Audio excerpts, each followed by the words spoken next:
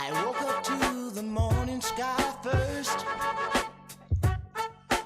Baby blue just like Oh, yes, sir. And yes, ma'am. You had better. Get them up. Get them going. It is Thursday on Hook 'em Up with Ian Rod B. A chilly Thursday, 41 degrees in the ATX and colder than that outside the city limits, certainly wherever you're listening to us from. Maybe colder than that because if you're listening on 101.9 AM 1260, your temperatures are in the low 40s. If you're outside of Austin, outside of the 512, listening on the Horn app or at hornfm.com, who knows what the temperature is where you are, but we appreciate you being there as we launch this Thursday, the 4th of January, and start talking Texas football in the transition stages of their season. It was this day in 2006 that the Longhorns won a national championship, January the 4th, if you remember. We'll celebrate that national championship season, and unfortunately for the Longhorns, they will not play for a national championship on Monday night, with their season coming to an end just past Monday in New Orleans. Continue to recap that loss, but also what's to come. Longhorns getting some good news yesterday, one day after the announcement of Xavier Worthy off to the NFL. Longhorn is coming back, and a big one at that. We'll get you details coming back. Also, it is the final weekend of the regular season in the NFL. Pro Bowl rosters revealed yesterday. Cowboys with a good contingent headed to the Pro Bowl ahead of their showdown with Washington on Sunday. Houston Texans with one. We'll get you details there as well. We've got NBA, college basketball, and a lot to do. 5 hours. And our 5-hour Thursday conversation begins right now. And as we say, we appreciate you being there. However you find us on 101.9 FM, also AM 1260, and streaming in Austin and worldwide on that Horn app, also at hornfm.com. Look who it is as he rolls in here across the desk from the 713 down in Houston, Texas, and DB High down there, also from the 512 right here in the ATX. Spent 4 years in the NFL, 16 years now, doing great media and radio here in Austin, Texas. He is our shutdown corner. He is Black Stradamus, the football theorist, and the proud papa of Baby Monroe. He is Rod Babers. What's up, RB? What's up, brother? Appreciate the intro as always and the hospitality. And once again, yeah, man, excited. Lot to talk about, and still processing the Longhorns' loss in that game versus Washington. I actually watched the game for a third time. Probably the only person who's going to watch it that many times, I'll admit. And as you said yesterday, probably the players whose season and career ended yesterday or on Monday probably won't ever watch it. No. Players. A lot of times they don't. I mean, the coaches will probably watch it, but the players won't. A lot of guys won't even watch it again. Guys who are coming back, Mike. Guys who are coming back, Mike, to learn some things. They might, but I doubt it because the coaches don't make you watch it when you're coming back. We never watched the bowl game. I mean, whether we won or lost it, we never came back. Or that spring was like, all right, let's watch this bowl game film, guys. Like, I want to say most of the country they never watch the bowl game. They never watch the bowl game. The coaches do, but the players don't rewatch the bowl games. Even the ones coming back. That's strange, isn't it? Yeah. Isn't it weird? Well, we never did. We never at any point rewatched the bowl game as a team. We watched every other game during the regular season. Yeah, well, because season's over. Yeah, and you're more. But that's your routine. That's your routine that you're used to come back diving into it. But once it's over, we never went and watched. I can tell you right now. The first time I rewatched my bowl games was after I was done, like on YouTube, like a decade plus later. And what was your final game at Texas? That Texas LSU game. Texas LSU beat Nick Saban. Didn't even go back and rewatch it till like a decade something later, like decades later on YouTube. When I was like, one day I saw it, I was like, I'll check out some of it. And that's when I've never ever actually rewatched the bowl games as a team. That's interesting. I just thought about it, and they won't either. They won't. And maybe they don't have to relive, but the coaches will. Coaches got to go back and they'll learn all the stuff that we learned. But anyway, my point is, I'm the only person on the planet who's watched the game 3 times. I can tell you that right now because it doesn't. The players don't do it, and the coaches certainly won't. They'll watch it once and then they'll flush it, and they'll be done with it. Well, we will find out what you gleaned and learned from the third rewatch of Monday night's Sugar Bowl. It's too much. Too much? No, I do. I want to know. You want to know more? No. That's just for my notes and stuff. I'm tracking the game and looking at different stuff that that only nerdy football people want to talk about. So that'll be for the future. But yeah, we can get started because you're right. We're moving on. The Alfred Collins news is big news. That's good news. There's another topic I want to get to in but behind the burnt orange curtain, that's Longhorn related, football related. Cool. So we'll get to that too. We got to start talking NFL though. We'll do a little bit of that in Raj Red. We'll talk some NFL, but obviously all throughout the show, we'll get into the NFL Pro Bowls. Which do people still care about the Pro Bowl? No. Okay. But I think the players, because it's a vote. It's an accolade. It's coaches, players, and fans all have a say in the vote. And it's just an accolade, right? It's not. There's probably some roster bonuses too, or at least some bonuses in the contract when you make them Pro Bowl. Yeah, the Pro Bowl is it. Yeah, but the game itself, no. Yeah, that's kind of how much you're right. The accolade itself, that's important, but the game itself, they keep switching it up too. I gotta go check the format of the Pro Bowl now, because if they even play a game or it's just the games, like they play the different, like, wasn't it a flag football game last year? Yeah, I think they almost have a field day basically where they play they do play flag football, but they play like, I don't know, they'll have kick, punt, pass, and kick kind of stuff. They'll also have competitions about catching and throwing, like the accuracy. I got to go back and check it. That's how little people care about the Pro Bowl. I'm not even sure about the format of the Pro Bowl currently. All right, anyway, before we get to it, let's give a shout-out to those who serve, because we're proud and happy to do it each and every morning. Our society built on the selflessness of service, so we appreciate each and every one of you who are up early with us doing God's work, whether it be God, country, or community that you're serving. We appreciate each and every one of you. The soldiers, first responders, teachers, nurses, the officers of the law, each and every one of you. We can't name you all because there's so many of you, but we know it's a thankless job most of the time, so thank you. No question about that. And we thank you very, very much. Up and Adam on this Thursday morning, almost to the end of the week. And as Rod said, got to start zeroing in on some NFL. It's Week 18, huge games this weekend. We'll tell you which ones matter. Hard to say. There are several that don't matter. So you're going to see a lot of star players resting and those kind of things. But for the Texas teams, they absolutely matter. Cowboys can lock up the division, lock up the 2 seed with a win in Washington. Houston, their season can continue into the playoffs with a win against Indianapolis on Saturday night, or their season can come to an end. We'll talk more NFL and get you cranked up. Let's start with the top stories. It includes that big story including about Alfred Collins. Let's get you the top news. Top headlines brought to you by Top Gun Rentals and Lawn Equipment. Yeah, college football, really good piece of news from the Longhorns yesterday. Multiple reports now that defensive lineman Alfred Collins has made the decision to return to Texas for another season. He's already played 4 years at Texas, but because of the COVID year, has another opportunity to come back, and he's going to take it, apparently. 6'5", 320-pound lineman has appeared in 48 games in Burnt Orange, made 6 starts over his 4-year career already. Former 5-star recruit from Bastrop, so has plenty of room for growth and could be a key piece on that Texas defensive line that's going to lose Devondre Sweat and Byron Murphy to the NFL. Elsewhere in college football, it's high school all-star game week. The All-American Bowl's down in San Antonio coming up on Saturday afternoon. 4 Texas commitments will participate in that game. Quarterback Trey Owens out of Cy-Fair, 5-star receiver Ryan Wingo, linebacker T'Anthony Smith, and punter Michael Kern are going to play in that game. 7 other members of the Texas 2024 class are participating in yesterday's Under Armour All-American game in Orlando. That included their 3 5-star defensive prospects, edge rusher Colin Simmons, safety Xavier Filsaime, and cornerback Kobe Black. If you're keeping score, the ice side of that game beat the Fire team 39-9 in that ball game. College hoops last night. 10th-ranked Texas women bounced back from their first loss of the year in a big way. They roared out to a 23-11 first-quarter lead in Lubbock, rolled past Texas Tech 74-47. Aaliyah Moore scored 18 points, grabbed 12 boards. Gianna Gaston had a double-double of her own with 17 and 11. Texas improves to 14-1 on the season, 1-1. In Big 12 play, 23rd Texas men are going to host the Red Raiders in their Big 12 conference opener on Saturday night at the Moody Center. They're off to an 11-2 start through 13 games now. NFL ahead of the final week of the regular season. The NFC and AFC Pro Bowl rosters revealed yesterday.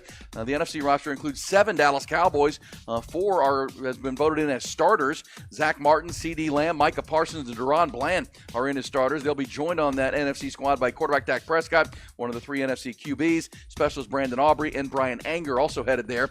Texans left tackle Laramie Tunsil, the lone Houston player, to land on the AFC roster. Of course, as we mentioned, it was a vote of fans, players, and coaches all getting a quarter or the third of the say there. In the NBA, 2 of the 3 Texas teams in action last night. Mavericks rolled past Portland 129-97, behind 41 from Luka Doncic. Kyrie Irving back from injury, added 29. Down in Houston, Rockets top Brooklyn 112-101. And in golf, Scottie Scheffler named the 2023 PGA Tour Player of the Year, as voted on by his peers.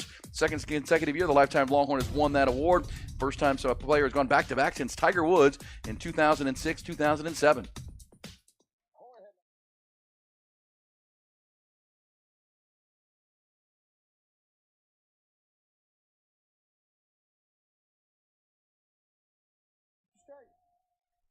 Do we think it's a clue? Because there's been rumors that LSU, for those who don't know, basically they fired their entire defensive staff.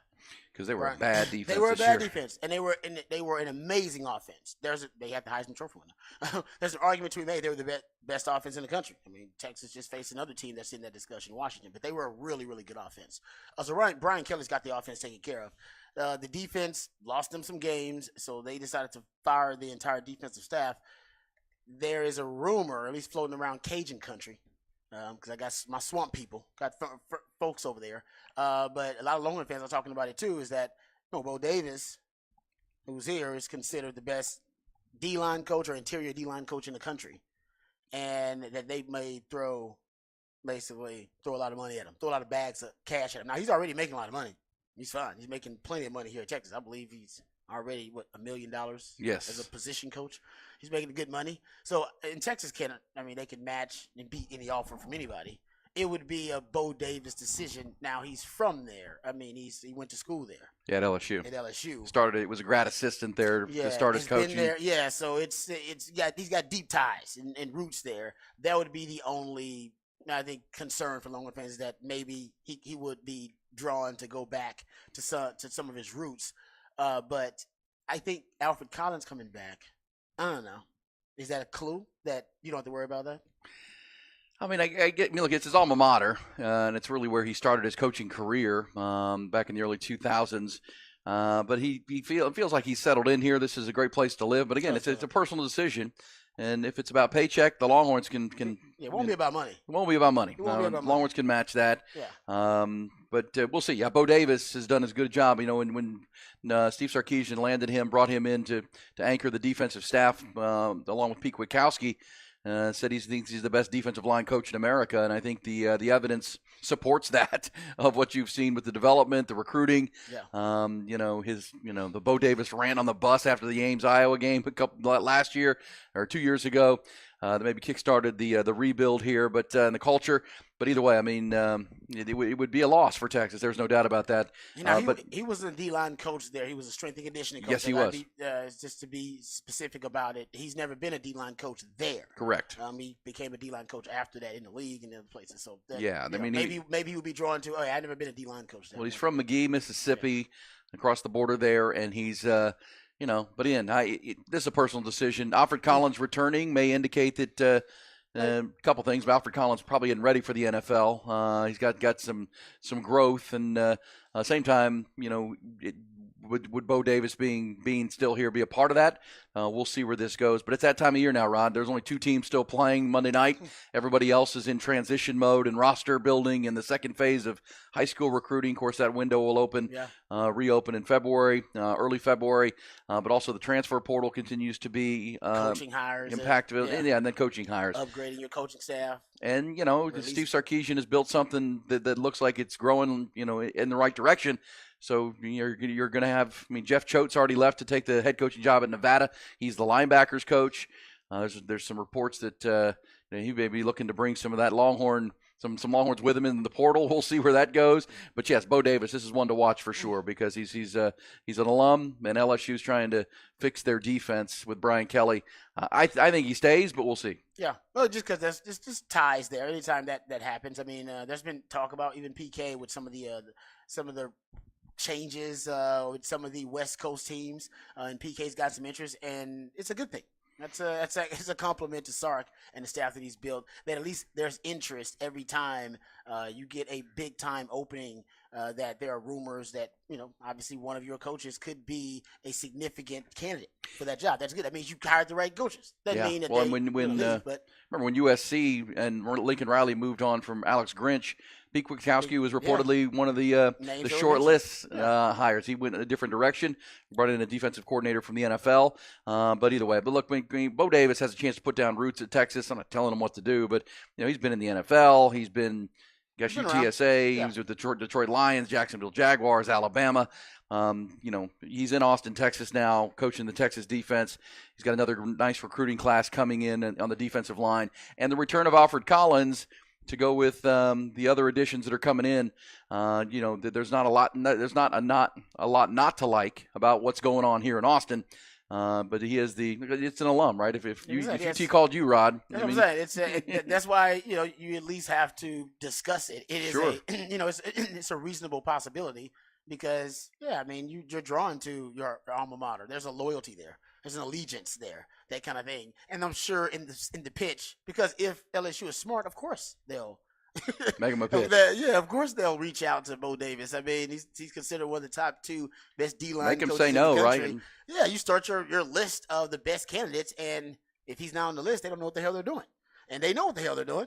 So he's on the list, and they'll probably reach out to him or his agent, and then he'll have a decision to make. And as I said, it's not going to be about money. Money is not the issue. It'll be whether he feels like that's best for him and his family, and that's something that he's always wanted to do. But Texas they have a great culture right now, and what they're building looks like it's headed in the right direction. So there's nothing about the University of Texas that would turn him off. Right there, that would dissuade him from from turning that down. So I think that's the good news. If he's doing it, there was nothing Texas could do to persuade him to stay. If he's going, he's been waiting on that position, on that offer for his entire career, and he's just going because everything else Texas has to offer is right now better than what LSU has to offer, other than his loyalty and allegiance to his alma mater. Well, look, having just spent, I know a lot of you out there did too, spent about an hour in Baton Rouge sitting in traffic. I wouldn't do it. Austin got traffic too. I know. That's good. I'd rather be sitting in traffic. I'm with you though. Exactly. But yeah, yes. As I said, my Waze app sent me off. I went all through the suburbs of Baton Rouge. I went down by the Baton Rouge Country Club. I was down by the rich big houses. Yeah. I wouldn't do it. Yeah. And some people, honestly, we talk about this in recruiting all the time. Some young men in recruiting, they prefer the metropolis or the city, and some guys prefer more of the country. Yeah. All right, life, and there's just nothing wrong with that. It's a preference, and that's why the Aggies get some really great recruit. That's not why totally, but some of the recruits are drawn to that, and some coaches too. Also, they may not want to be in a big city. They don't want a city that continues to grow like Austin. That's a pop culture mecca. And yeah, you got a lot of traffic, but I mean, we're joking. Obviously, that's in jest, but that is a result of the city continuing to grow, and that ain't gonna stop. No. And some coaches like, nah, I don't really like that. I don't want to be in a big city. I want to be in a smaller community, and some other places can offer that. So you just never know. Or he'll just get a big raise. You know what I mean? Get a nice raise out of this deal. That's going to happen regardless. That's going to happen regardless. Stay or leave. That's the other part of it's high school all-star game season. It's recruiting season, transition season, and it's coaches getting raises season. And you know what? It's scouting season. They start talking about the combine. Oh, Start talking about guys and 40s and hand size and all this kind of nonsense. Exactly. It is it's one of those seasons. Well, we'll keep an eye on that, and we are going to check in this morning with our buddy Jerry Hamilton from On3 Sports and get an update from him. Also, CJ Vogel will jump on with us, recap the game on Monday night, and talk with him. So we'll ask both those guys throughout the course of our 5-hour conversation this morning. Rod, as you mentioned, we'll take you behind the burnt orange curtain at the bottom of the hour. We've got NFL playoffs. Anybody jump out to you out of the Pro Bowl that didn't make it, snubs that got in or didn't get in? There are those that are arguing that Josh Allen, the Buffalo Bills quarterback, should have been one of the 3 AFC quarterbacks. He didn't make it. Who were the AFC quarterbacks? Lamar Jackson, Tua, and Patrick Mahomes. It's hard to knock one of those, but statistically, Josh Allen has been better than Patrick Mahomes, and he beat by Patrick Mahomes in Kansas City this year. So I was going to say, you can't be over Lamar Jackson or Tua. Nope. They're just better this year. You can make the Patrick Mahomes argument, but this is why nobody cares about the Pro Bowl, because it's part of popularity contest. Yep. It's part popularity contest, and you have to admit that, and they're basically saying that by the way they divide up the voting. Right? It's part popularity contest. And you only have 3 spots. Yeah. And Patrick Mahomes is more popular. Well, so and is there if you're sitting there, coach, player, fan voting, it's hard to keep Patrick Mahomes off your list. Yeah, because the coaches think he's the best quarterback in the league. Yes. He's the most popular quarterback in the league, so the fans gonna vote for him for popularity. And then players, well, he's already got 2/3. And I've watched a lot of the Chiefs games this year because they're all on, and Taylor Swift's always there. I don't think it's his fault that they're not as good as they've been. I mean, I see his players dropping balls, and he hasn't been as good. But Josh Allen wasn't great to start the year. That's a tough vote. If you only have 3 spots and you have to vote, you got to put Lamar Jackson in. He's going to win the MVP. Tua has been tremendous.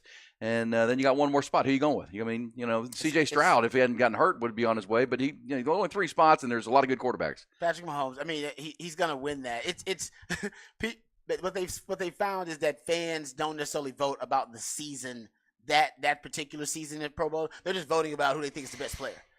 They don't really vote about that particular season. They're not doing research on that. They're doing just, hey man, I like this player is the best player at that position, and I think he's awesome. And that often leads to guys getting snubbed because sometimes guys aren't well known. They aren't necessarily popular players, but go look at their season and they had great seasons. They will never make the Pro Bowl. That's why the Pro Bowl is a little bit janky. Janky is a good one. Yeah, it's just weird. It's a great number, so I'm not diminishing it at all. I'm just saying like that. Oftentimes, that's why you got guys getting snubbed. And yes, the Pro Bowl. I went back and looked at it. The new Pro Bowl. It's flag football. But before that, they play games, dodgeball. They do. No, this is real. And people will tune in. Yeah, you'll have people tune in. I mean, I won't be one. Exactly. I was like, that won't be me, but people will tune in. But yeah, after before they do the flag football, leading up to it, it's dodgeball. They got the longest drive, precision passing, best catch kind of stuff. There you go. It sounds appealing. Well, sit and think about this too from the Pro Bowl, Rod. Midway through the season, what kind of odds could you have gotten that Jalen Hurts would not be one of the 3 NFC quarterbacks? Like, what kind of odds could you have gotten that Jalen Hurts would not be one of the 3 NFC? When they were 9-0, that's true. Could you imagine Jalen Hurts not being one of the 3 NFC quarterbacks? Because he's not one of them. Brock Purdy, Dak Prescott, Matt Stafford are your 3 NFC quarterbacks. I also thought they had the division locked up too. Yeah, there's no way they could lose the division. No, wrong about that. Watching them collapse at this point. Oh man, like a dying star. Yeah, it's an implosion. Crazy. So they also play kick tack toe. Move the chains.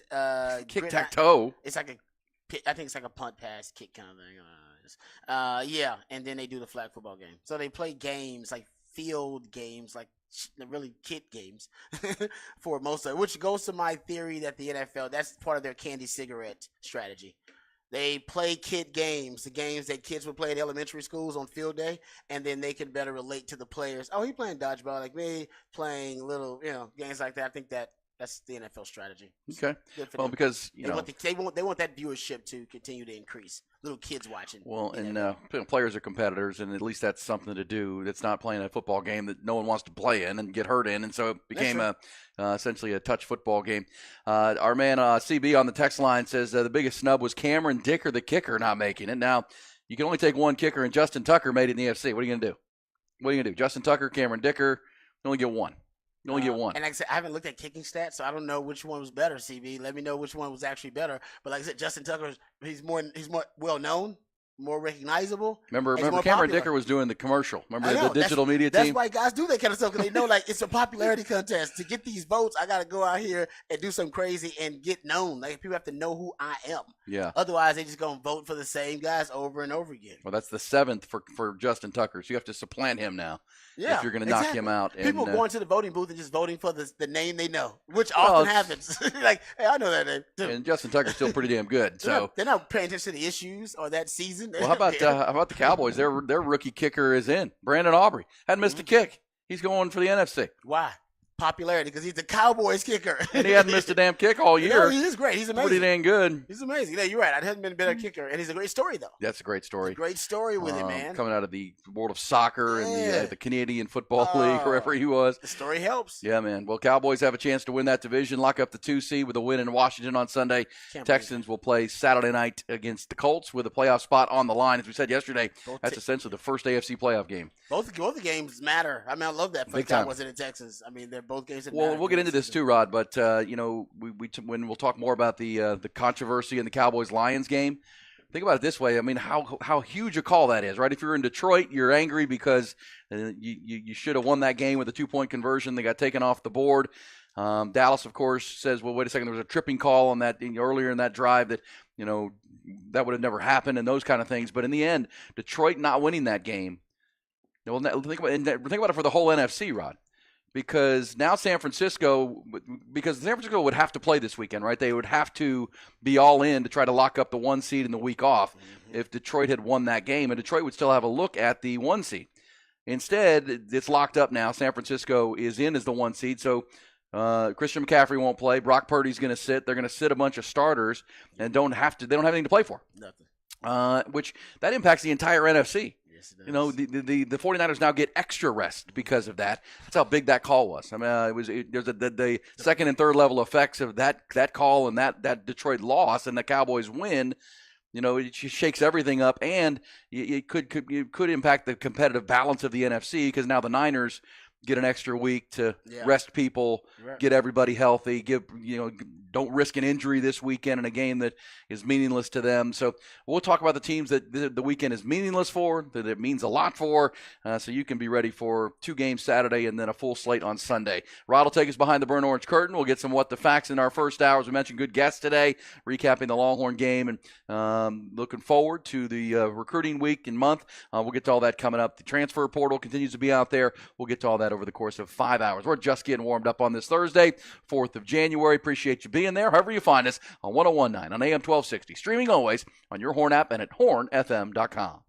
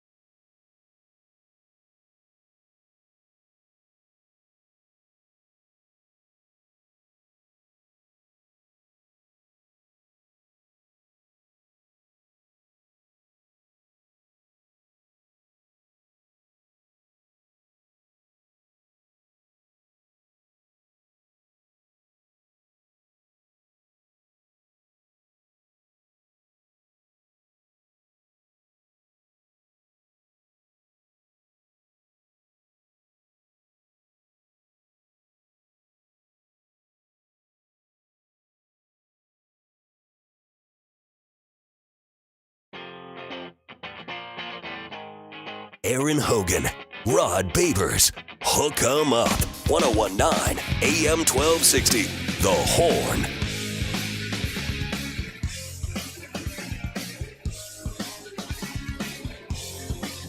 Thursday on the Horn. It's Hook 'em Up with Ian Rod Babers. It's behind the burnt orange curtain coming up, and yes, it is the 4th of January, which is one of those days, Rod. January 4th of 2006. Longhorns beat USC in maybe the greatest college football game ever played, or certainly one of them.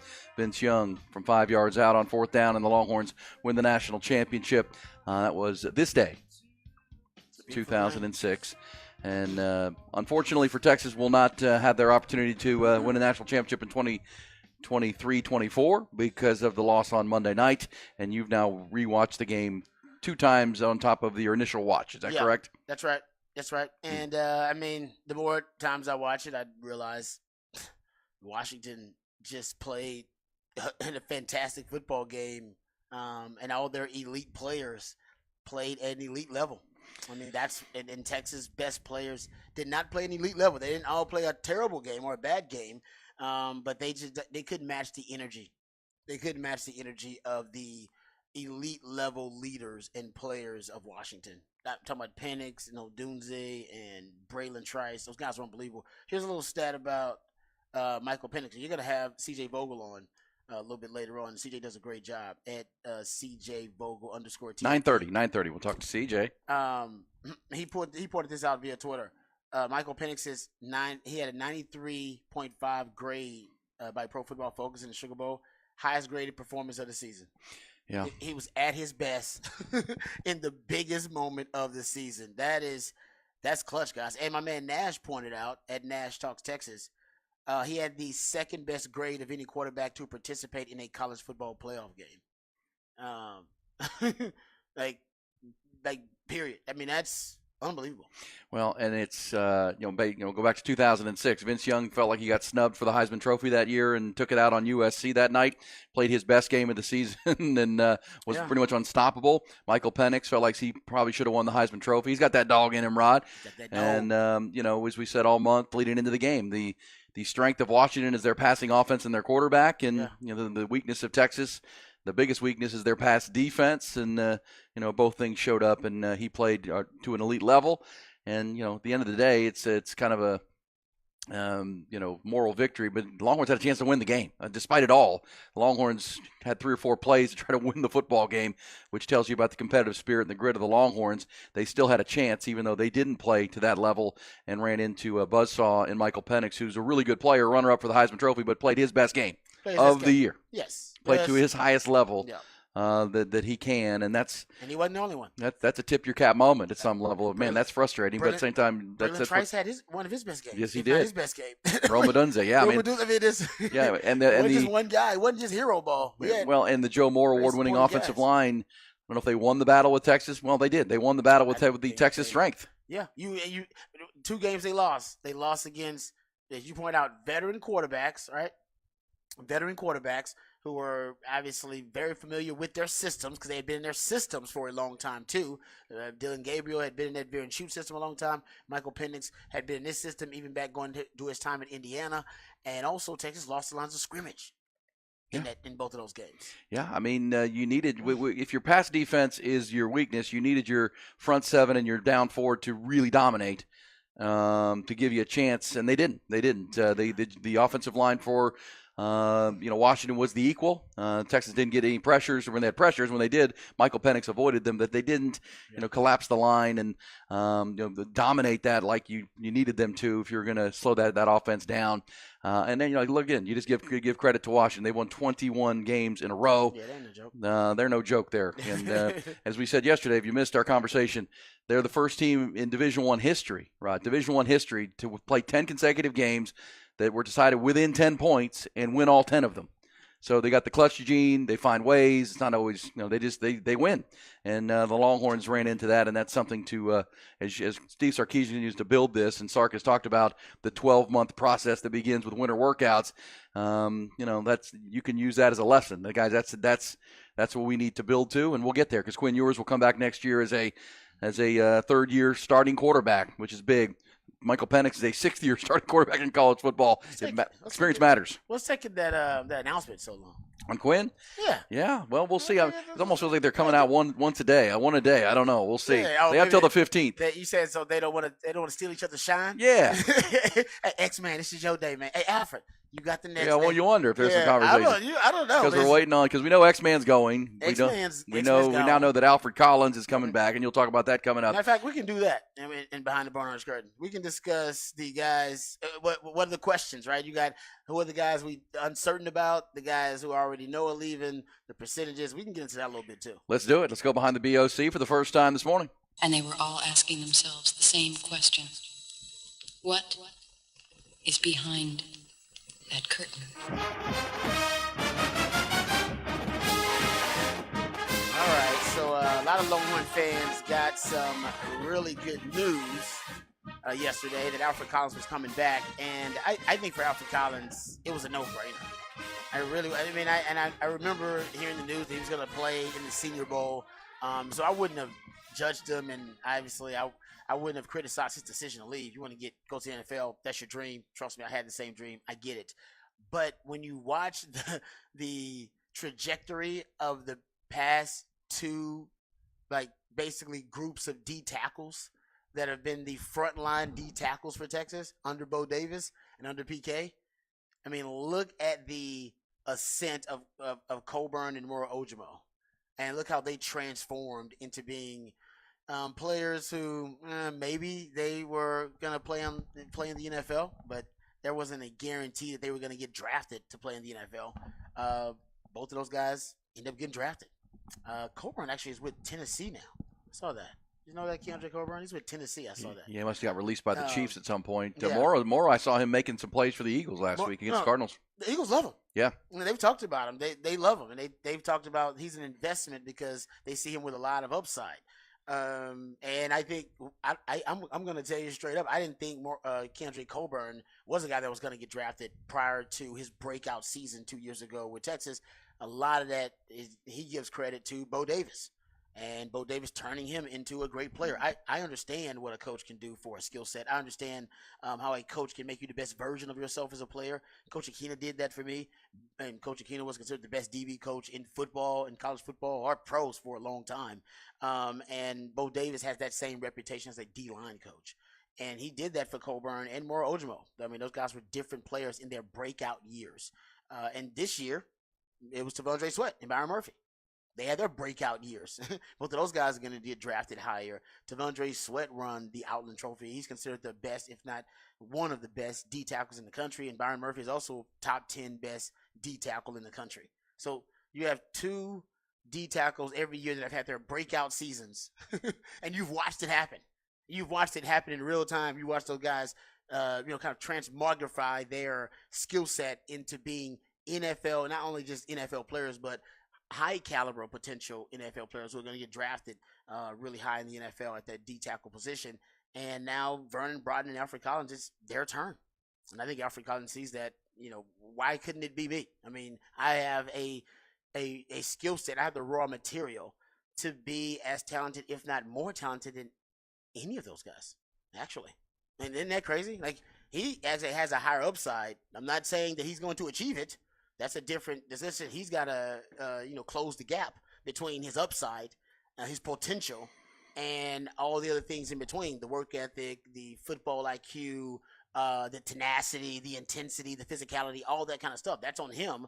But in terms of just raw material, Alfred Collins has more than Coburn, Ojimo, Sweat, or Murphy.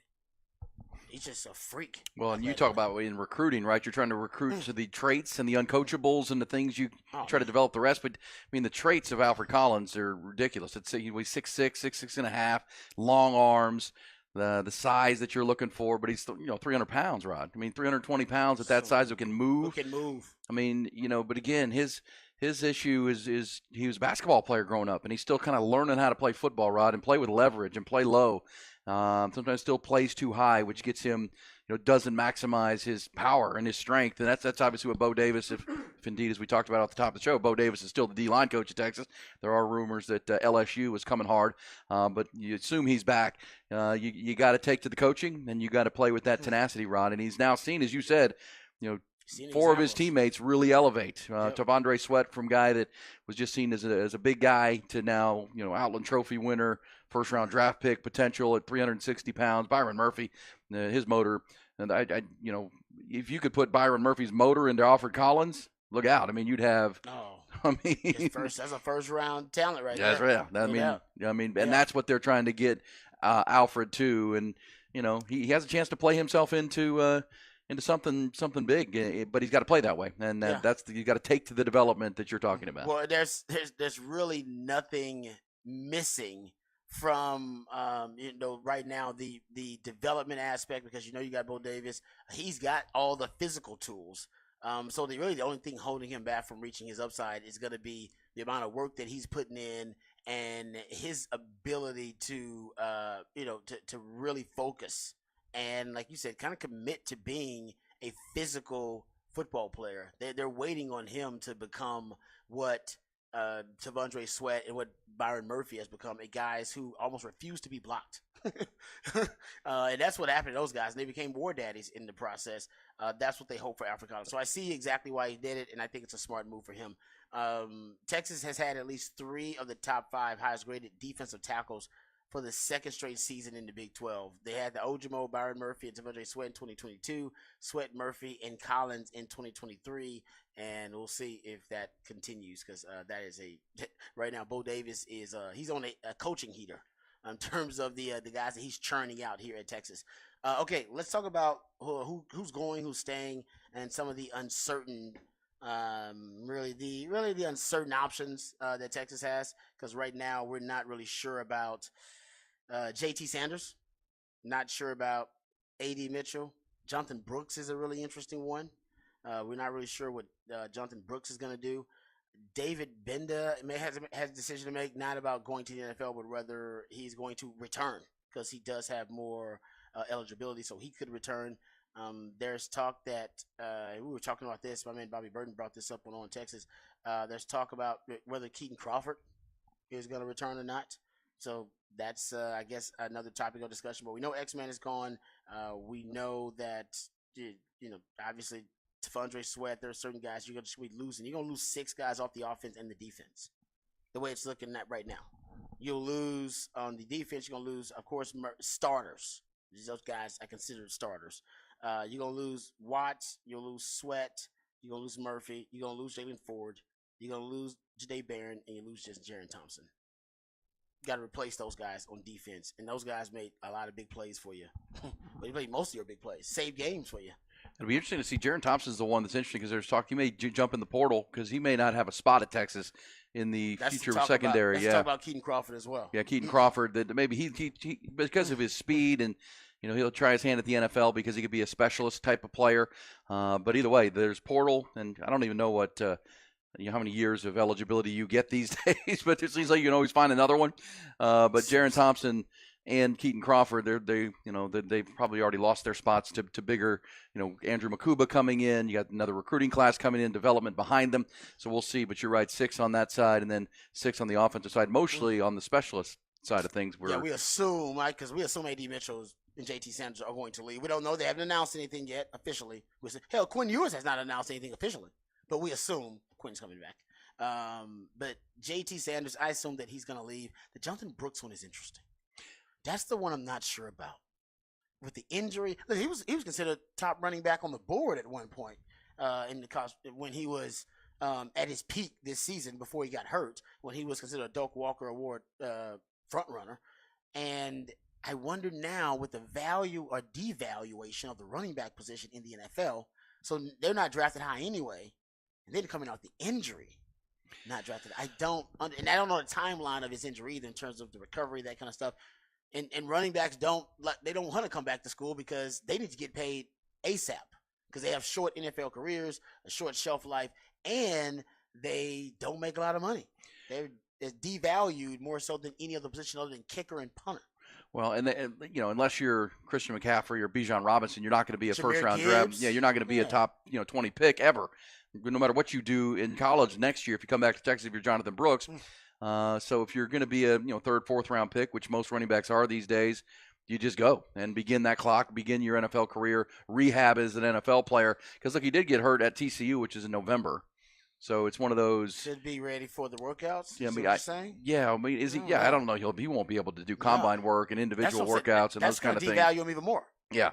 So he can't work out. Yeah, but again, he's got till January 15th to make the decision of what he wants to do. All these players do. It's now January 4th, so you have 11 days essentially to do your research and talk to the advisors and make a decision for all these guys. My concern with Jay Brooks is I think he could slide into the late rounds. Yes. Just because of the injury. As you pointed out, running back's already going to slide anyway. He's coming off the injury. That's another slide. Can't work out. Another slide. I think he slides into the late rounds, and I think a team, they're gonna see him as a project. And good news is they've expanded the practice squads. You can stay on practice squads longer. They can put more guys there, and they can put guys there who are just developmental projects or guys who are coming off an injury, and they can bring in Jay Brooks and say, "I'll give him a year and a half, 2 years. Let him get ready. Let him get an NFL body, NFL armor, fully healed, and then when he's fully healed up, I'll get a bargain because this guy was a 2nd round talent at running back, but we got him in the 5th round. Exactly. 5th or 6th round. There'll be some really smart GMs that will see that. They think long term like that. So that my concern is that he's going to slide. I'm with you. I think he probably should go because coming back to school, I'm not sure that's the best option for you, considering injury risk in the Well, think about that. college too.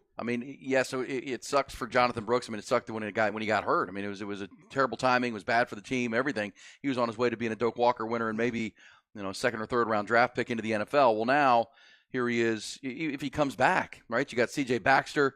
You've got Jaden Blue coming back. You've got the addition of 2 new freshmen who are gonna, and they're both early enrollees, Rod. So you're, for the entire offseason, while you're rehabbing, they're getting reps and they're playing. And, if you're Jonathan Brooks and you come back to Texas next year, will you even play a lot? I mean, where is your spot going to be? It's crazy to think.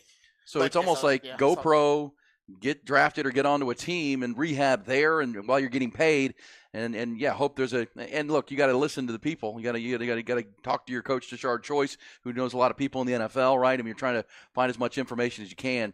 But neither scenario is great for Jonathan Brooks right now, because Texas is. I mean, C.J. Baxter, it looks like the running back of the future. Jaden Blue came on late, and they're adding other players to that position that are going to be competing for those reps. So, and again, just because of the injury, you won't be able to do reps through spring, through the winter, this summer most likely. So it's a tough spot for Jonathan to be in for sure. Yeah, agreed. But that's what you're looking at, and most likely, I think Jonathan Brooks right there, he's probably the only one that's kind of 50-50. I think the rest of those guys, J.T. Sanders, A.D. Mitchell, I mean, those guys are probably more 80-20, maybe 90-10. That they're leaving to go to the NFL. They just haven't made their announcement yet. But the other guys who aren't making NFL decisions, they're just making decisions about whether they're going to hit the portal or whether they're going to exhaust their eligibility. That's an interesting decision too. Guys like Keaton Crawford, he brought up Jaron Thompson, David Penda's another one of those guys too that you think about. So those guys have different decisions to make. And Jalen Ford coming out is interesting too.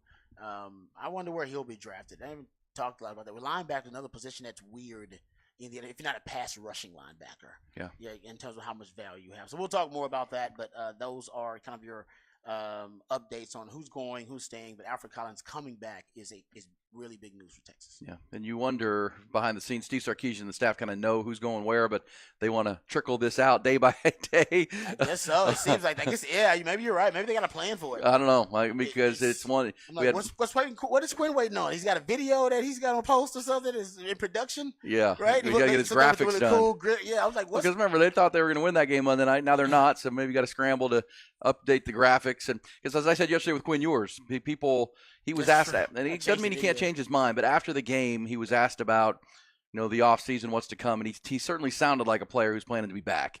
And he was talking about how he wants to attack the offseason and he wants to be one of the leaders. And he didn't sound in the post game in New Orleans like a guy who was planning to. But again, got 11 more days. We'll follow it as it goes with the Alfred Collins news on the heels of the Xavier Worthy announcement on Tuesday. We'll get it day by day here on Hook 'em Up with Ian Rod B. We'll also come back with some What the Facts. Also, as we said, good guest lineup. Jerry Hamilton will join us in our next hour. He was over at that Under Armour All-American game covering 7 Longhorns over there in Orlando. Get you details on that coming up. Plus all the Thursday conversations as we roll on. It's Hook 'em Up with Ian Rod B.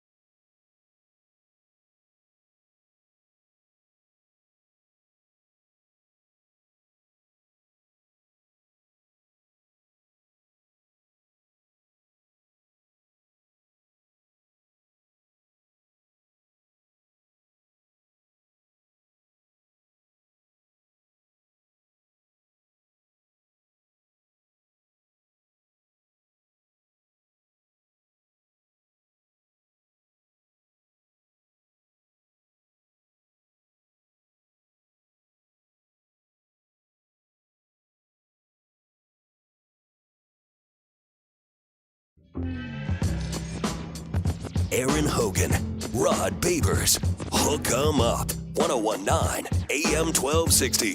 The Horn. Can I kick it? Can I kick it? Can I kick it? Can I kick it?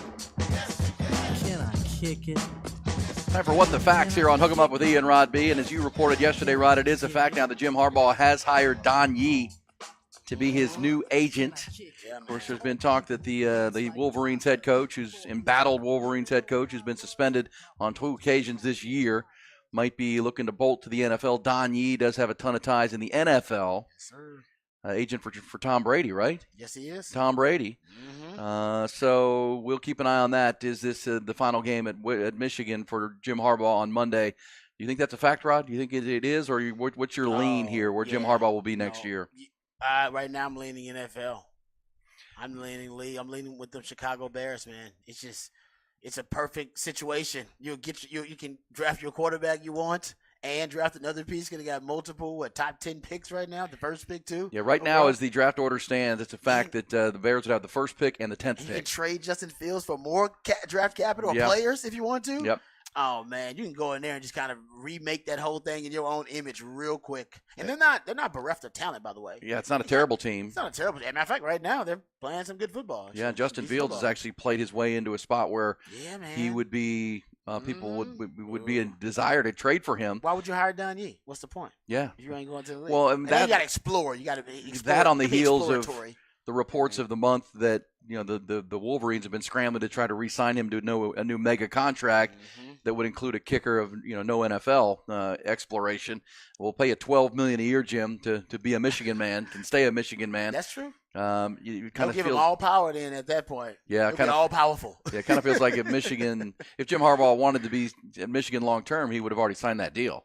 Instead, he's going to coach them against Washington on Monday night and maybe win a national championship. If he does, we'll see. Yeah, but the Bears job, that'll be a coveted job. I mean, nobody wants the Carolina job right now because you got a lunatic as an owner, and you got it doesn't look like Bryce Young was a good pick. They don't have any talent around him. No draft capital. He gave him a lot of draft capital just to get that pick. To go get that pick.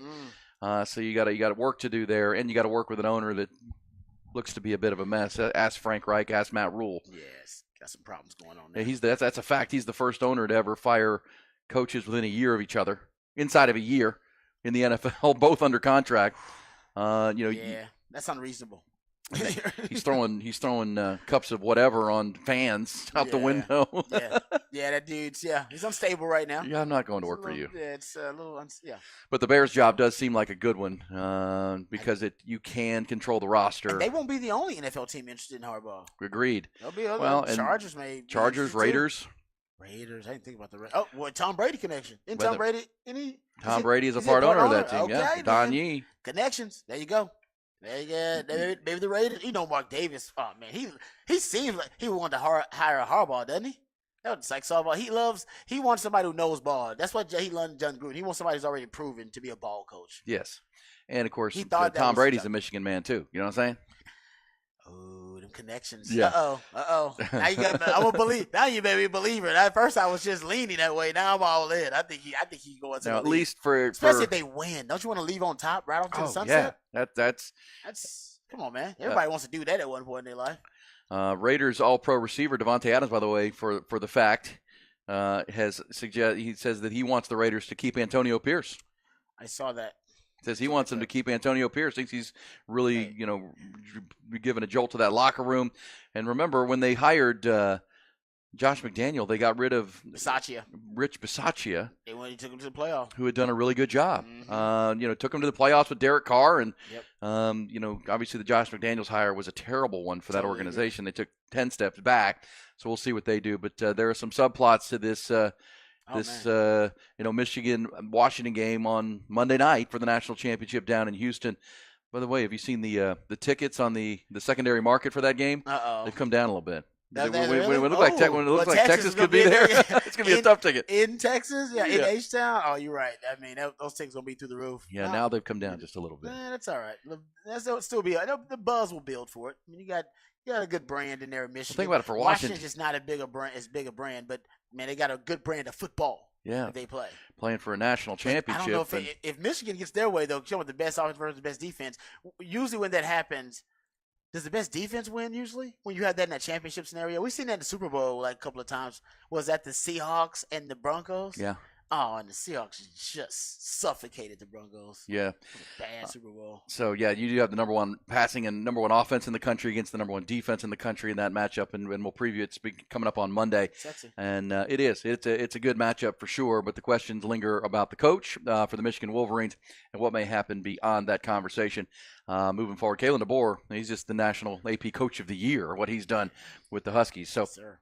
That game coming up on Monday night. So we'll follow those, what the facts and where they're going with the coaching carousel around the National Football League. The coaching carousel. Because only two teams who keep playing. Rod, what do you have in what the facts? How about this? We were just talking about Jonathan Brooks, so I'll throw this out there. Shout out to my man, John Bianco. Jonathan Brooks and Xavier Worthy became just the 5th duo in UT history to post 1,000-yard rushing and receiving in the same season. The others, I was on campus for 2 of these. Said Benson and Roy Williams did it twice. Nice. 02 and 03. Hodges Mitchell and my man Kwame Cavill in 99. Kwame. And Ricky Williams and Wayne McGarity in 1998. So you can see where the kind of the modernizing of the Texas offenses throughout the years when it came into play. It was Makovic made it modern, then Greg Davis took it to another level. Sark's about to do this every damn year, pretty much. That's pretty much going to be Sark's goal. But yeah, there you go. That's something that doesn't happen a lot on the 40 acres. We'll come back. We'll continue to preview Week 18 in the NFL. Pro Bowl rosters are out. Rod's got a rant next hour. Also, Jerry Hamilton on 3 Sports. Their senior recruiting insider and analyst will join us. What's the next phase for the Longhorns? Also, Jerry's thoughts on the Longhorns and how the season ended on Monday night and where it's going. We got a lot to do. Glad you're with us. It's a Thursday, 4 January. Appreciate you being there on 101.9 AM 1260, streaming always on that Horn app and at hornfm.com.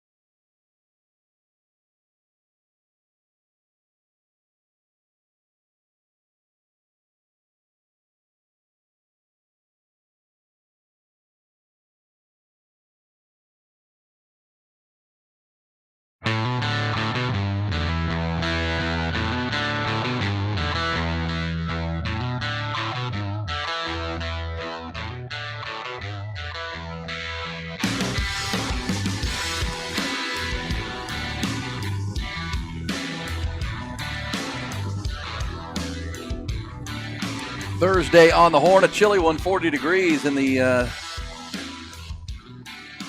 Austin Metro. Colder beyond that, and only going to warm up into the 50s. It's been a cold week for sure. Rainy on Tuesday. Looks like you got some nice weather coming into the weekend, but we launched the 4th of January, and right on our What the Facts segment, we're talking about facts of college football. You know, one of the things we hear a lot, and we certainly see a lot on our text line, is that college football is being ruined by the transfer portal. Ruined. Like people making that claim, and now people coming off of the bowl season with all the opt-outs and the transfer portal. My question would be this: if it's being ruined, then why are more people watching college football than ever before? And the numbers are there. The Rose Bowl between Michigan and Alabama had 27.2 million viewers, making it the most viewed non-NFL sporting event in 8 years. Yeah. The Orange Bowl, which had 25 opt-outs and a 63-3 final score, averaged 10.3 million viewers on ESPN, making it the largest Orange Bowl TV audience since 2017. The Pop-Tart Bowl. The Pop-Tart Bowl averaged over 4.3 million viewers, which is 51% higher than the NBA's average viewers on Christmas Day.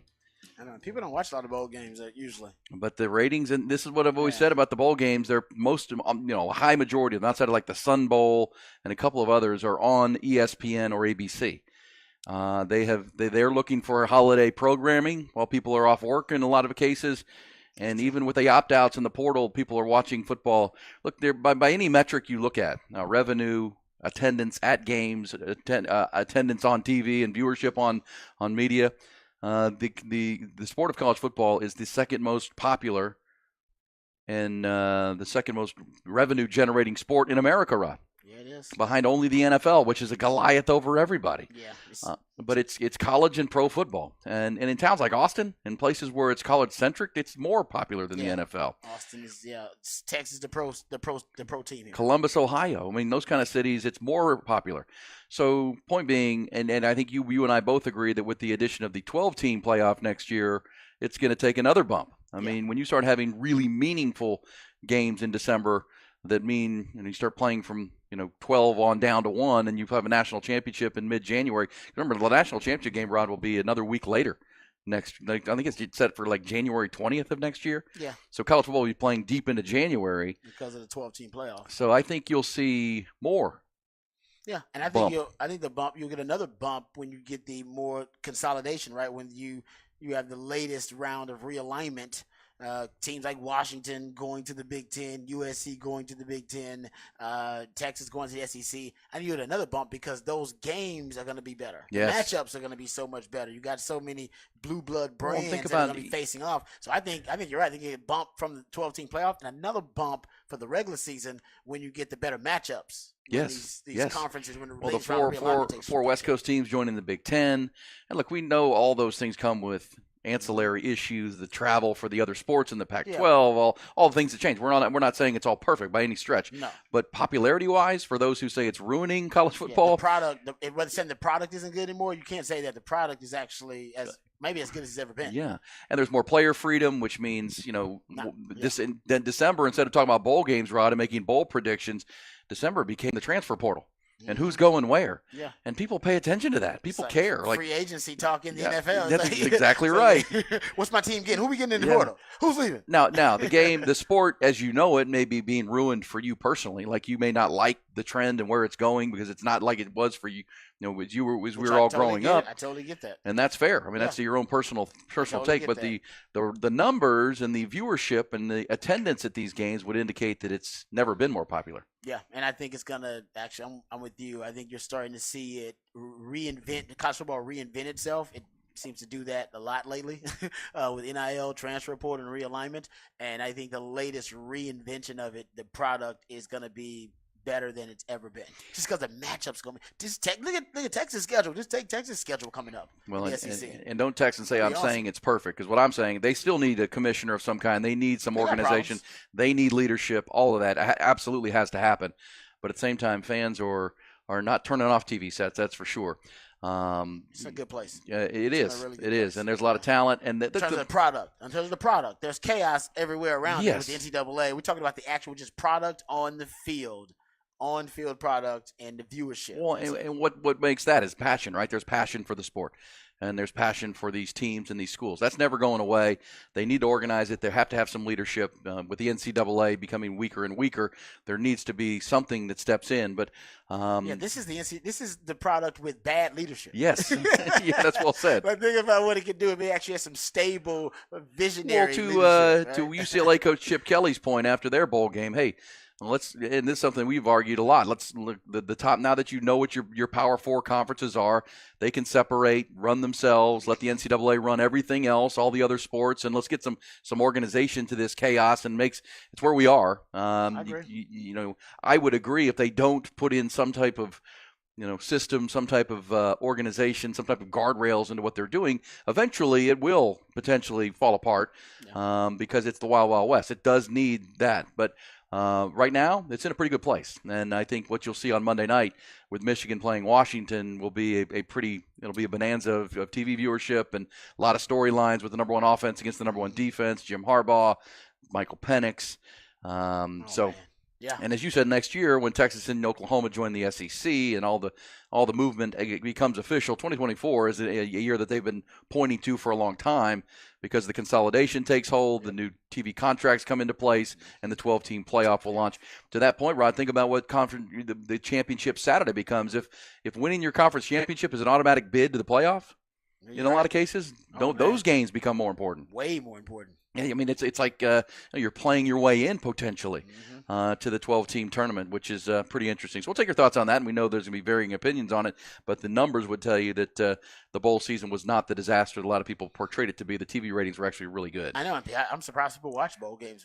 Usually people don't care about the bowl games. And right. don't talk about attendance because the bowl games in general have never been very well attended. Never. It's a weird time. Unless it's at a big game. Yeah, the big ones are. The big ones are. But you're right. Nobody attends those other games. It's TV programming in large measure, so they're measured on who watches them. And I guarantee a lot of people gambled on them. A lot of people watched them, and had fun watching college football. Nobody's talking about that, but that's definitely helping viewership too. Oh, 100%. The fact that gambling now. Well, it's not just like gambling on the game. You gamble on legalization, underdog fantasy. Yes, I'm saying not the legalization of it across the United States. In different states. 100%. That is also part of the formula that's helping increase viewership. Hey, Bottom.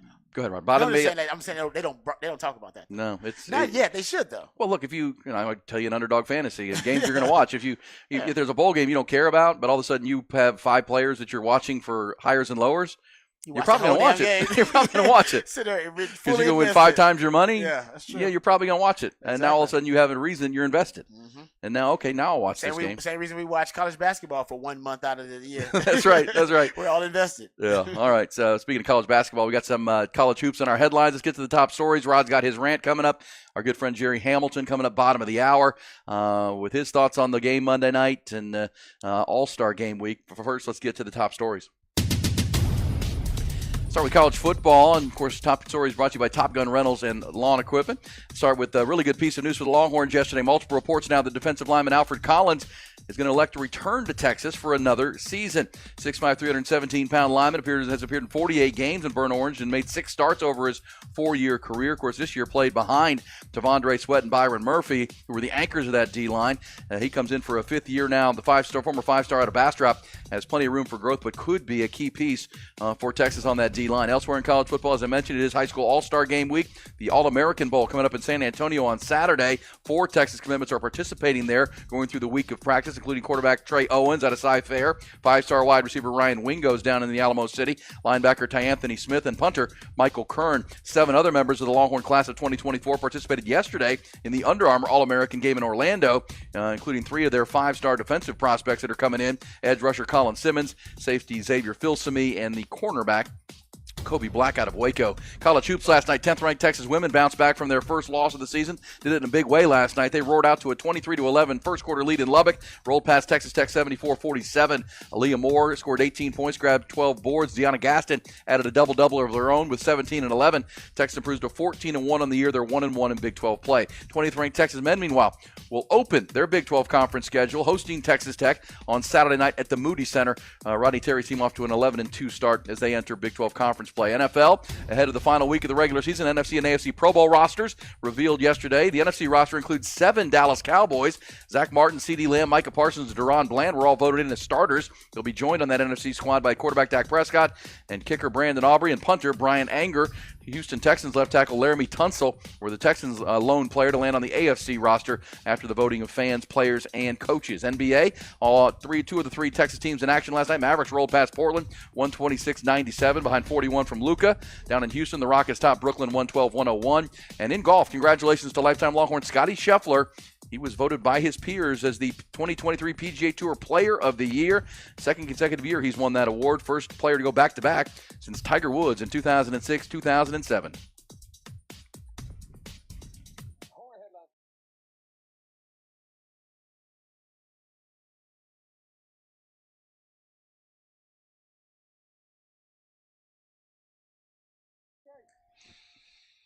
Oh, man. So big news for Longhorns. We talked about this earlier, though. I want to ask Jerry about it, too, when we bring Jerry on, that Alfred Collins deciding to come back to school. I think it's a great decision for Alfred Collins. If you look at the measurables, just measurables alone, Alfred Collins actually probably has a higher upside than any of the D tackles that have been in that room for the last 2 years. And you've had, well, you're going to have 4 of them be drafted after this upcoming draft. 4 D tackles in the last 2 years. Honestly, I think probably Bama and Georgia, schools like that have done that in recent years. I pay attention to a lot of NFL drafts. You do too, E. I haven't seen that really. No. Really at a school. I mean, I'm sure I said Bama and Georgia, I'm sure at one point that in a 2-year span they had, 4 D tackles drafted. But other than that, that is rare to have that type of pipeline start developing at one position. And if Alfred Collins and Vernon Broughton, all right, if they end up, staying on this kind of trajectory, it looks like they're going to be the next in line to have breakout seasons. You've had 2 years back-to-back where you had multiple D tackles have breakout years. Ojimo and Coburn 2 years ago, and now Tavondre Sweat and Byron Murphy. And kind of like the running back room for Texas, there's an argument to be made. It was the best D tackle room in the country multiple back-to-back years. Like that, right? You can make that argument about the Texas D tackle. Oh, yeah. I think so. And this year was better than even before now. But last year, as you're saying, you were deeper. 2 years ago was deeper because you had Ojimo, Coburn, Sweat, and Murphy, and Alfred Collins. Yeah. Well, and the hope is that you're going to add some pieces to that too. And a guy like Sadir Mitchell, who came in from Bergen Catholic in New Jersey, he can develop into a guy. And you're trying to develop some depth there. And that's why, as you talked about off the top in our 6 o'clock hour, it's important to keep Bo Davis. And there's reports that LSU, his alma mater, coming after him as Brian Kelly tries to rebuild his defensive coaching staff, that Bo Davis is a guy that they're going to make say no, essentially, to that. And Bo Davis is a big part of it. When he walked in here, Steve Sarkisian said he thinks Bo Davis is the best defensive line coach in America. And I think over his 3 years here in Austin, he's shown that, that's probably true. And it's his second stint in Austin, right? His second time here, yeah. And he's not the only one that believes that. I mean, I think there's around the country, if you ask coaches to list the 5 best D-line coaches, most of them would probably have Bo Davis in their top 5. And that's been the case for the last few years. Resume strong. Yeah. Well, and if you're the Longhorns and you're Steve Sarkisian, you're doing everything you do to keep Bo Davis here because of what you just said about the D-line development, well, now you can start building that pipeline, and it's a selling point on the recruiting trail. I feel like it's, yeah. And it's possible why Alfred Collins said, no, I'm coming back. I mean, I want to be here. I want to take that next step and that trajectory to the next level, and you can sell that on the recruiting trail and the portal as well. All right, 7:15 almost. Jerry Hamilton coming up, bottom of the hour. A lot to discuss with the G-Man. Haven't talked to him it'll be our first visit in the new year. But right now, let's get Rod's first rant of 2 on this Thursday.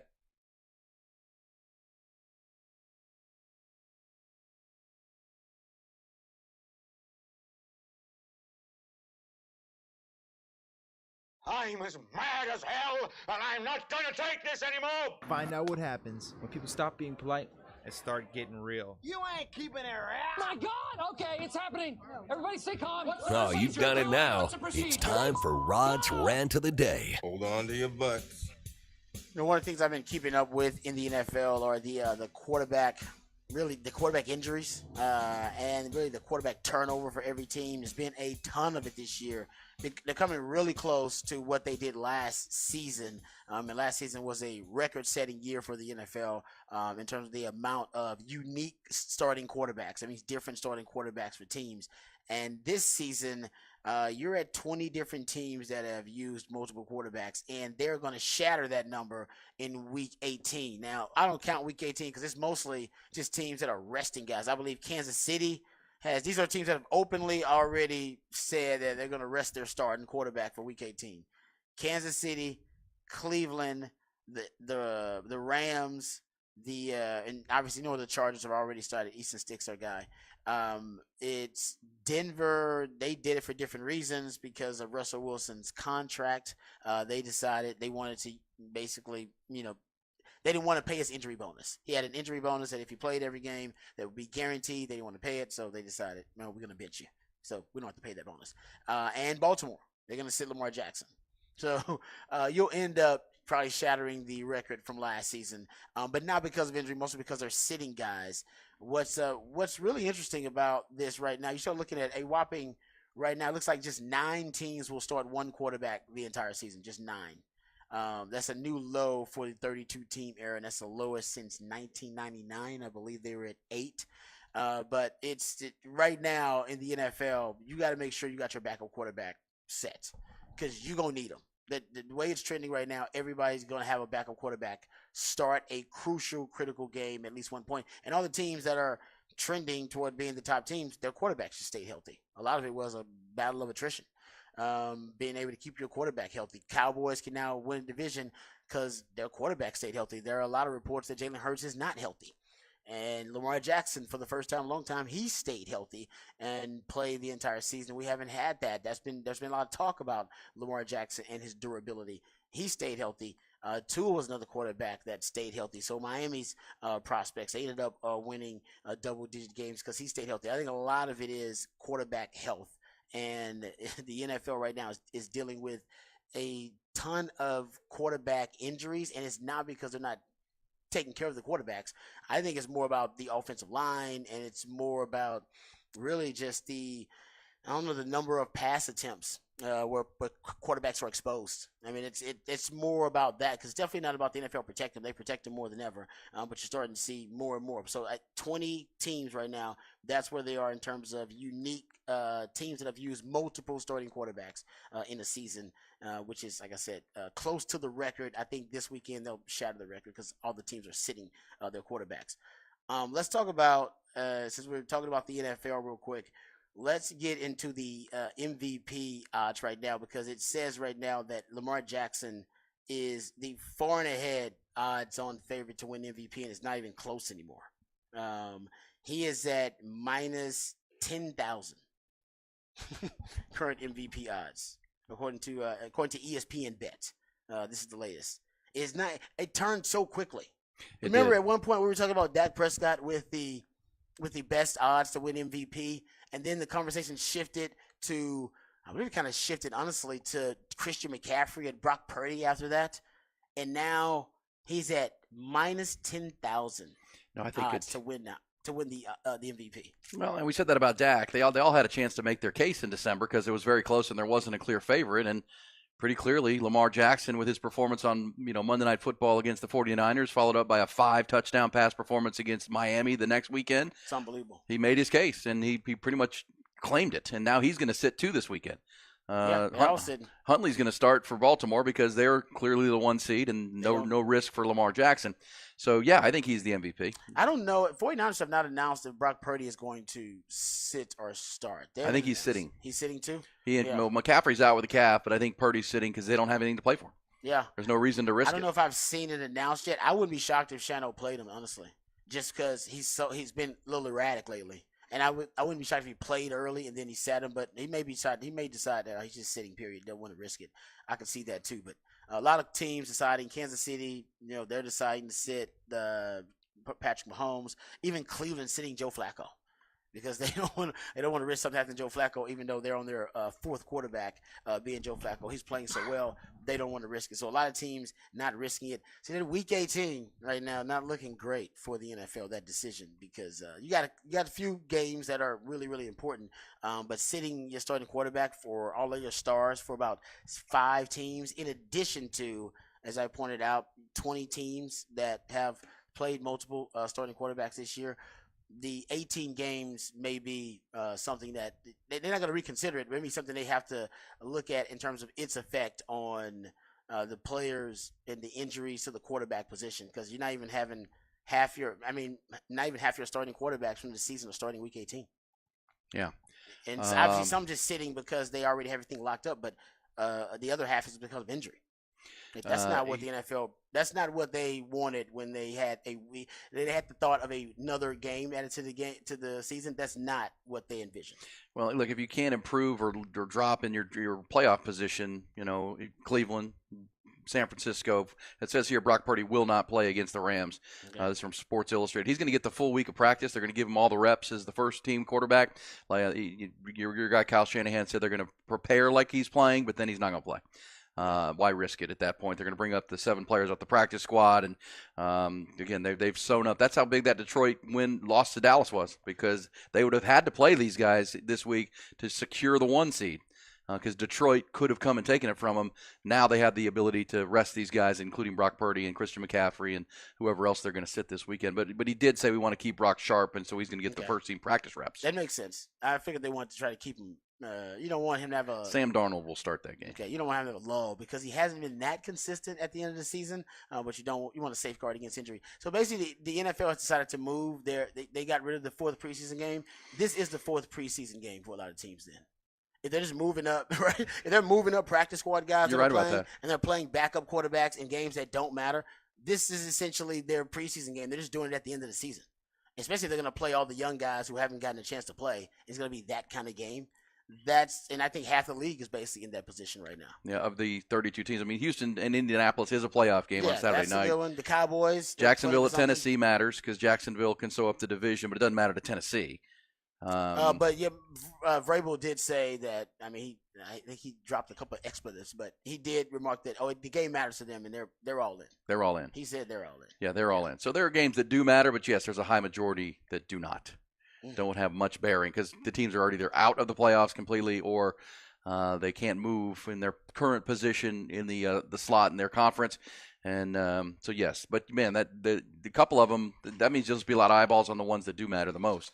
So it will be. That Texans game. There'll be a lot of eyeballs on that Texans game. That's a big game for the Texans. One of the biggest games they've had in the last 4 or 5 years. Rod, since the Chiefs collapse. That's the biggest game since the Chiefs collapse game. Bill O'Brien was there.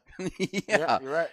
This game means a 10-win season and a trip to the playoffs, and it's same for the Colts. And both teams have first-year head coaches. Both teams have first-year quarterbacks, essentially. So yeah, that's a huge one. Well, Gardner Minshew. Yeah. Right? To win it with the backup, that'd be impressive to go make the playoffs in your first year with a backup quarterback. That's, like I said, that's some damn good coaching. And the Philadelphia Eagles are missing it. They're missing it. You can tell. Yeah, with Shane Steichen for sure. So we'll look at those. Obviously, the Cowboys have to beat the Commanders. That game matters. Doesn't matter to the Commanders. Commanders are not any good at 4-12, but the Cowboys have to win that game to lock up the division and the 2 seed in the NFC. Meanwhile, the Eagles are going to be playing the Giants for the second time in 3 weeks in New York. They need to win that game and hope the Cowboys lose. That game is Sunday afternoon, so that game matters. Bills play the Dolphins in Miami. That's an important game to the Bills. Bills need to win that game. Yeah, the Bills have to win that game. Bills need to win that game with Josh Allen, and they've improved to 10-6 now. They'd like to get to 11 wins. So, yeah, there's some that matter, but you're right. There's so many that don't. But there are several that are important, so you'll just pay attention to those. Yeah, like I said, Week 18 to me, not that sexy. No, and I don't know how sexy it was last season either. I got to go back and check it. And a lot of it is the quarterback injuries for the NFL. So. Yeah, without a doubt. There's Rod's rant. Good stuff right there. Coming back, it'll be Jerry Hamilton from On3 Sports. He's covering all things All-Star Week. There's the Under Armour All-American game. That was yesterday in Orlando. 7 members of the Longhorn class were there. We'll get Jerry's thoughts on who shined. Also down in San Antonio, it is the All-American game there with 4 Longhorns, including the quarterback commit for 2024 down there, apparently having a good week of practice. We'll talk to Jerry about that and what's to come for the Longhorns and get his thoughts on what went on Monday night in New Orleans.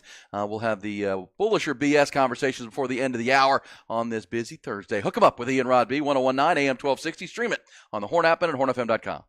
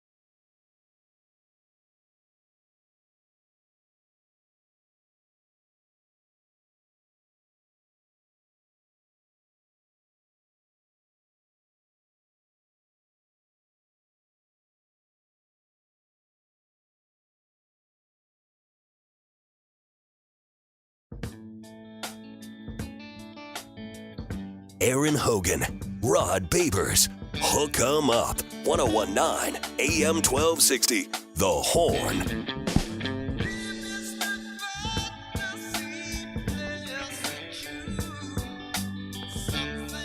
Somebody said Packers-Bears game also important. That is true.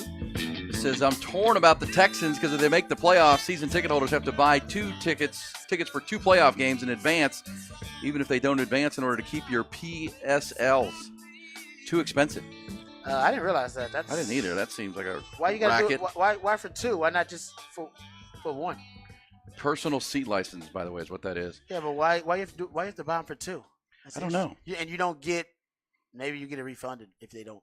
You probably just get it refunded. I'm sure. Sounds like. Or maybe they maybe they carry it over because you keep your personal seat license for next season, right? Well, essentially, those seat licenses is you buying the right to buy that seat. That's a nice racket, man. Isn't it?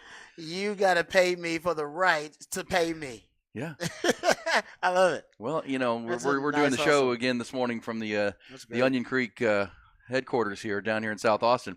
You know, when you join a golf club, right, you're essentially paying for the right to pay to play golf. It's great. And I'm telling you, it's a nice racket. because I know a lot of people think, well, now you're a member and you can just play golf Play whenever golf. you want. No, you still got to buy the golf. And, I didn't know that. Yeah. I thought you just get to play. No. Wow, man. I'm in the wrong business. I need to get in the business where you got to pay me to pay me. Yeah, that's right. That's right.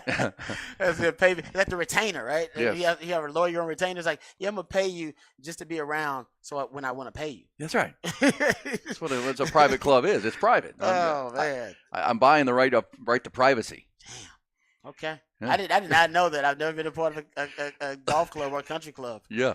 Wow. All right. Let's switch some gears. We're talking a lot of college football. We've got one college football game left, of course. Well, and by the way, when is your wife's alma mater playing for a national championship? Did that already happen? No, it happens actually on the 8th. It's like the 8th or something. And It's that's like Montana. Yes, it's actually a day before, a day after the national title. Okay. Like the actual Montana Grizzlies, right? The Montana Grizz. Go Grizz! Go Grizz. She wants to go to that game too. So That's up in Frisco, isn't it? Yeah, her and her friends I think are planning it. All right, cool. I think I'm just babysitting, so I'm not a part of it. I have not been invited. I've been hearing the plans been made, but I've not been invited. So I think I'll be updated. I love it. Later this week once the plans are set. I love it. Well, let's get the plan from our man Jerry Hamilton. Go to the Vaqueros hotline. He is the best in the business, the senior national recruiting analyst for On3 Sports, talking college football and the recruiting season with G-Man. What's up, Jerry? Happy New Year, bud. Hey, Jerry. Happy New Year to you guys, man. Hey, let's start with this. I want to get to the All-Star games and some recruiting news, but just your general take on what went on Monday night in New Orleans. Michael Penix played a heck of a game. Washington was the better team. Texas still had a chance to win the game. What were your takeaways from the Longhorn 37-31 loss? Yeah, Texas didn't play a clean game, right? I mean, at all. I think that's fair to say. Look, and I know there's some reports out, PFF, whatever, about pressures Texas got. That's kind of a worthless stat for me. If you don't hit a quarterback, if you can't get him disrupted, those stats are somewhat meaningless. Texas did not get him to the ground. They did not disrupt his rhythm, his timing with his wide receivers. But Texas didn't play a clean game. I mean, Sark said it at the press conference. I'm sure every coach would say it, but they did not play their best game, not taking anything away from Washington. But I will make a prediction. I think Michigan's going to thump Washington. I'll go 31-13. I think people are going to I think the one, I'm sure Rod talked about it, but there were some bad signs for Washington in that game when they're looking at playing Michigan. Michigan's going to run it down their throat, and they're going to get more pressure on Penix. He's not going to have the same timing, and I think Michigan's going to win the national title comfortably. There you go. Jerry Hamilton from On3 Sports, 31-13. Bad matchup is what he's saying. Yeah. Bad matchup. Well, and we felt like, and Rod said it for a month, that, the Texas would have been better off playing Michigan or Alabama in game one if they could have found that way to play for a national championship because of Michael Penix and the number one passing offense and the Joe Moore award-winning offensive line attacking the Texas weakness, which is their pass defense and their secondary, which Jerry, you've talked about it a lot with us and on On3 Sports about the Longhorns recruiting, trying to bring in more coverage in the back end. They 2 5-stars in this recruiting class with Kobe Black and Xavier Filsaime.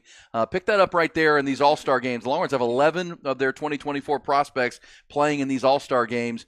What have we learned, or if anything, from those guys playing in Orlando and that are going to play down in San Antonio on Saturday?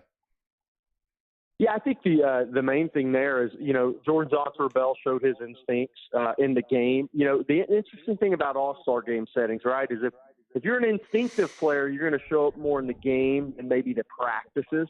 If you're one of the elite athletes at the skill position, you're going to show up in these practices, right? That's what they're made for. And then the one-on-ones, OLDL, right, which are obviously – those are always advantaged defensive lines because it's only pass pro in the one-on-one setting. But I think Texas, look, I talked to the offensive line coach, Daniel Cruz, offensive line coach there in Orlando for the Under Armour game. They were very high on Daniel Cruz, his intellect at the position, along with his size and just his knowing that was his first year playing center. I think he's done very well. Colin Simmons had a high ankle sprain, which he played with in the playoffs. So credit to him. He went down to Orlando. The trainer for the game looked at his ankle and said, yeah, he doesn't need to play. He needs to shut it down. So Colin did not practice or play in the Under Armour game, which is probably a good thing for Texas, right? I mean, get that thing healed up. You're reporting January 13th, about a week away. But Xavier Filsaime, a tremendous athlete, great build. I thought one of my takeaways from being down in Orlando, Kobe Black is 6'1.5", 6'2", 195, 200 pounds.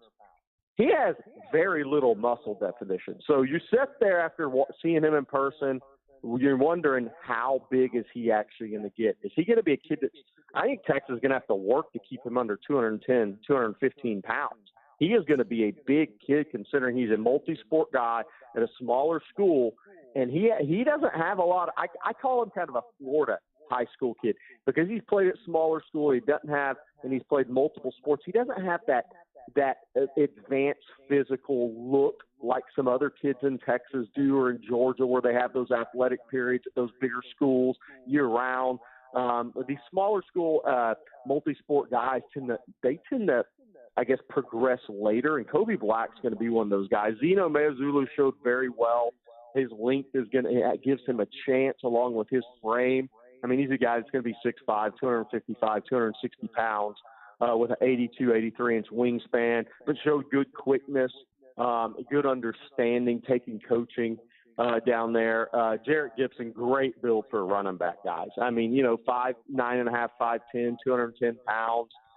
Bill, and I'm not saying he's the same player. He's not as vertical fast as Blake Corum, but with Texas fans who've watched Blake Corum, it's the exact same build. I mean, Corum, I think, is an inch shorter, 5'8.5", but they have the same build as a running back, same body structure. So Jarrett Gibson looks great physically. So I think, I think those guys showed well. All of them belong. Nobody was out of place. Obviously, the Adidas game is coming up here on Saturday, but there's been some clips of Ryan Wingo out there, which to me, the big news for Ryan Wingo is coming off a knee injury that kept him out the majority of his senior season. He's moving really well. Looks good. Trey Owens, a late addition. Ty Anthony Smith, a late addition to the Adidas game. Trey Owens had a good week of practice. Obviously, he's well prepared for an event like this. He's been working with his quarterback, coach JP Tillman, since the end of the season as well. Ty Anthony Smith and the punter, Ryan Kern, also in the game. So, yeah, Texas well represented, that number 3 ranked recruiting class, and now we'll see, what's left for Texas. One of the guys at the Under Armour game that I need to mention was Ryan Williams, the receiver from Saraland, the 5-star committed to Alabama. He reclassified to 2024, so he came down to the Under Armour game, played in the Under Armour game, and it was announced by Chad Simmons at On3 that his official visit schedule this month is Alabama on the 20th, Texas January 27th, and Auburn February 3rd. I still think Alabama is the favorite right now headed into those visits, but Texas is one of the final 3. They get him on campus January 27th for an official visit. If Texas pulled off the shocker there, look, Texas is looking at the number 2, possibly the number 2 recruiting class, outside shot at 1, probably not. Interesting. Yeah. Jerry, what are your thoughts about Alfred Collins' decision to come back to school? Do you think that he is looking to be the next breakout star on that defensive front for Texas? I think I think it's a good decision by him. He could have got drafted. He would have gone and tested well, right? He would have got drafted. He has a career playing football because the NFL will look at him and say, this is what we can get out of him that's still there. I think it's smart of him to come back because he needs to be a consistent player, not just a consistent player on the field, but a guy that's actually making plays. And he's been one of the enigmas for me in the Texas program because his talent is that of a high draft pick. His performance has not consistently been there. His playmaking, he shows some flashes, but he's still more flashes than what he needs to be as far as a consistent player. I think he's got a unbelievable upside, but it's getting a little late for him to achieve that upside. So this is going to be his opportunity to go from a late round draft pick to a guy that teams look at and say, okay, should we take him in a 3rd or 4th round? I mean, his ability is high. Now, he is a 2nd round level talent. I mean, his length, his burst, he's going to test well, his frame. I mean, he's got everything there, but consistency has always escaped him.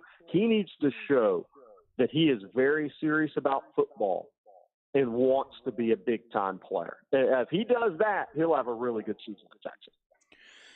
He is Jerry Hamilton, the senior national recruiting analyst at On3 Sports. Find him on the X platform at @ghamilton_on3. The number 3, by the way. Jerry, Bo Davis is a name that's out there. Brian Kelly over at LSU is rebuilding his defensive staff after a miserable year on that side of the ball in Baton Rouge. What are you hearing on who the defensive coordinator choice might be when they're trying to upgrade that spot? And what about Bo Davis? There's reports out there that maybe LSU would make an offer to their alumnus, Bo Davis, and try to bring him back. What are your thoughts on both of those things? Yeah, I think it'll be interesting how it plays out for LSU with Brian Kelly. To me, he's not the guy that hires the position coaches before the DC. I think by him blowing out the entire defensive staff yesterday, he probably has a pretty good idea. It's interesting. It'll be interesting to see Bob Diaco, his former DC at Notre Dame, as an analyst there at LSU. Does he go that direction with someone that's familiar, or does he go outside it? I don't think anybody really knows yet. I'll say this: LSU should make a run at Bo Davis. I've heard Bo Davis, Corey Raymond as DB coach possibly, but we'll see who that D coordinator is. And I'm not saying Bo's going to take the job, but they should make a run. Heck, Nick Saban made a run at him. Billy Napier, when he was hired at Florida, made a run at Bo Davis. They should make a run at Bo Davis. I mean, these guys, if they're really good coaches, they should want him as their defensive line coach. I mean, he's one of the top handful in the country. He also makes $1 million a year and has a big buyout. So, how does that factor in? And then there's the fact that, he's about to get a raise from Texas. I mean, he's won some defensive line coach of the year awards. Obviously his family's in the Kingwood area. But he is a LSU alumnus, as you said, and LSU should make a run at him. If you're Sarkisian, you want guys on the staff like Jeff Choate hired at Nevada. You want guys that other people want.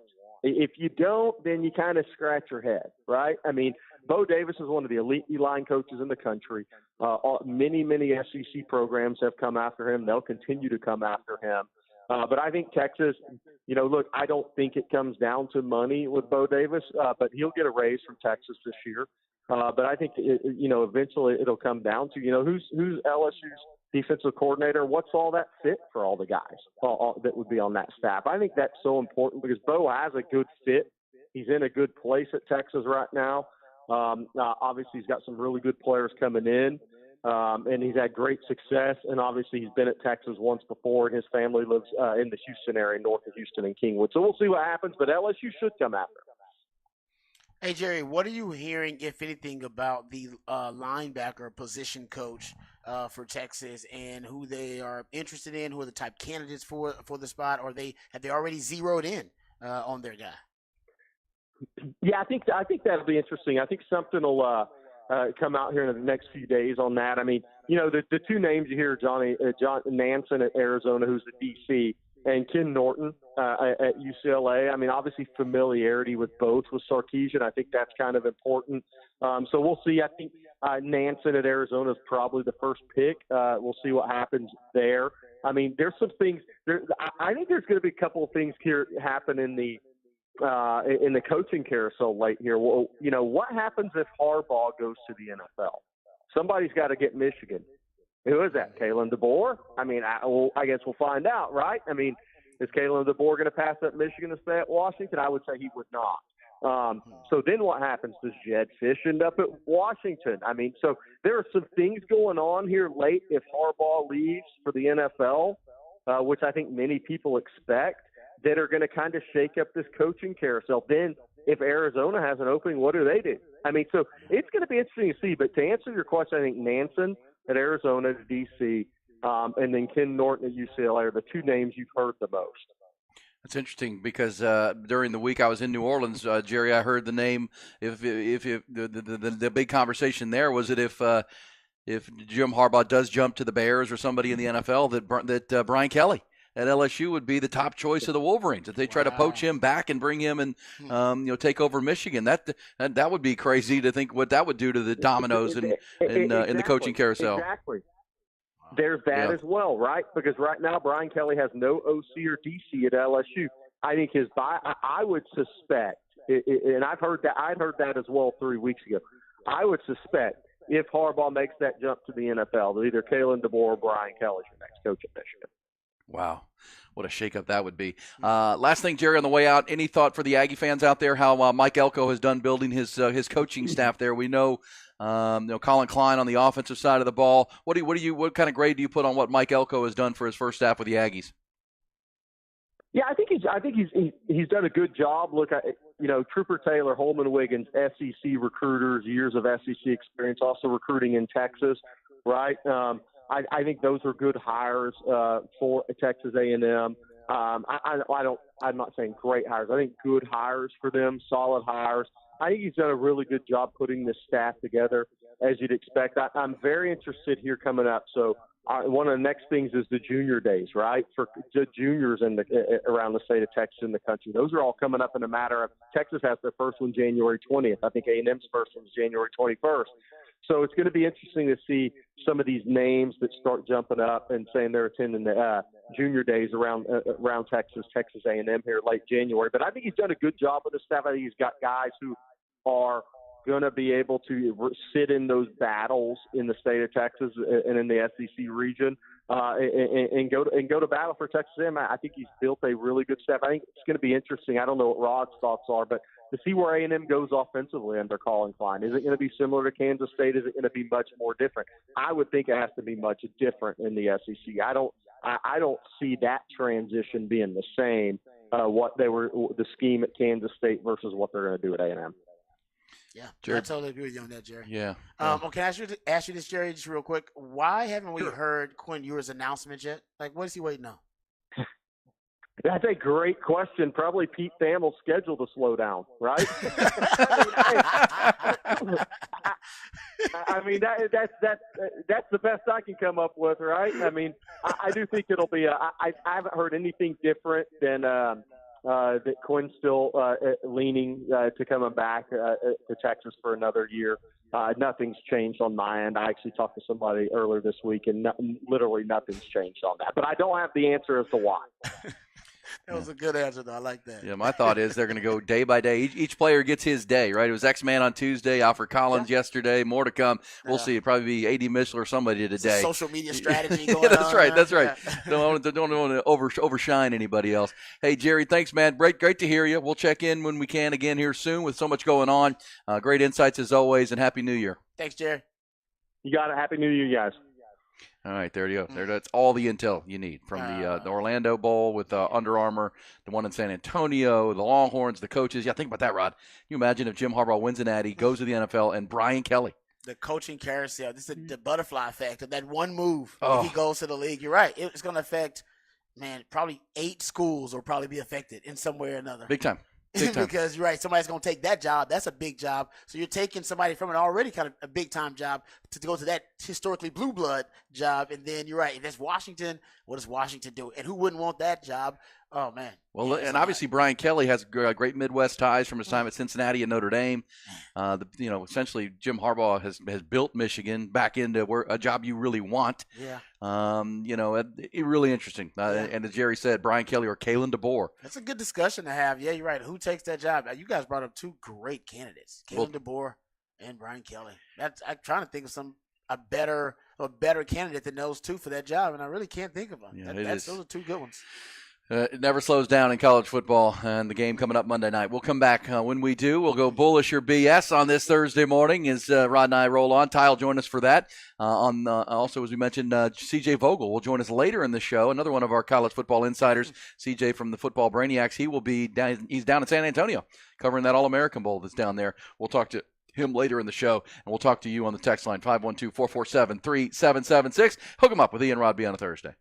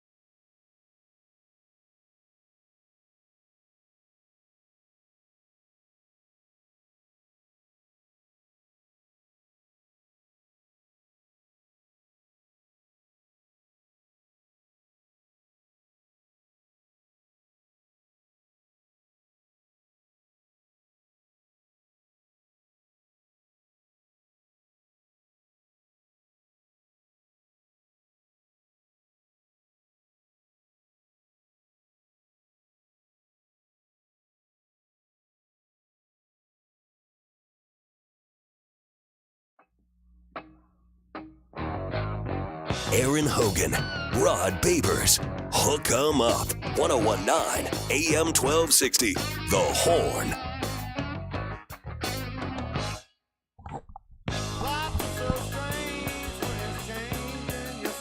Hook 'em up with Ian Rod B on a Thursday morning. It's time for Bullish or BS. Ty Henderson joins us for that from the Horn headquarters. And Ty is still licking his lumps from coming back from New Orleans. And Ty, you remember we talked all through the month of December. You were putting proceeds on the Longhorns to win the national championship. That's now not going to happen.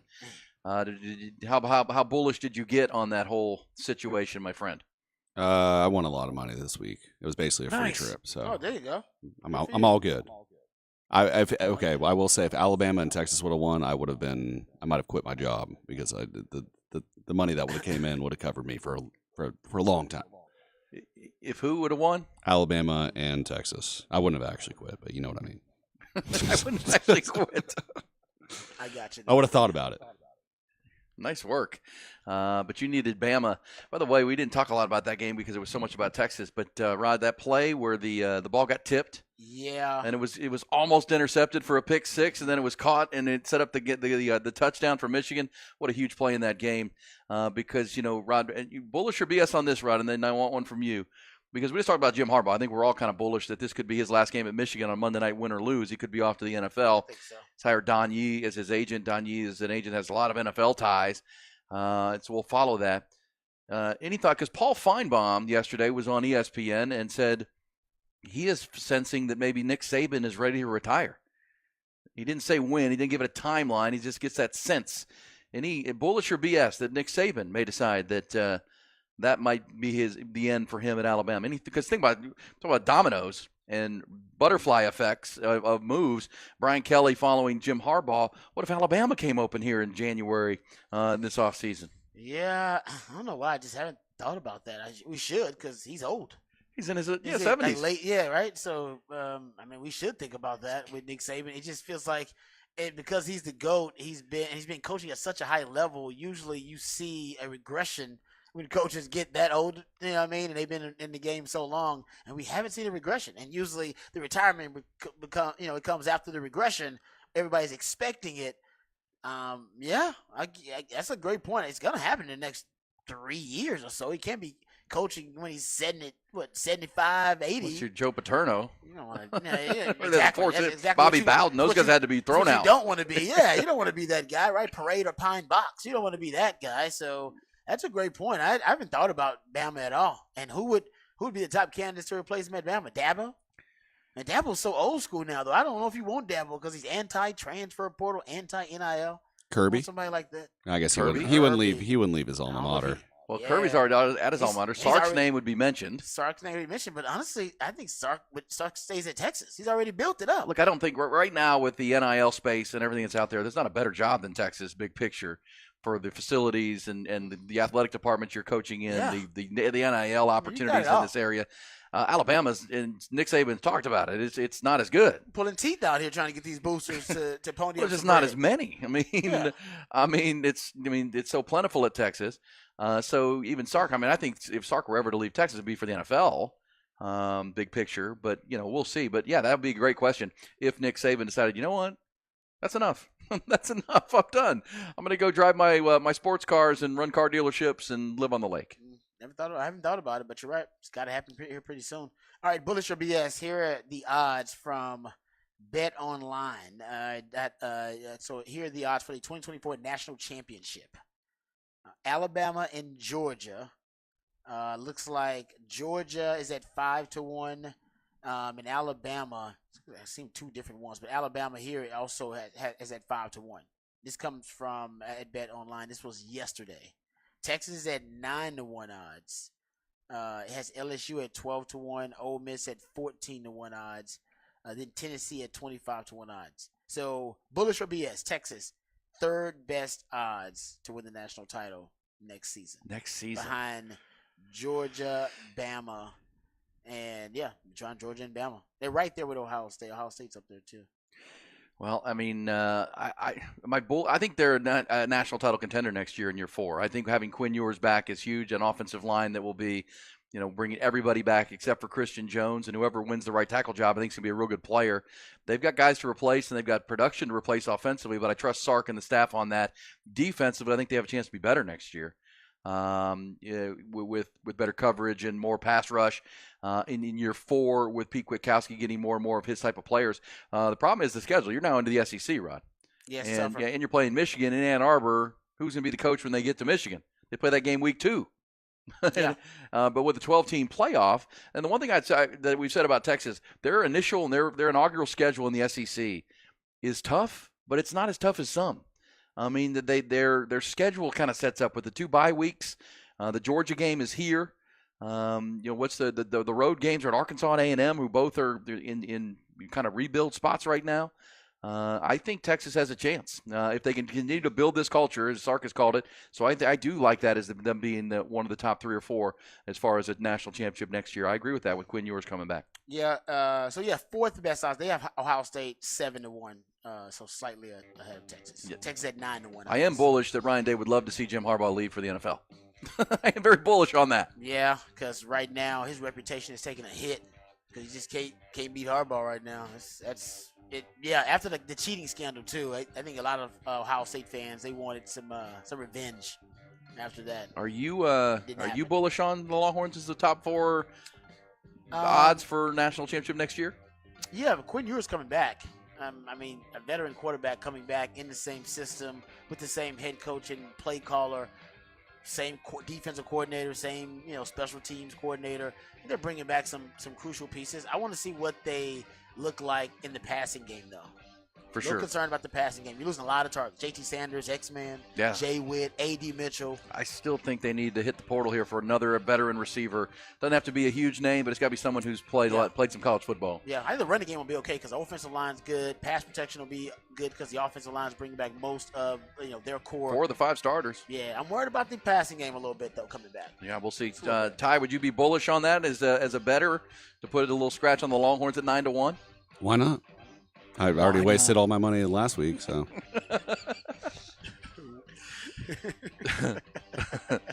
Looking again, I think their first SEC schedule is manageable. Even if you don't win at Michigan in week 2, you still have a chance to have a good SEC season. We'll talk about it. On the other side, it's a good conversation starter. We'll also reset your headlines. Rod will have us behind the burnt orange curtain next hour. It's a busy, busy Thursday on Hook 'em Up with Ian Rodby.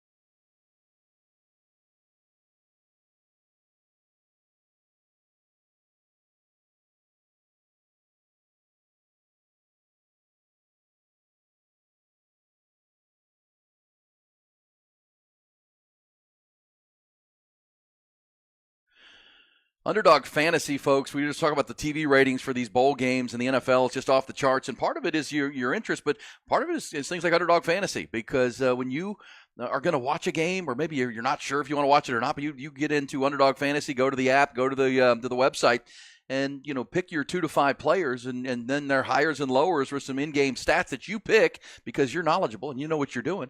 Well, then of course you're going to watch. You're going to pay attention to see. Certainly a game like the Texans and Colts on Saturday night that you're going to watch because it's a playoff game. But even games that maybe you just have a little bit of interest in, now all of a sudden you have a ton of interest and you'll be watching. Whether it's college football, pro football, the NFL, it's simple and fast and fun at Underdog Fantasy. As I say, you just pick them, you watch them, and then you win them. That's just all you do. You pick highers and lowers and the teams, and the game stats that you want to take, the players you pick, and the games you're going to watch. And then sit back and watch them. And then if you go 5 for 5 on your 2 to 5 picks, you're going to win 20 times your money. This is an absolute blast. It's built for fans who are going to watch games anyhow. They have winners every day. You draft your dream team today. Go to Underdog Fantasy, underdogfantasy.com, and get signed up if you haven't done so. Remember, use my promo code Hogan, my last name, Hogan. They're going to double your first deposit up to $100. So put in $100. You got $200 to begin with, and you have fun with it throughout the month of January here into the new year. Again, promo code Hogan, Hogan, at UnderdogFantasy.com. That's Underdog Fantasy, and download the app. Pick them, watch them, and win them. It's simple, fast, and fun at UnderdogFantasy.com. Promo code Hogan.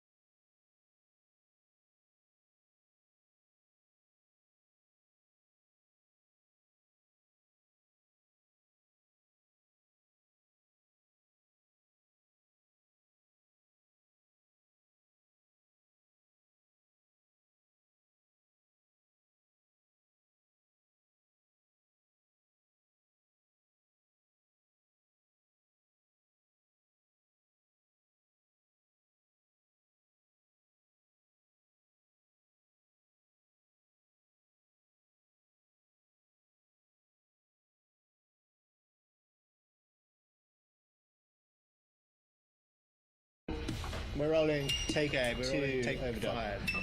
5. Double dub.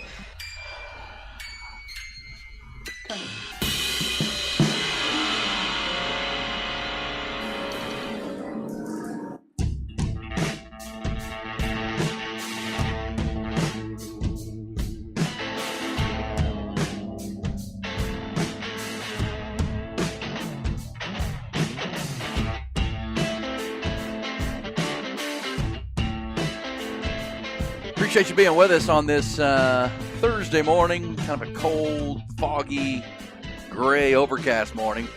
Looking for some sunshine. Well, Here it's soon. it's fitting. Longhorn fans have been feeling a little bit dreary. Yeah, it does Feeling kind a of little feel, bit yeah. down. I think It's, Saturday is bright and sunny and 63. It looks like to me, which is a good thing. We're having a little party here at the house on Saturday, Rod. My daughter's graduation party. I told you right before Christmas she graduated, and so we're gonna have a get together. So we'll be doing that on Saturday. Looks like the sun's gonna come out. We'll look forward to that, and looking forward to the NFL Week 18. That night it'll be the Texans and Colts trying to make the AFC playoffs. We'll preview that coming up. Rod's got us behind the burnt orange curtain this hour. A little off the record this hour as well. And we're talking on the way to the timeout out of Bullish and BS, Rod, about the Longhorns being the third or fourth odds favorite to win the national championship next year. Yep. And, I don't think it's crazy for all the reasons we talked about with a returning offensive line and a returning quarterback and coaching continuity and the continued additions through the portal and through recruiting to add more talent. Sark has talked about the ability to have 21 of these new commitments in for winter workouts starting in January. Yeah. I mean, that's a big number of guys who will be added and have a lot of reps through the winter into the spring and coming back next year. So more depth on the football team. They're trying to add more speed and coverage in the secondary. And again, when I say the schedule is favorable, they have 7 home games next year. It's pretty, that's and only favorable. 3 true road games. Only 3 true road games, and those true road games are at Arkansas, at Texas A&M, both struggling programs right now. But in the state and close. They can And drive. the other one is to Michigan. Okay, And so to that's- Vanderbilt. So they have 4 true road games. Yeah, so, yeah. Michigan, I was talking about in the SEC, 3 true road games. But Michigan and Ann Arbor, we just talked to Jerry Hamilton, they could have a new coach by next year. They're going to be good, and no one's saying that, but they're going to lose a ton of guys to the NFL as well. And kind of like Alabama this year for Texas. Remember, they went to Tuscaloosa, and Alabama was breaking in new coordinators, a new quarterback, a lot of new players, and Texas was able to get a win there. And Michigan may be in a similar spot where you're playing a team that if indeed Jim Harbaugh decides he's going to head off to the NFL and go take the Bears job or the Vegas Raiders or wherever he goes, Very realistic. now you have a new head coach, and they're going to have a new quarterback, and they're going to have a lot of dudes off to the NFL. I mean, Jim Harbaugh's predicted as many as 20 of his Wolverines could get drafted. So it'll be a new-look Michigan team. That's week 2. And then, your SEC road games are Vanderbilt, A&M, and Arkansas. You're home to Georgia. You're home to Florida, who's in a bit of a mess right now with Billy Napier. Got an all-new coaching staff, essentially, on the defensive side, and then Kentucky is here. So, not crazy. If the Longhorns continue to advance and develop as a program as they have through the first 3 years under Sark, I think that's a natural next step that they will certainly have a chance to put themselves in the 12-team playoff, maybe even in the top 4 of that. Remember, if you get in the top 4, now you get a week off coming out of championship weekend, and you wait for the other 8 to play off, and then you get back in the mix. But we'll see. I don't think that's a crazy bet. No, all. it's not all. Right now, they have them, like I said, 4th best odds behind Georgia, Bama, and Ohio State, and they're right in front of Michigan. Georgia, and Carson Beck will be their starting quarterback next year. They come back with Kirby Smart, and I'm big. You are too, Rod, big on coach and quarterback. Texas will have their coach back and quarterback back. Yep. So will Georgia. So will Alabama potentially, right? There's the Paul Feinbaum thought that maybe Nick Saban's going to contemplate retirement this offseason. We'll see. Same time, he knows he's got Jalen Milroe coming back and can build around that. Now, Ohio State does not really know who their quarterback is going to be just yet. I saw where Will Howard, the Kansas State transfer, is visiting Columbus. That's a strange. Yeah, that would be strange to me. But he visited USC too, didn't he? He did. Yeah, that was also strange to me. It is weird. And Will Howard, Will Howard. The Kansas State quarterback, will spill the pill, as you used to call him, because he will spill the pill if you make him. The report said he's going to visit Columbus. He's also considering the NFL. I'm like, what? Come on, man. Come on, man. Yeah, it doesn't really fit. His skill set doesn't fit with those systems, in my opinion. Yeah. Right? The Ohio State's a sophisticated passing system, and so in USC, and he doesn't fit me as that kind of quarterback. But maybe he's trying to do the Jalen Hurts thing. He's like, no. People don't think I'm a quarterback who can throw the football from the pocket. If I want to play in the NFL, I need to go to a system that can prove that my passing skills translate to the league. That's kind of what Jalen Hurts did. He was actually something that was advised to him by Nick Saban, like, hey, man, you need to go somewhere where they can prove that you're a good passer. They did, and then he went to the NFL. Obviously, Avery Johnson will be the quarterback moving forward at K-State. And Devin Brown is the likely quarterback at Ohio State, but I think we all saw it in the Cotton Bowl. I mean, Ohio State scored 3 points against Missouri. Missouri's a good team. They won 11 or 12 games this year for Eli Drinkwitz, but 3 points because Devin Brown, the quarterback, got hurt in the first quarter. He couldn't even stay healthy. That's crazy. And they couldn't move the football. That was a bad. I mean, we're Marvin Harrison Jr. Was he that important to that offense? Because they couldn't move the ball. They couldn't do anything in that game. Yeah. So, I guess you expect Ohio State to be good, but I don't know that I'd put money on them to win the national championship next year until I knew who their quarterback is going to be. I agree with you on that. We know they'll have good wide receivers. They always do. They always do. They got a pipeline going. They got the pipeline. And they recruit like no other, and they just continue to stack recruiting classes. But we'll take your thoughts on that. Also this, Rod, bullish or BS, I was going to ask you this. Do you, with Texas leaving the Big 12 and Oklahoma leaving the Big 12 now that the seasons are over, will there be a team in the Big 12 that you root for? Will you pick a team that you're going to root for in the Big 12? Or you just? Do I have to? No, I'm just asking. No, it's 2 questions. Are you going to, or would you? And if you did, who would you pick? Who would you throw your support behind as far as the Big 12 goes? I probably won't necessarily be rooting for a Big 12 team. Yeah, that's a good question. I probably won't be. There's no incentive for me to root for a Big 12 team for any reason. I'll probably watch the games and end up rooting for a team, but not in particular. I'm kind of with you. If it were gonna be, it'd be Willie Fritz down at Houston because I'm a Houston guy. That's a good one. And I could root for U of H and be a Cougar. Yeah. Back to when I was a kid watching the Bill Yeoman show. That's not a bad one. That is. I can see that. I do have an H-Town tie. Yeah. And I like me some Willie Fritz. He's a damn good ball coach. Yeah. He's a hell of a coach. Yeah, that's a good question. I don't know if I will. I don't think I will now. I think I'm looking forward to the days ahead in the SEC. Yeah, you're just going to be so locked in on the Southeastern Conference. Conference. I don't root for any other schools in any other conference. Like college football, I got one school I root for. In the NFL, actually, I have my Texans, but I'll root for the Cowboys every now and then. NFC team, what I mean? It's my quasi team. You root for the Niners because your sister does. That's my and Shano. My boy played. My boy's the coach there, so I got teams I root for. I don't really have that in college. Yeah, that's a good point. Good question. I don't know if anybody, because it's such a personal thing. It is. Your college football team seems, to me, it seems more personal even than the NFL. But I know the only other one that stands out in my head is TCU because I have a lot of friends whose kids went to TCU and TCU ties, and I like Sonny Dykes. But either way, it's not going to be something where I'm going to appointment to watch them play. But probably Houston as time grows. But we'll see. And by the way, that Michigan-Texas game next year was supposed to be here, remember? Originally, it was supposed to be in Austin. Yeah. They flipped it to buy out Fox and ESPN to appease the move in 2024, not 2025. Hey, Texas ain't scared. They'll put the icy whites on. Put the Stormtrooper uniforms on. Yeah. Go out there and beat Michigan in Ann Arbor. That'd be nice. Get to the big house. But the schedule, as far as we told you, Florida's got the toughest schedule in 2024 in the SEC. It's absurd. It really is. Even Oklahoma's schedule in the SEC is tough. That is not, as far as your first year in and your Brett Venables in year 3. As we said, if you're Oklahoma, you're playing at LSU. You got Alabama coming to Norman. You got to go to Missouri, who all of a sudden is a rising program with Eli Drinkwitz. Is a good coach. They got to go to Ole Miss. Mm-hmm. It's for real. Yeah, and Ole Miss, they're a transfer portal champion right now. Ole Miss has had a hell of a run in the transfer portal. Killing it in the transfer portal, including Juice Wells, the wide receiver, Walter Nolan, the defensive tackle. For sure. You would in a heartbeat take Texas's first SEC schedule over Oklahoma's for sure, as far as difficulty. Yeah, and they had a random exodus of offensive linemen. Like there's a possibility they won't return. Yeah, they don't have a starting offensive lineman coming back. And there's talk even now that Jackson Arnold may not be happy with the system and all kinds of no, that's the 5-star quarterback. Remember, it hasn't many turnovers in the bowl game.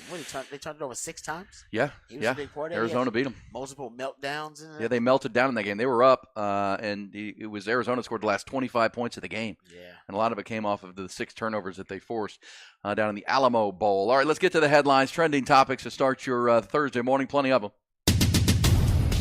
Top Gun Rentals and Lawn Equipment, and their brand new location, bringing you the headlines and the top stories. Start with college football, and on the heels of the Xavier Worthy news from Tuesday that Xavier's going to head to the NFL, Longhorns received a good piece of news yesterday with multiple reports that defensive lineman Alfred Collins has elected to return to Texas for another season. 6'5", 320-pound lineman has appeared in 48 games in burnt orange already, made 6 starts over his 4-year career. Of course, this year playing behind the duo of Tavondre Sweat and Byron Murphy. Still has room for growth, though. The former 5-star out of Bastrop could be a key piece in 2024. Looks like he is coming back. Elsewhere in college football, it's high school all-star game week. The All-American Bowl in San Antonio coming up on Saturday afternoon. 4 Texas commitments participating down in the Alamo City. Quarterback Trey Owens, 5-star receiver Ryan Wing goes down there, linebacker Ty Anthony Smith, and the punter Michael Kern. 7 other members of the 2024 class participated in yesterday's Under Armour All-American game in Orlando. That included the Longhorn 3 5-star defensive prospects in the edge rusher Colin Simmons, who actually didn't participate because of an ankle issue, safety Xavier Filsaime, and cornerback Kobe Black. College hoops last night, 10th-ranked Texas women had a bounce-back game. Of course, they lost to Baylor over the weekend, their first loss of the year. They roared out to an early lead and rolled in Lubbock past Texas Tech 74-47. Leah Moore had a double-double, as did Deanna Gaston. They are 14-1 on the year now, 1-1 in Big 12 play. The 20th-ranked Texas men are going to open their Big 12 conference slate on Saturday night at Moody Center, hosting Texas Tech. That game will tip at 7 o'clock. Longhorns up to an 11-2 start to the year before conference play. NFL, ahead of the final week of the regular season, NFC and AFC Pro Bowl rosters were revealed yesterday. 7 members of the Dallas Cowboys are going to the Pro Bowl, including 4 starters: Zach Martin, a guard, CeeDee Lamb, Micah Parsons, Deron Bland, all voted into starters. They'll be joined by quarterback Dak Prescott, specialist Brandon Aubrey, and Brian Anger, the punter. Texans left tackle Laramie Tunsil, the lone Houston player, to land on the AFC roster after the voting by fans, players, and coaches. In the NBA, 2 of the Texas 3 in action last night. Mavericks rolled past Portland, 126-97, 41 for Luka. Down in Houston, Rockets beat Brooklyn, 112-101. In golf, congratulations to lifetime Longhorn Scotty Scheffler, voted by the PGA Tour players as the 2023 Player of the Year. 2nd consecutive year he's won that award. First back-to-back winner since Tiger Woods in 2006 and 2007.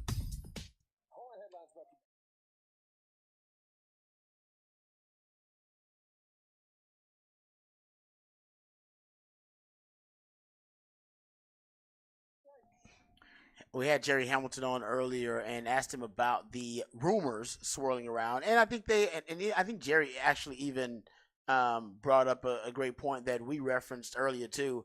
You know, LSU would be, honestly, it would be to them malpractice, and it would be ill-advised for them not to pursue Bo Davis as a defensive line coach or a member of their defensive staff. Now that they are overhauling their entire defensive staff, Brian Kelly has decided that he wants to basically hire a new defensive coordinator and hire new coaches.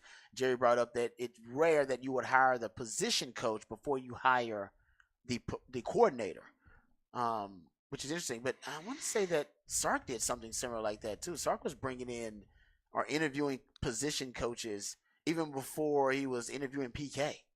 There was some stuff like that happening with Sark too. Well, because Sark knew it's mostly the offensive stuff. He wanted to bring guys from Alabama with him. Defensive side. You're right. Like he was already interviewing some position coaches before he brought in PK, and maybe he had already talked to PK and knew about that kind of stuff too. So it's rare that a head coach would decide to hire a defensive position coach prior to the defensive coordinator being hired and him doing it himself, bringing in his guys. But I could see that being the exception here, just because Bo Davis is considered by many to be the best D-line coach in America, or one of the top 2-3 best D-line coaches in America. He's got ties to LSU. He was there as a strength and conditioning coach at one point. As E mentioned, that's his alma mater, graduated from there. And he's never been a D-line coach there. He's been a strength and conditioning coach there one time. So there should be interest from LSU side, as Jerry mentioned. That would just be smart on their part doing the due diligence. It would be up to Texas to match any offers, which I'm sure Texas can do. So money, not a problem, not an issue at all. The issue would be whether Bo Davis personally would like to go coach at LSU instead of coaching at Texas and here in Austin. Maybe that would be a personal thing for him and his family.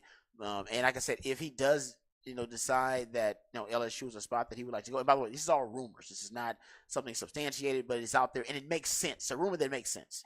Yeah, again, he went to school there. He went to school there. That's why he was a GA there, and then as you said, strength conditioning coach there. Yeah. And it would be just a personal decision. He'll make enough money wherever he's at. He's already making over $1 million at Texas. Now, I would say, to your point of would Brian Kelly hire the position coaches before the DC? Would Bo Davis leave before he knows who the DC is going to be? Also true. That's also a personal thing. And there's, as we said, if Jim Harbaugh leaves to go to the NFL, which a lot of people think he's going to after Monday night, win or lose, that Brian Kelly would be a candidate for the Michigan job, and maybe the top candidate.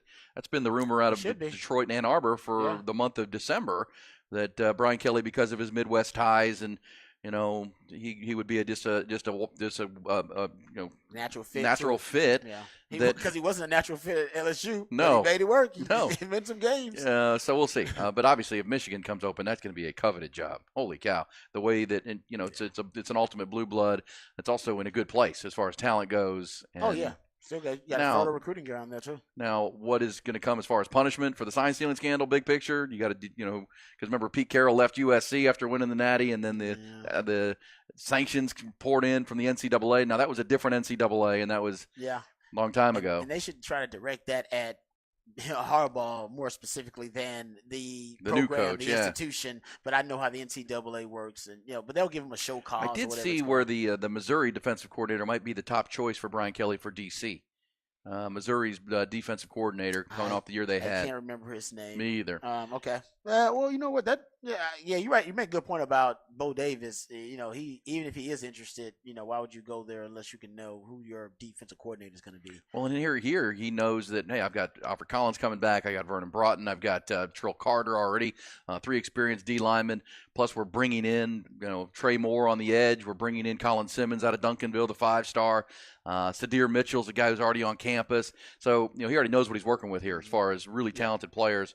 And I'm sure if you're Sark, you're going to do your best sales pitch. Say, look, man, we've built it to get here, keep this coaching continuity. And as we just talked about, we have a chance to go take another step next year and go play for a national championship. You can be a part of that. So, personal decision. So keep an eye on that. The coaching carousel has not stopped, especially if Jim Harbaugh makes the decision. I was going to say it's going to heat up actually pretty soon. Now that the season's close to officially done. Yes. You're going to see things heat up, especially if there's a blockbuster move like Harbaugh heading to the NFL, but him hiring Don Yee, which is the longtime agent of Tom Brady. And this guy is known for just having NFL ties. I don't even know if he has that many clients in college. I don't think I've heard him mentioned with college football that often.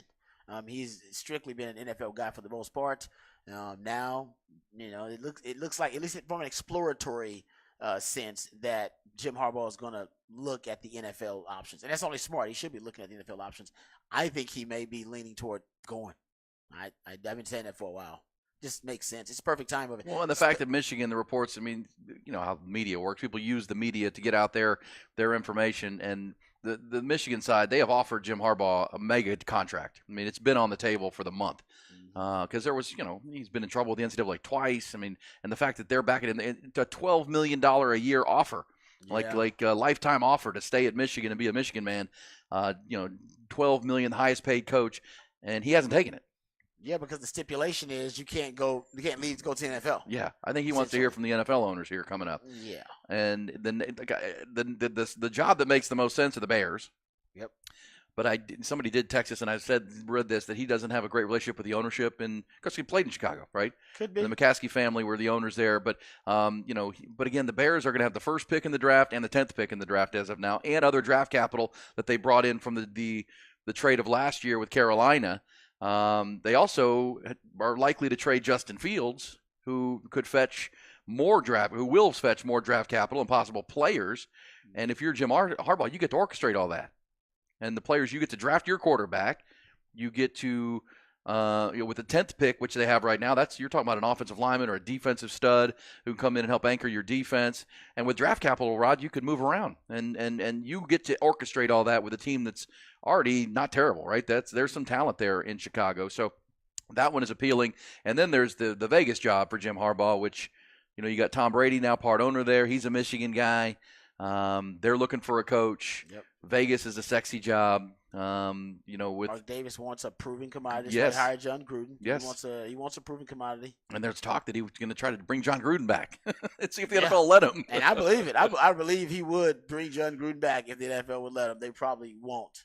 But I think the Chargers might be interested too. Ooh. And that's a job they may not offer because I think the Chargers ownership is notoriously cheap or infamously cheap, so they may not be offering a lucrative deal or as lucrative as some of the other job openings, some of the other owners. But man, having Justin Herbert there, I mean, it's done. You got your quarterback. You don't even have to worry about that. Yeah, it's and in Chicago, you have to pick your around quarterback, but there's just no guarantee. There's no guarantee. You could think, oh man, I pick Caleb Williams, he's gonna be a star, and then he's not. I mean, there's no guarantee. I think Caleb Williams actually is gonna be really good in the league, but there's no guarantee. And man, Justin Herbert's already done it. You got it on film. You've seen him. He's a franchise quarterback. All you got to do is build around him. Man, usually when Harbaugh finds his quarterback, there's no stopping him. Can I mention a name for Jim Harbaugh that is kind of off the nose that we haven't talked about? If Bill Belichick leaves New England, would Robert Kraft call Jim Harbaugh and say, look, man, we don't have the first pick, but we have the third pick or the second pick. You get Penix. You get a quarterback. Get Penix, man. Get your quarterback, and we have a winning culture here. We still have some good players up here. Hey, how about that name? That's not crazy to me. Because if you're Robert Kraft and you're going to divorce Bill Belichick, and however that's going to end after a miserable season, yeah, it's not crazy. You still want to bring in a who has the stones to follow Belichick. That's one of those jobs that you want to follow the guy who followed Belichick. You don't really, but would Harbaugh be a guy that's got the big enough resume and having won in the NFL level, having won at the college level, maybe win a national championship on your way out? That'd be it seems like an appropriate replacement for one of the greatest coaches of all time in Bill Belichick. It's not a bad idea. That's not a bad idea. You have to choose your quarterback, but he's got to do that if he goes to Chicago too, and he gets more draft capital with Chicago. He'll just get more resources there. But New England. Well, Robert Kraft has the ownership side to sell. Like we're going to back you. I mean, the Bears have always been seen as bad owners. Same as in Chargers are cheap owners. Mark Davis is seen as not a great owner, kind of an erratic guy. Yeah. Robert Kraft. It's Robert Kraft. In addition, I mean, outside of the occasional trip to the massage parlor, top 5 owner in the NFL. Yeah, easily. Which those are the 3 important positions in the NFL over time. You coach, quarterback, but ownership. As Sarkis said, I mean, you don't win championships without being aligned at the top. And Robert Kraft would certainly align with whoever he brings in. And that's just a name, right? And he's gone. Robert Kraft has gone. Remember, he hired Pete Carroll.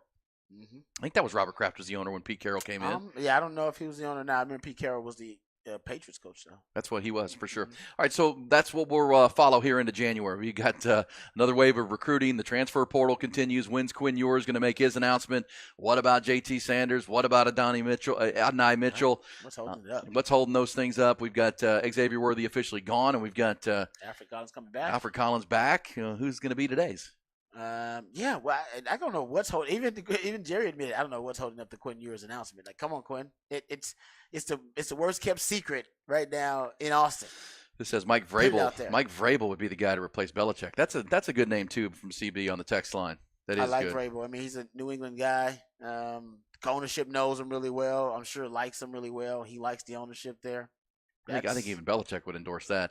Because Vrabel has been a real good coach in Tennessee. It just feels like he hadn't had a good GM with him. Remember the GM got at odds because he traded A.J. Brown. Yeah, and the blueprint that they were using, that they were deploying with, obviously playing bully ball, basically the biggest O-line at one point they had in the NFL. They had the multiple tight ends, and they were just running downhill with Derrick Henry. They've exhausted it. Like, it's done. Like, you know what I mean? Right? Well, and I felt like when they had Arthur Smith, who's now the Falcons coach, it was a more diverse offense, and that was the best Ryan Tannehill's ever played in his career, and it had the toughness of a Vrabel team with the diversity. But then they had A.J. Brown. Yes, they had weapons, right? weapons, and then they lost the weapons. Yeah. And I think they wanted to go just strictly bully ball, and I think that's why you get very predictable. Vrabel was at that upset. point. Yeah, he's like, "Hey man, y'all got rid of my weapon. That was my changeup. That was my guy. That was my changeup. We're gonna bruise you. We're gonna bludgeon you, and then when you come down and load the box, we're gonna be, oh, you got A.J. Brown 1-on-1. You lose. Yeah, we got you. That was our changeup, and you got rid of my changeup, and then you tried to draft one. It's like, nah, man, you screwed up. Yeah. You got rid of my changeup. This text on the text line, we appreciate all the messages. 447-3776 says if the Raiders get rid of Antonio Pierce, then that will be the downfall of that organization. That's what Devontae Smith said, or Devontae Adams. We'll play some sound about that when who said that, because Devontae Adams he's He's all for his guy. lobbying he's for all it. for his guy, Antonio Pierce. They should have kept Rich Bisaccia when he was their interim coach after Gruden was out, went to the playoffs. All right, we'll come back. When we do, Rod will take us behind the burnt orange curtain. We're talking Texas football. When will these announcements come? And I'm going to ask Rod the question of the trio of Adonai Mitchell, J.T. Sanders, and I was going to put Alfred Collins in it. But we now know Alfred Collins is going to be coming back. I mean, the uncertains. Yeah, all the uncertains. Is there anybody that we think is going that may be uncertain? Yeah, we'll have that question coming up. What about Jonathan Brooks? Come on, he's in a no-win situation in my opinion. Yes, you feel bad for Jay Brooks. We'll have that coming up behind the BOC off the record before see what happened to Tyreek Hill yesterday. Good night, nurse. What a shame. We'll get to all that. It's coming up. It's a busy Thursday on Hook 'em Up with Ian Rodby.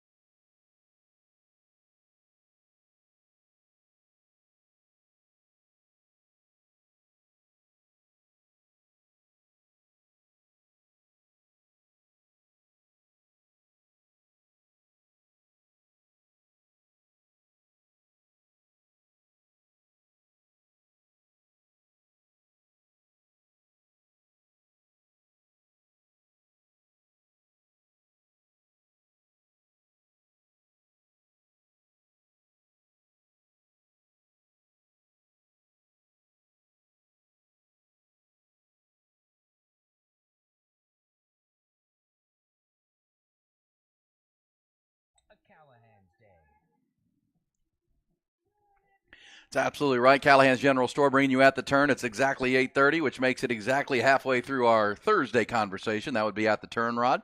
We're 9 holes in and 9 holes to go. If you want to keep your yard year-round looking like a golf course, that's what you get over to Callahan's for and talk to the great people there. It's time to winterize and pre-emergence and all the things to keep your yard and get your yard ready for the rebirth in the spring, and you can do that over at Callahan's General Store. Can we say congratulations to Scotty Scheffler, voted by PGA Tour Players as the Player of the Year for the second consecutive year.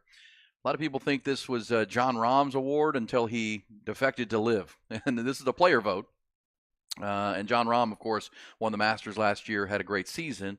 But Scotty Scheffler, we said this a lot last year when we were talking about golf. Scheffler won the Players Championship, which is known as the 5th major, Rod. He won the Phoenix Open, and he was remarkably consistent. He didn't finish worse than 12th until July. He was in the top 12 every week on tour.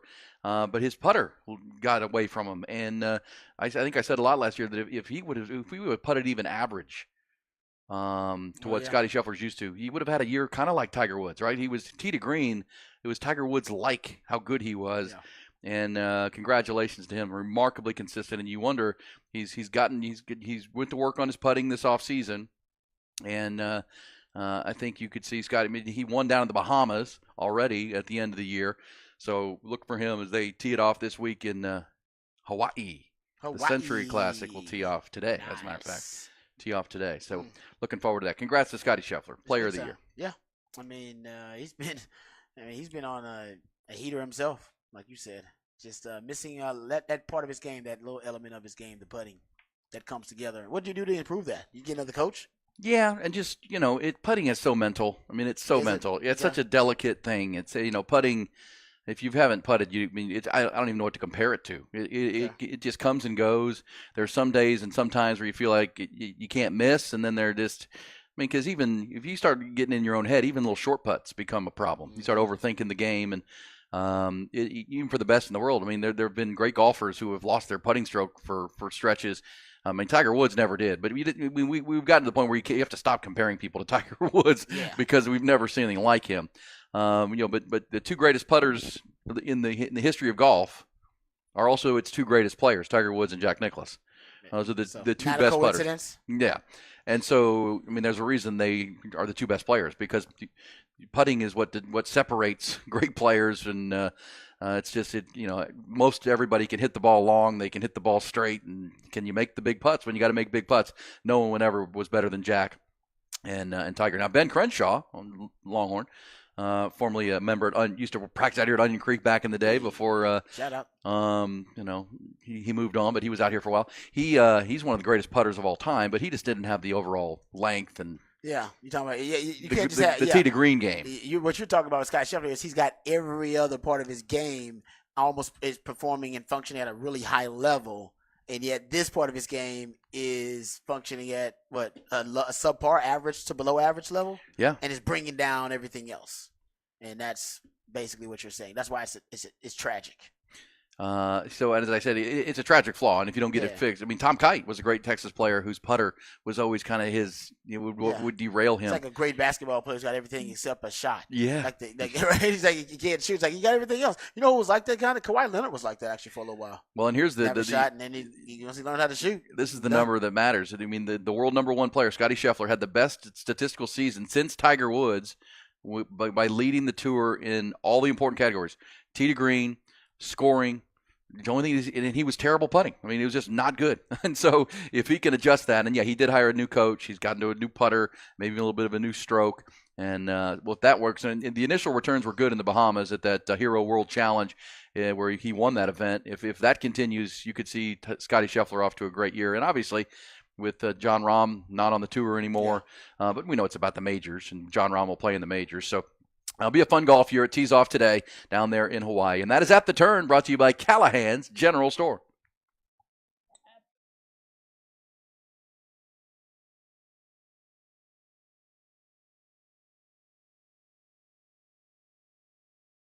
And they were all asking themselves the same question. What is behind that curtain?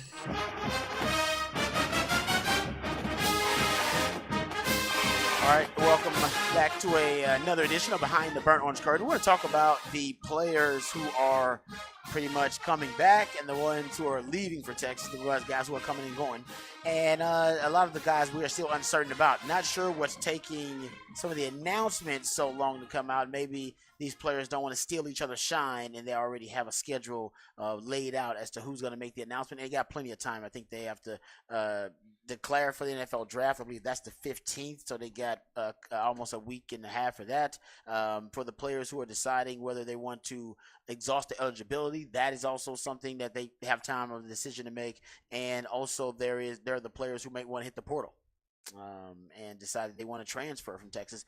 So you got three different situations right now that are taking place simultaneously with these guys who are trying to figure out what their future is going to be, either at Texas or in the NFL or with another program. We know X-Man is leaving. He's already declared he's going to the NFL draft, and we know now Alfred Collins said yesterday, or at least on social media, that he was coming back to the University of Texas, which is big.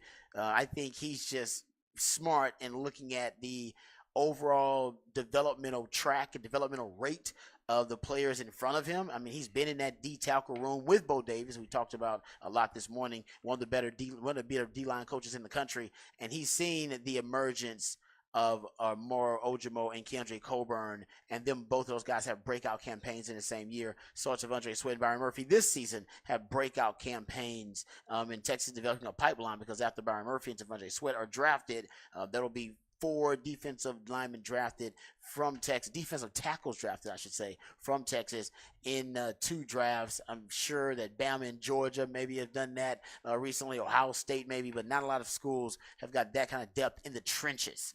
And Texas may be able to brag about having the best D tackle room in the country for back-to-back years. That is incredible, and it's also a compliment, and I think it's really shows you how much of a great defensive line coach that Bo Davis is, because these are guys that he inherited. And he's just been developing these guys. And what happens when he picks and chooses and gets to hand pick the talent that he wants in that D tackle room? You could see this go to an even higher level and to become more of a pipeline. But if you're Alfred Collins, looking at those examples in front of you, it should be pretty easy if you're not considered to be a high NFL draft pick, or if you haven't achieved all you have wanted to achieve on the 40 acres. It's all in front of you, and he's got more upside physically, just in terms of the measurables, than Coburn, Ojimo, Sweat, or Murphy.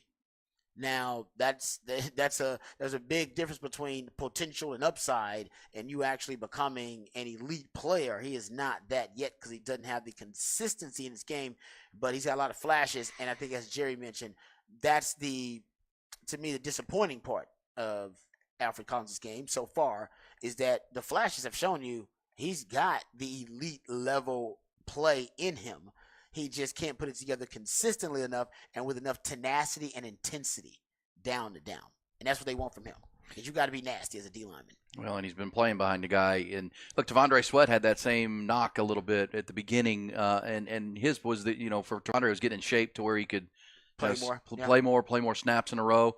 But boy, just watching Byron Murphy. I mean, Byron Murphy never slows down. I mean, the energy level, the motor in Byron Murphy is elite. And but those are things that don't just rub off, but you can learn. You can see what you can have a clear picture of that's what that looks like and what they're trying to tell you. I'm sure when you were coming through, Rod, you saw guys that okay, that's the standard, right? That's how we go about our business, right there. And Byron Murphy was that, along with Jalen Ford on the defensive side of the ball the last couple of years. Yeah, you've seen, like I said, the examples have been in front of him, and by the way, the coaching works. If you cannot achieve being the best version of yourself as a player with Bo Davis in the room as a D tackle, it's probably more on you than it is on Bo Davis. That's 100% true. And the players that you've obviously seen achieve, obviously great things in that D tackle room. So I hope he does. I think we've been waiting on it. We've been waiting on a light to go off for Alfred Collins for a long time. If it does, he's going to be dangerous. It's funny. Nick Saban's always famous for telling his guys that, I was in the NFL, and when we write draft evaluations, what you don't want in the evaluation is buts. What you do want is ands. Yeah. This player works really, got long arms, height, size, and works his tail off, and he's a good teammate, and he does this. The minute you start hearing buts, and they write butt on the evaluation, that's what you don't want. Right. But a little bit out of shape, or but not a great teammate, or but doesn't play hard on every play. Flashes, but doesn't play great consistently. You don't want the butts, and that's pretty simple. Like, eliminate the butts, and you rise up draft boards, Mister. Because Alfred, you cover it when it comes to traits. You've got the size, you got the length of the arms they're looking for. Got everything. You got everything. The athleticism, the burst. The power, the speed. Think about him, Rod. He's a guy that could play, if he could bring the motor and the consistency, not just flash, he could be an every down defensive line, because you could, on pass rush downs, he could slide inside, you could slide him outside where we've seen him, because he's long, Rod. He's long and he's athletic. That's the guy that if you could light the fuse or turn his light bulb on, watch out. Yeah, but this will be a great test for Bo Davis. We know he's a hell of a coach, but for some reason we have just not seen the consistency out of Alfred Collins, and this is, as Jerry said, this is the season. This is it. And if they don't get it this year, maybe it was never there. Well, and I think we heard the same comments about T'Vondre Sweat, and he came back and put it together and won the Outland Trophy and Player of the Year, and had a great season. So hopefully that's the path for Alfred Collins, because he's got a higher ceilings than even T'Vondre did. Yeah, no doubt. He's got higher ceiling than any other D tackle in that room that's been in that room with him. And they need them, by the way, because they need the replacements for those two guys who are moving on. And as you said, 4 guys over the last 2 years. That's what it feels like now, that it may be tougher for them to just reload at that position, but they got a really good coach, and Alfred Collins obviously has a lot of potential. All right, real quick, the guys who are uncertain. We know the guys who are coming back and leaving. It's only 2 of them. We don't know why the Quinn Ewers news is taking so long, but the assumption is that Quinn Ewers will return. As a matter of fact, we're going to have CJ Vogel on later that he mentioned in the 9 o'clock. 9:30, right? Yep. And he had an interview. He's doing a great job, by the way. He works with On Texas Football now, and he's fantastic at his job. He covers not only recruiting, but he's been covering the All-Star games too. So he went down, I believe, to San Antonio to the All-Star game and actually got interviews with some of the guys, some of the Texas commits, and one of them was Ryan Wingo, the fantastic 5-star receiver. Ty has this audio, so get it queued up here, Ty. This is from my man CJ Vogel, does a great job. But there's a little clue in here, I think, from Ryan Wingo that I think we need to pay attention to. So here's the piece of audio. The whole thing is really good, but I'm going to point out something specifically when it's done. I wanted to go back to your recruitment just a little bit.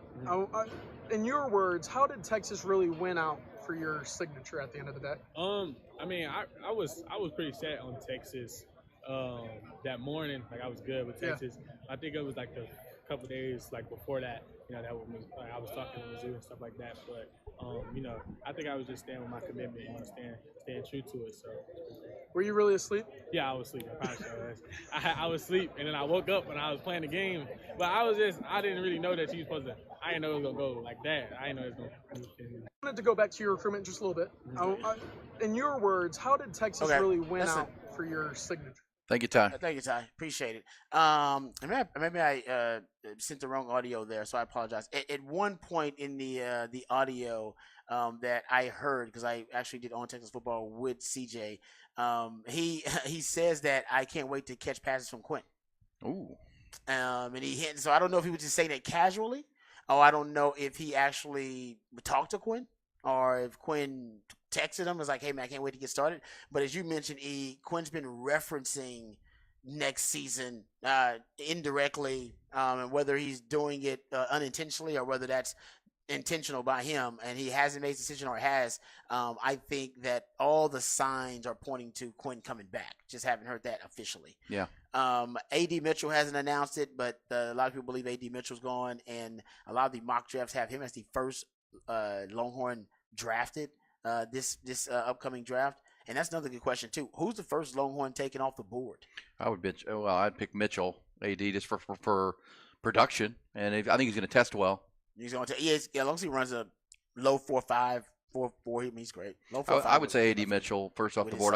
As I've said though, I think the most impactful Longhorn big picture in the NFL can be JT Sanders. I just think he's the guy that has the highest ceiling because he's only been playing tight end for a couple of years, but he's a 5-star talent.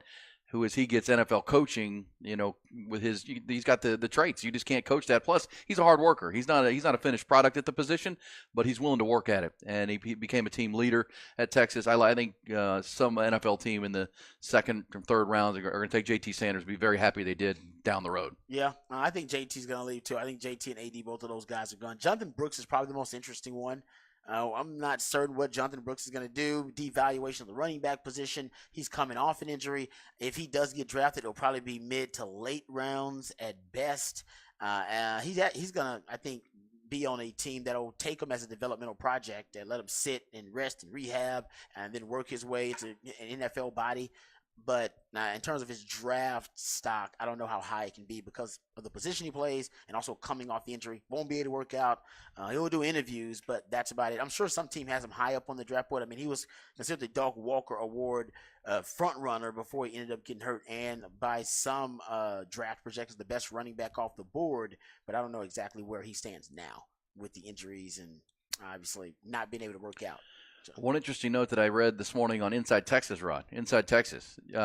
This is their report says signs point towards Texas cornerback Ryan Watts returning to Texas. But it only works if he's open to giving safety a chance. Lack of foot speed, that corner finally caught up with him, plus the plus-size Watts. But he does have traits that transfer to safety, assuming he could pick up the cerebral parts of the position. I think that'd be a smart move for both parties, Texas and Ryan Watts. If the NFL's telling him, look, you're not a corner, We kind of need to see you playing some safety. He just doesn't have the hips Yeah. to be a corner downfield. He's good at the line of scrimmage, getting his hands on guys, but Could he be a safety? Yeah. Yeah. He could definitely be a safety. That'd be interesting. Yeah, he could be a pretty good I safety. think we just assumed Ryan Watts is gone, but this report says signs point to him maybe coming back because he doesn't have where to go. Like the NFL is telling him, we need to see some safety tape. Well, yeah, because we don't think you can cover at corner. Yeah, in the NFL. I think you can cover at corner that well in college. No, I'm not. That's not a knock on Ryan Watts at all either. Like I said, Ryan Watts is a good player. He's just not a coverage specialist. He's a liability in coverage at times. Yeah. And teams attacked him. And I think at safety he becomes an asset in coverage because he's covering tight ends and he's covering running backs. Then he'll be an elite cover safety. The thing will be about, can he run the alley? And we know he can tackle. Yeah, he's good. He's a physical player. He's a physical player. I think it's interesting. I would say Michael Griffin said that 2 years ago. Yeah. And I think I came around to it last year. I was like, yeah, he probably is a projected. Well, then all of a sudden you have Andrew Makuba coming in who could play any of the safety positions. And if Ryan Watts was going to stay and play, you got a veteran back there who's taking to the position. Derek Williams, Michael Taff. Here comes Xavier Filsaime, the 5-star kid from McKinney. Put Makuba at nickel. Yeah. That's what I would do. Makuba, because Jahdae Barron leaving, that stresses me out. Yeah, he's been such a key piece. All right, good stuff right there from Rod behind the BOC. As good as in-depth as you get right there. Also, the name Jelani McDonald is interesting for that safety position, Rod, right out of Waco.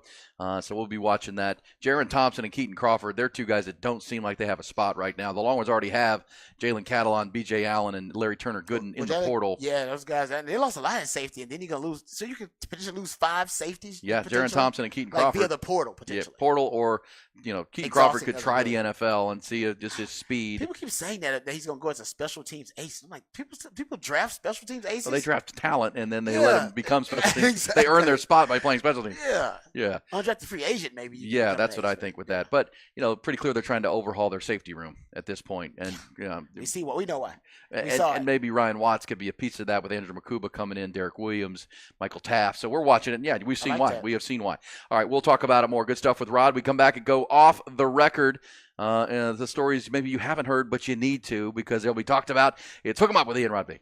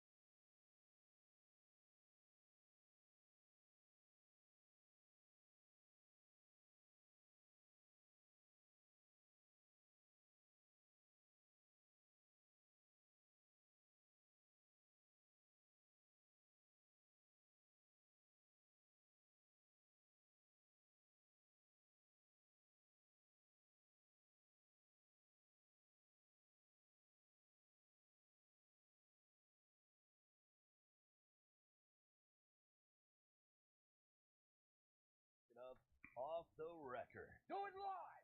I'll write it and we'll do it live. This thing sucks. All right, off the record time. Get you the update on Tyreek Hill. Tyreek Hill's house burned down yesterday, Rod. Man, that's crazy. It's a big house, too. But It's huge. you ever played Tetris? Yeah, love Tetris. Yeah, I love Tetris. Ty, you ever played Tetris? You're a gamer. You like to play the video games. Tetris, the kind of time waster game. Blocks. You're just placing blocks. Yeah, not so much. How about for me. this? A 13-year-old boy in Oklahoma just became the first person in the world to beat Tetris. Willis Beat Gibson. Tetris. You can beat Tetris? I Yes. thought it just keeps going. No, the 13-year-old gamer who goes by the name Blue Scooty online, Blue Scooty, made it to level 157 before it froze up. People think that you can't win, but it just stops. At that point, it's done. Okay. I was going to say, I don't think you can win it. I think it's like it goes on forever. Like it's like But infinite. apparently the entire run for Blue Scooty took 38 minutes. He set several world records, and you can go watch it on YouTube. He was recording himself as he did it. He set the highest score, but Tetris came out 1989. So it went longer than anybody else ever, like the highest level than anybody else. Well, no, because AI, artificial intelligence has gotten to this point, too, where it freezes up and it's over. The game's over, which is called beating it. AI's done it before, but no human had ever done it. Now a 13-year-old in Oklahoma has done it. Ended Tetris. Okay. Good for him. Yeah, I guess that's kind of cool. I mean, I don't know if that's cool or not. Is he getting paid for this? I don't think so, but it's a goal he has achieved. Yeah. Apparently, he had the goal forever to try to get to what AI has done, which is freeze it up, and he did it. I think with the gaming world being what it is now, you can get paid for literally being a gamer. You can get drafted into gaming leagues. Playing games without getting paid to that extent is probably not good. You probably should be, if you're that good at it, you should be getting paid to do it. You should be in a gaming league of some kind. And there's not a Tetris league, but you obviously have the skill to play games. Go play games that make you money, because there are now leagues that play games that make money, and Tetris ain't one of them. So yeah, that's what I say to the young man. Like, you're great. You're a gamer. You're 13. Go. There are games now you can go make hundreds of thousands of dollars literally in a league playing video games. Go to Vegas. You play in like Madison Square Garden. Clearly, you have good eye-hand coordination. You're a gamer.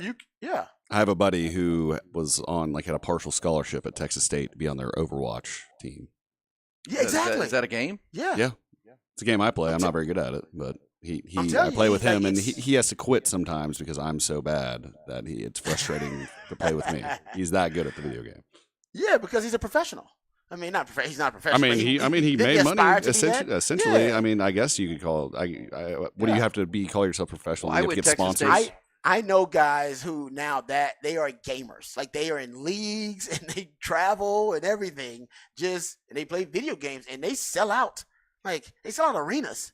People could sell out arenas to watch these people play video games in a tournament style. It's wild, man. They have like a full facility in Dallas. That's where they host a lot of the championships. right by Cowboy Stadium. Yeah. Yeah. So my advice to this young is a young man or a young woman? Willie. Young man? Or Willis. Great. I'm glad you did what you did for Tetris. I need you to start getting into these games that make money, because you can be set by the time you're 20, you could be a millionaire. He's only 13, so he's got plenty of time. Yeah, you're that good at gaming. Hey, stay in school, but you can be a millionaire by the time you're in your early 20s, man. Just gaming. You can be the greatest gamer of all time, potentially.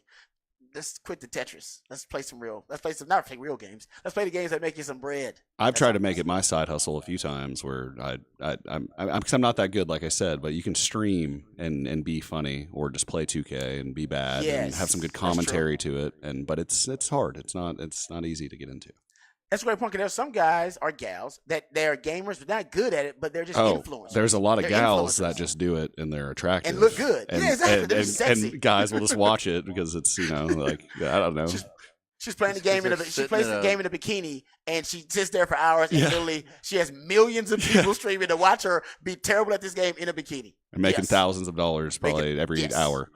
Exactly. That's what I'm saying. Like, come on, man. The Tetris thing, it's cool, but then it ain't cool. Hey, let's focus this energy. Let's focus this talent for this young man. All right, hey, Ty, I sent you a video, a piece of audio for Off the Record, if you don't mind, sir.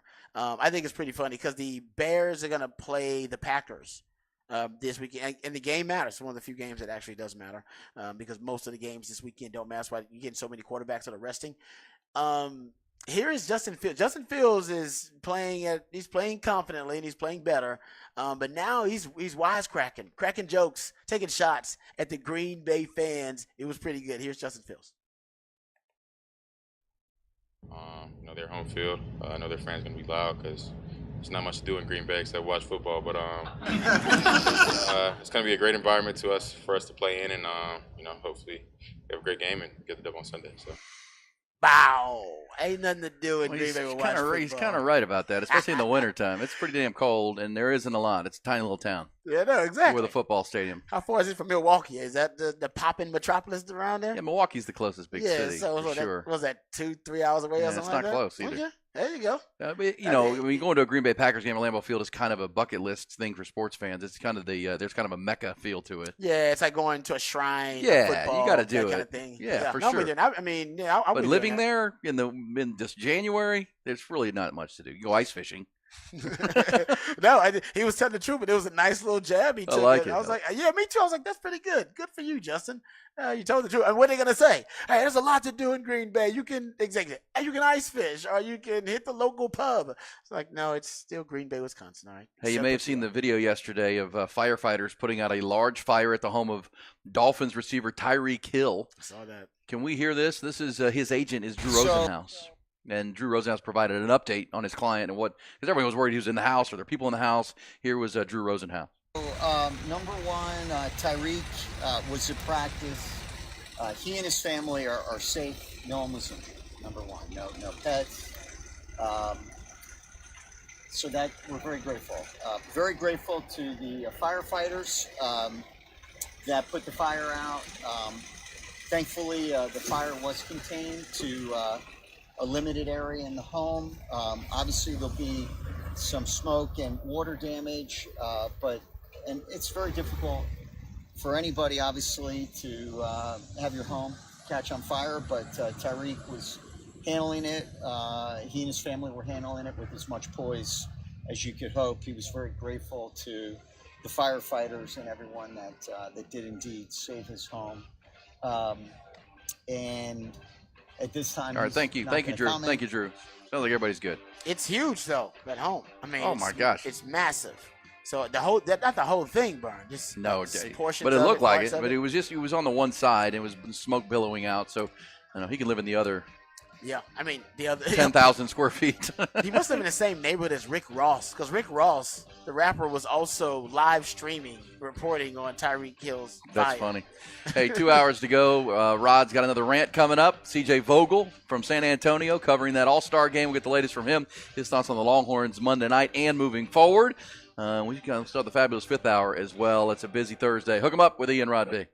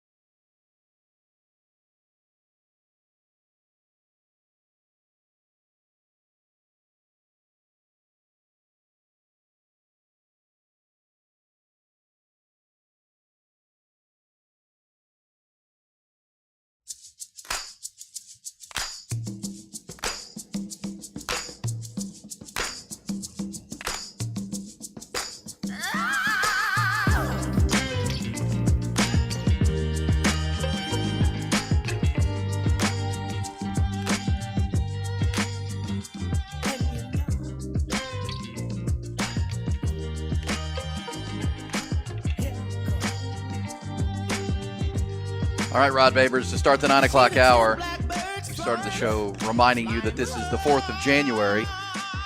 We play this for you. This is what happened the night of the 4th of January, 19 years ago this day. It was a Wednesday. The Rose Bowl in Pasadena. Here we go. Young from the shotgun. Back to throw. Vince looks. Under pressure. He'll tuck it in and run. Vince to the 5. Young. Touchdown, Texas. Touchdown, Vince Young.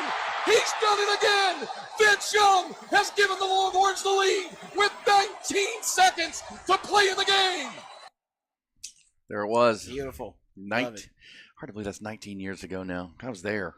Time flies, Rod. Yes, Time flies. That was the memory that made me want to get into this business. There you go. I had that date tattooed on my wrist. Yeah. Nice. Remember, you were going to get another tattoo if they went to this national title? Were you going to get another If tattoo? they won, maybe. I don't know. I'm kind of not on the tattoo grind anymore. I got you. Brain and 2 tattoos. I'm good. The brand, that's the best. Girl told him to brand himself when he was at a campfire, and he did. She branded me, actually. Damn. And do you even still talk to this woman? I see her every once in a while. Do y'all discuss the intimate exchange when she branded you once? Do you discuss that at all? Oh yeah. Okay. And it worked. I mean, I fooled around with her once or twice, but it was worth it. It was. It's a good icebreaker. I always say that. I forget about it honestly till it's shirts off. People are like, what is that? Is that Texas? Because it doesn't look exactly like Texas. And she did it with like a coat hanger or something? Yeah, she spent all day with like some pliers and a coat hanger, and we put it in the campfire and slapped it on my back. Wow. That is a story right out of Yellowstone. I mean, that's crazy. And I was like 14 years More old. of a story out of like, it's more of a story like out of Porky's or something, Animal House, and it's just dumb. It was dumb, yeah. And there was parents there, and they were like, please don't do that. Like, I'm serious, guys, don't do that. And we're like, yeah. 10 minutes later, they run out, and I still remember the face of the moms that were there. They were like, "Oh God, we're screwed." Because you're only 13. I was 14. I can't imagine that. But yeah, no, my dad was very pissed at those parents. It's safe to say. Yeah. If I would be pissed at those parents too. I need y'all to intervene. Well, but they said don't do it, and then they went inside. Once they're inside, what are you gonna do? Exactly. I mean, you can't watch them at all times. I had drinking like a Four Loko or something. I was feeling myself. No. First of all, there's so many bad decisions happening here, compounded on top of one another. Yeah. Well, you gotta make bad decisions to learn, right? No, but this is why y'all needed supervision. This is why your dad was upset, because y'all needed more supervision than just the warning, don't do it, and then let y'all just go off on your own. It's like, no. Yeah, they needed more supervision than that. And we didn't even like clean it or anything. They slapped a bag of ice on my back, and I was laying there for the rest of the night. I don't know. I wish I saw the video. It was on Vine, if you remember Vine, like the TikTok before TikTok. I do remember Vine. I think it's gone forever now. It should be, because a lot of underage stuff happening there. There you go. Well, True. you'll have a 14-year-old one day, Rod. Good luck with that. But yes, hey, we've got a lot going on. That was 19 years ago. I just remember watching that game and that touchdown being. I told you the story. I was exhausted. I don't think I had slept for like 3 days, because remember that game was on Wednesday, and I was doing a radio show from 2 in the morning. We're getting up at 2 in the morning to go do a radio show from 4 to 9 every day. Oh, that's right. The time changed. Yeah. I didn't think about that. And then the wife was there, so we were sightsighting during the day. And we were coming up New Year's. I was a zombie. I was a zombie for that, but it was a great finish, and obviously a great game. And the Longhorns, unfortunately, were 1 win away, and really 1 pass from Quinn Ewers to A.D. Mitchell from being back in that national championship game on Monday night. Instead, it'll be Washington against Michigan. Coming up bottom of the hour, we'll talk to C.J. Vogel, the Football Brainiacs, and on Texas Football Channel with you, Rod, on YouTube, and us. He will weigh in his thoughts on what he saw. He was at the game on Monday night, so we'll get his eyewitness account and what's to come for the Longhorns. He's covering the All-Star game down in San Antonio right now, so CJ's always good. Yeah, this says, guys, you got to hear the Rick Ross live stream. It's hilarious. I saw some of it. I think he was trying to be serious. I don't know if he was, but it ended up being funny.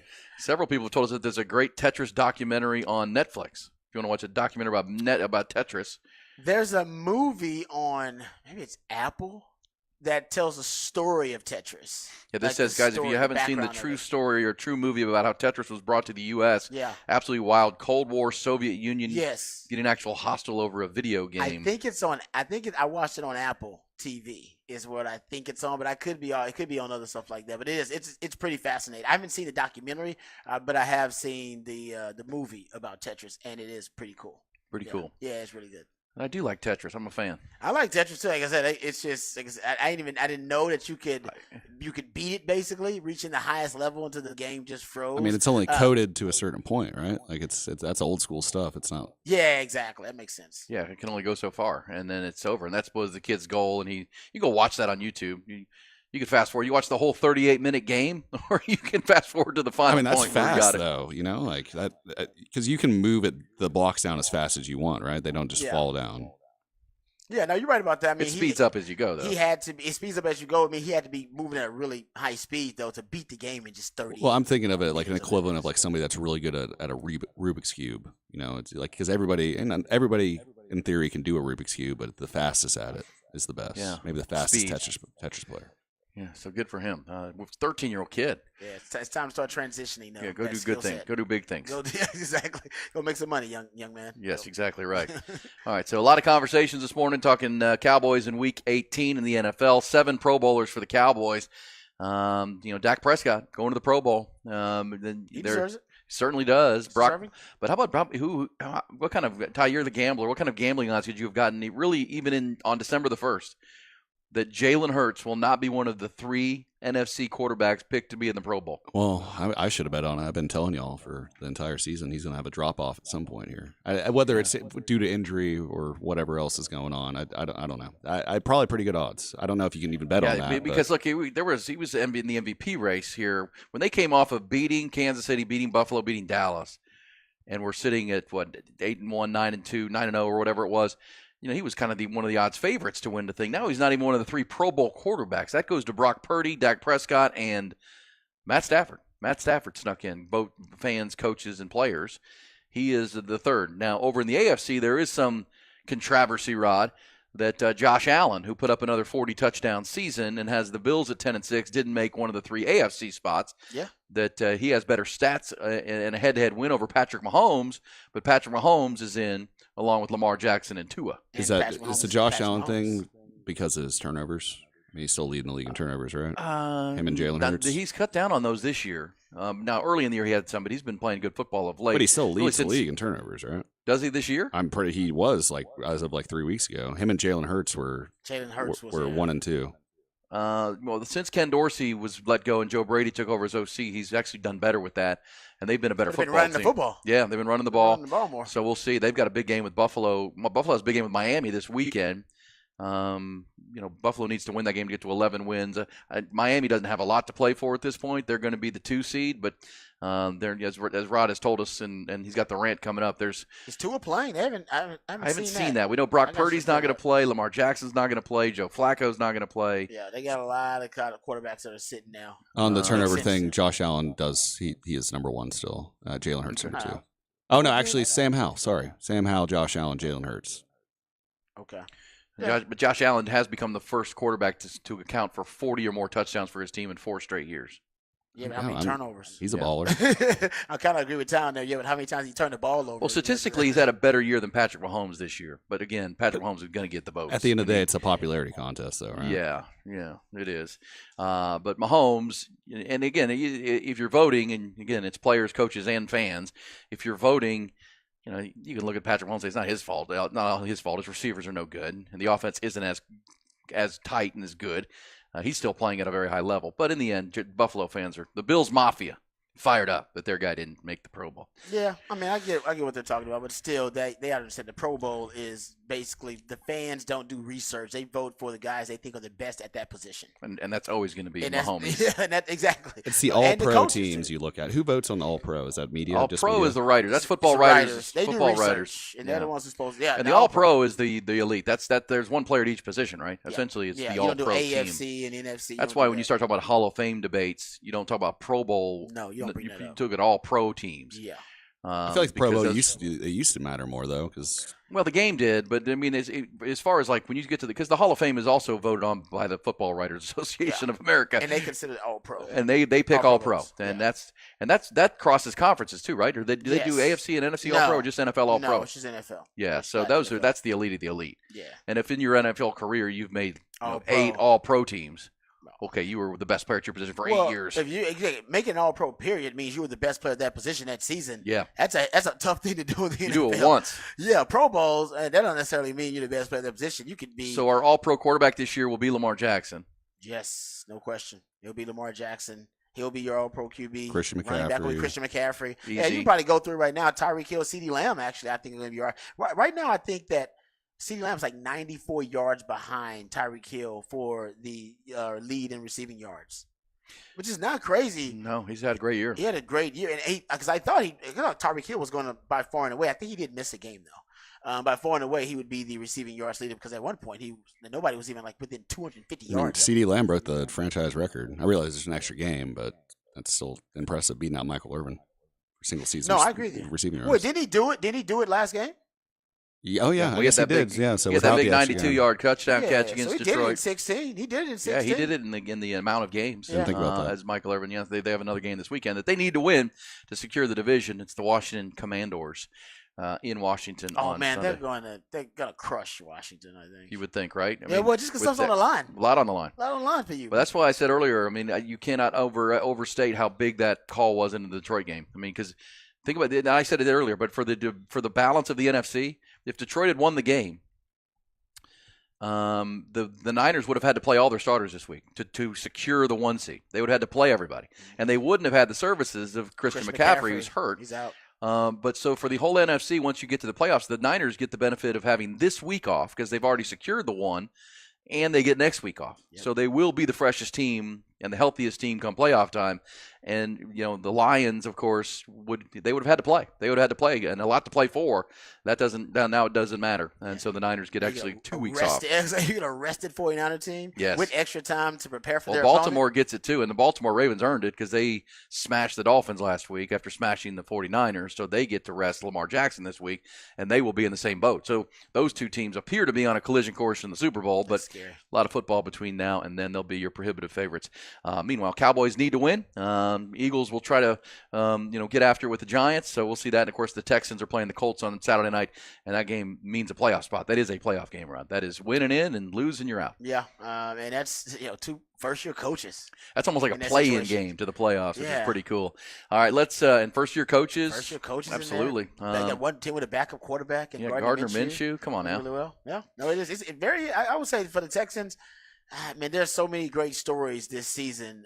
It's a shame that D'Amico Ryans didn't win Coach of the Year. Well, he's not going to win Coach of the Year because I think Kevin Stefanski's going to get it. But he's deserving of it. I think like 2 other coaches could be deserving. If Shane Steichen can get the Colts in, honestly, he would be deserving of it too. Unbelievable. Yeah, without a doubt. Yeah. He's done a real good job there. All right, because remember last year they were a mess. That was the Frank Reich's out, Jeff Saturday's in. Even Sean McVay getting the Rams in. And the Rams are a team nobody wants to play right now. You don't really want to play them, and they've done. I mean, basically they've done it with like 3, 4 kind of Pro Bowl, All Pro caliber players playing, but everybody else they're throwing out there are just low, late round draft picks or undrafted free agents they picked up, and they've developed those guys into being stars for them. That's a great story too. And by the way, to your question on Tua, I believe the Dolphins need to win Sunday because if they don't, they'll be even. They'll both be 11-6. And the Bills would have beaten the Dolphins twice because the Bills beat Miami in Buffalo. Also, they win division. So Dolphins got to hold on here. They've got to win that game to win the division. So they can't rest to it. Okay. That's how big that loss was that they had to. Think about that Tennessee game a couple weeks ago. Ooh, where they were up but double digits with 4 minutes to play. That's going to come back to haunt. That's going to haunt them. Does division record, does that supersede head-to-head? Like if the Dolphins have a better division? No, head-to-head. If they sweep the season series, that's Same the head. record. That's the first Okay. tiebreaker. Yeah. Okay. So the Bills and the Dolphins means a lot actually on Sunday. Yeah, I didn't think about that, but you're right. Yeah, because Dolphins are 11-5. Yeah. Bills are 11-6. They win that game, they'd have the division lead. Yeah, they would.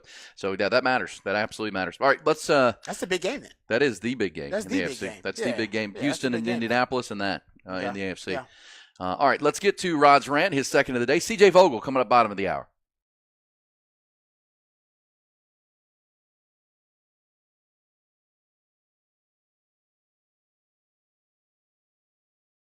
I'm as mad as hell, and I'm not gonna take this anymore! Find out what happens when people stop being polite and start getting real. You ain't keeping it around. My God! Okay, it's happening. Everybody stay calm. Oh, you've done it now. It's time for Rod's Rant of the Day. Hold on to your butts. As we just discussed, there are several teams that have decided because everything is already locked up and they cannot improve their position in the playoff and with that seeding, and they can't necessarily, win or lose the division in Week 18. They're going to sit there starting quarterbacks. Kansas City, nothing for them to play for. They're already locked in, so Kansas City's going to sit Patrick Mahomes. Cleveland, we'll get back to Cleveland actually, sitting Joe Flacco.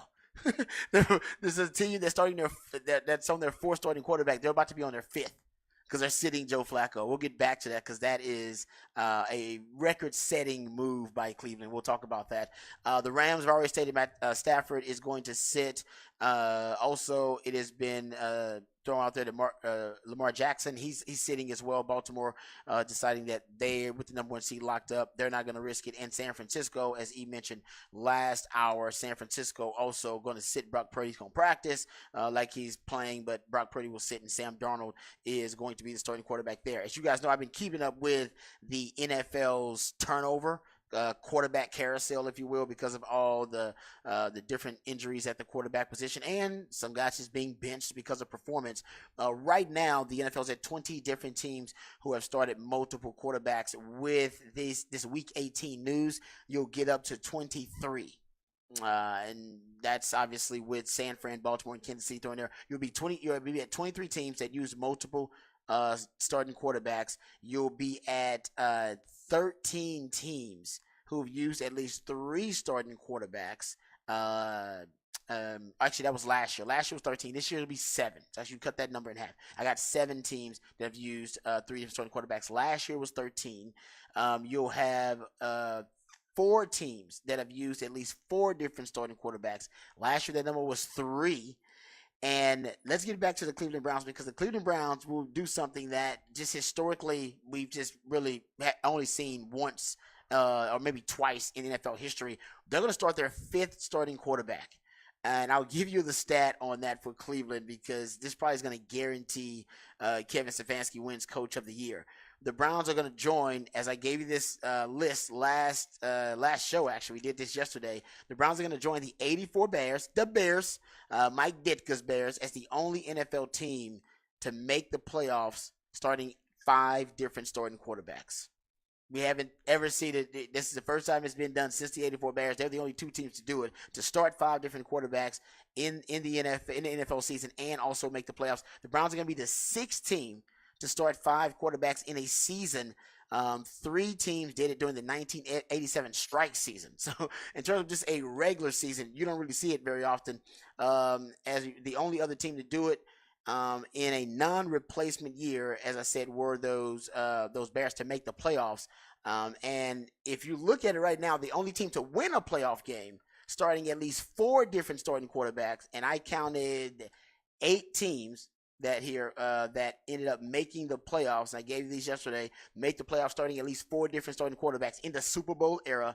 84 Bears, 86 Bears, 87 Bears, all coached by Ditka.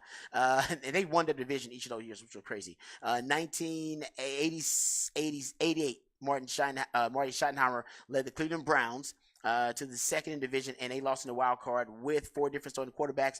2003, Mike Shanahan's Denver Broncos did it. They were 10-6, lost in the wild card. 2013, Mike McCarthy and Green Bay Packers did it. They won the division, by the way, and lost in the wild card round. In 2015, Bill O'Brien's Houston Texans actually did it, and they were 1st in the AFC South, and they did it. But none of those teams, only the Chicago Bears won a playoff game. As a matter of fact, the 84 Bears actually lost in the NFC title game. And if you're looking at history, I guess maybe this Browns team, they got a chance to make a run, but they will be the only team, other than the 84 Bears, the only team to start 5 different starting quarterbacks and make the NFL playoffs. And if they win a playoff game, they'll join the 84 Bears as the only team to start at least 4 different starting quarterbacks and win a playoff game. You just don't see it. That's how rare what's happening in Cleveland is. And by the way, none of those head coaches that I mentioned that led their team to the postseason, starting at least 4 different starting quarterbacks in the Super Bowl era. None of them won Coach of the Year. None of them. No, I'm serious. None of them won Coach of the Year that year. And, none of them won that year. I'm sure at one point they did, but none of them won it that season. That's where Kevin Stefanski could change that equation. Yeah, no, I think he's going to win it. I don't think there's right now another coach who has a better case than Kevin Stefanski, considering they're, an 11-win team? Yeah. On their 5th starting One for quarterback. 12. Yeah, Jeff Driscoll will be the 5th starting quarterback for them because he's going to start the game that's coming door. up. Yeah. Hey, Deshaun Watson, P.J. Walker, Dorian Thompson-Robinson, Joe Flacco, and now Jeff Driscoll. 5 of them. That's the most starting quarterbacks in the league this year. Crazy. And they're going to make the playoffs. The Browns. That's unbelievable. The dog pound. Hey, we'll come back when we do see Jay Vogel be with us, a colleague of ours on Texas Football on the YouTube channel. Also does great work over at the Football Brainiacs down in He's been busy. He's in New Orleans and then over in San Antonio covering the All-Star game. We'll get the very latest from CJ on the Longhorns, who are to be Longhorns, the future prospects, and his thoughts from his eyewitness account of the game in the Sugar Bowl on Monday night. That's coming next on Hook 'em Up with Ian Rodby.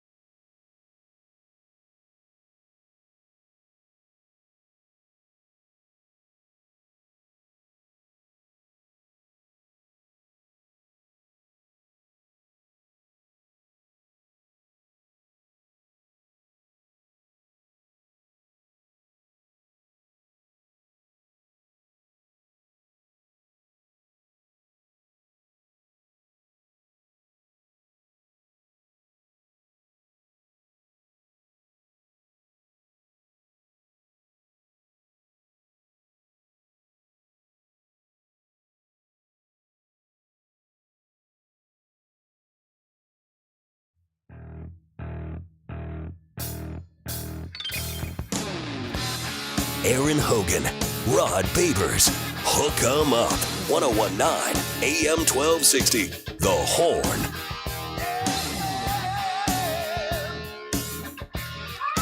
Before the top of the hour, we'll play a round of Who Said That, Rod Babers. Who said it? Who said that? Been talking all things NFL Week 18, Longhorns, who's coming, who's going. Is it going to be a day-by-day drip of announcements? Is that the plan? Don't cover up anybody else's shine, as they say, Rod? Seems that way. Yesterday was Alfred Collins. Day before was X-Man. We'll see if something comes down today and people are wondering about Quinn Ewers and his decision. I will say again that listening, this doesn't mean it's final, but his conversation in the postgame up on the podium with Jalen Ford and Sark sounded like a guy who's planning to be leading the Longhorn offseason. I mean, that was because Sark talked about the 12-year commitment, the 12-month, everything that culminated in that Sugar Bowl and the season they had, and the Big 12 championship started last January, and they need the same buy-in, they need the same attention to leadership and detail. And then Quinn said, I look forward to attacking the offseason and being a one of the tips of the spear with this offseason. So he sounds like a guy who's made his mind up, but that's why you're asking, why hasn't he announced it yet? Just seems, I just don't know what the holdup would be. And I think actually the social media strategy may be a good theory as to why he hasn't made the announcement yet, because I think it seems to be the worst kept secret right now in Austin that Quinn's coming back. Yeah. I mean, nobody's doubting it at this point. Nobody. And now, and I think most people think A.D. Mitchell and J.T. Sanders will follow Xavier Worthy out into the NFL. And with that in mind, let's go to the Vaqueros hotline, and he is one of the best and a colleague of ours over on Texas Football. He may still be in San Antonio covering the All-Star game on Saturday. He's our friend C.J. Vogel. C.J., how are you, man? Good morning, guys. How are we doing? What's up, C.J.? Have you got any rest? Have you got any sleep? I know you were a part of the our coverage there in New Orleans, and then you had to, like everybody, drive back down I-10 and took forever, and now you're down in San Antonio covering this. Have you gotten any rest so far in the last week or so? No, not a whole lot. I was, hoping to turn that I-10 trip into a nap, and that didn't really happen. So, one of these days, the off season will start hitting like the off season, but it won't be today. Won't be today. Hey, let's start right there, CJ, with what we were talking about as you came on. The announcement of Xavier Worthy on Tuesday, the then reports of yesterday with Alfred Collins, which took some people by surprise, but probably a good decision for Alfred. What's your lean on the next couple? What do you think's going to happen with Quinn, and when will that come? What about J.T. Sanders, A.D. Mitchell, and as far as other guys that could be headed out the door? Yeah. I think that Alfred Collins report and kind of leaning right now of him coming back is as big of any returning player that Texas could have coming back for 2024. So massive for that, if that is the case for Alfred Collins. Like y'all were mentioning, I do think Quinn Ewers returns. I think that's almost a foregone conclusion at the moment. So very exciting for him to come back into year 3 under Sarkisian and really take another leap forward, as we saw him do this season from his redshirt freshman season 2 years ago. So that would be big for Texas. I think things are a little unlikely right now for A.D. Mitchell to return. I just think with the way, the season concluded and the whole, package of film that he's been able to produce, it makes sense that he is now being named in first rounds of NFL mock drafts. I think CBS Sports released their first mock draft yesterday and had A.D. Mitchell going number 24 to the Bills. So it makes sense for him to want to get into the NFL and begin his career right away. But as long as Quinn comes back and a couple other pieces are added to this team, as we've seen so far through the portal, this team will be highly competitive once again, or I guess for the first time as they enter the SEC. Hey, CJ, man, you've been jet setting all over the place and doing a great job with your coverage. But you were down at the All-Star game where you got some Longhorns who got a chance to participate and compete at the All-Star game. Tell us about the players that you got a chance to get eyes on and who impressed you.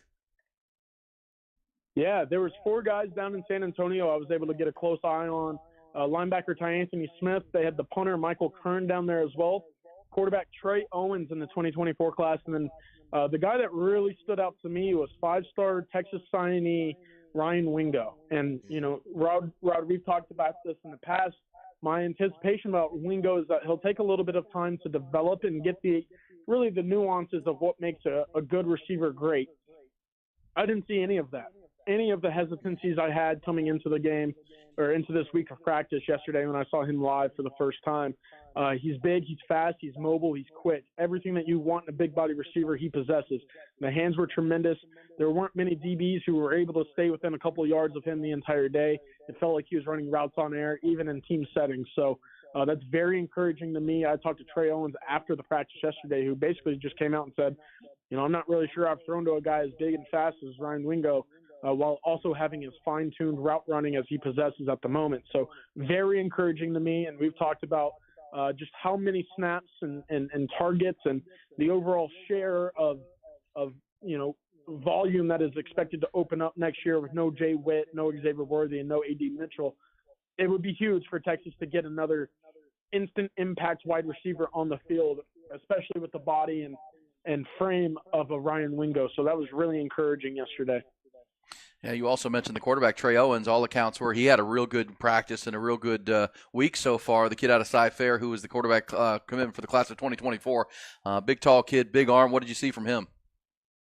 Yeah, I think it was no surprise to anybody that has seen Trey Owens throw football in live action that he was the MVP of day one's practice for the West team. Owens is a great thrower of the football, and I think that is really what intrigues Steve Sarkisian and his staff to take his commitment this year. He will have to work on his body as any incoming freshman will as they get to the college ranks, but he shows great touch on passes, over the middle and especially towards the outside in that 10 to 15 to 20-yard range. He has a big arm, so he can huck it deep and he can fit it into tight windows. But really, it was the touch that he possessed yesterday, that really stood out to me. He and Wingo specifically had a great rapport with one another, and it felt like every time that they were lined up with one another, it was a completion down the field. Hey, CJ, I want to ask you about Jonathan Brooks. I feel like his decision is, in my opinion, probably the most difficult of all these guys who are trying to make decision to move on or to stay. The running back position has been devalued in the NFL. He's coming off an injury. What is your feel about where Jonathan Brooks, or what decision Jonathan Brooks is going to make? Yeah, there's two things here, and one of them kind of piggybacks off the other. I was told about 2 weeks prior to his injury against TCU that several NFL scouts in the draft circles saw Jonathan Brooks as the number one running back in the NFL draft for the 2024 draft coming up in a couple months.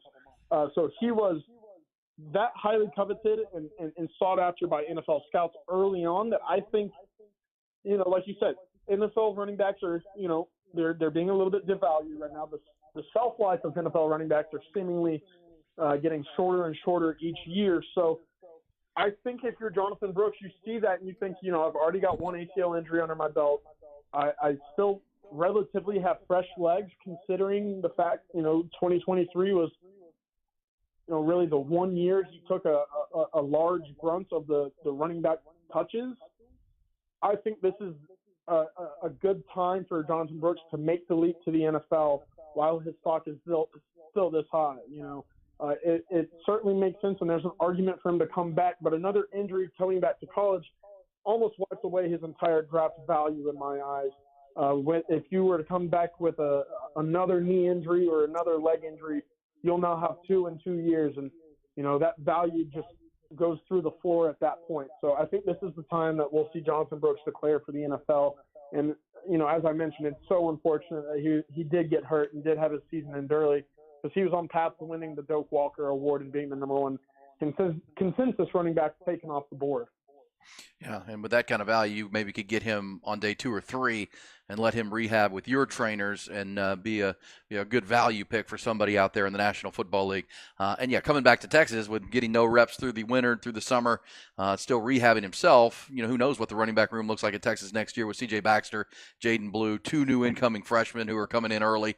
So it's going to be a pretty crowded room, probably the wise one. What about the report out there this morning, C.J., that Ryan Watts may be considering a return to Texas and maybe a position change, that, if he wants to come back, they leave the door open, but not a corner at safety. You think there's a transition there where Ryan Watts probably has learned or heard from the NFL that, don't have the foot speed or the hips, as Rod talks about, to be an NFL corner, maybe go back and play some safety where Texas is, could use some depth at that position.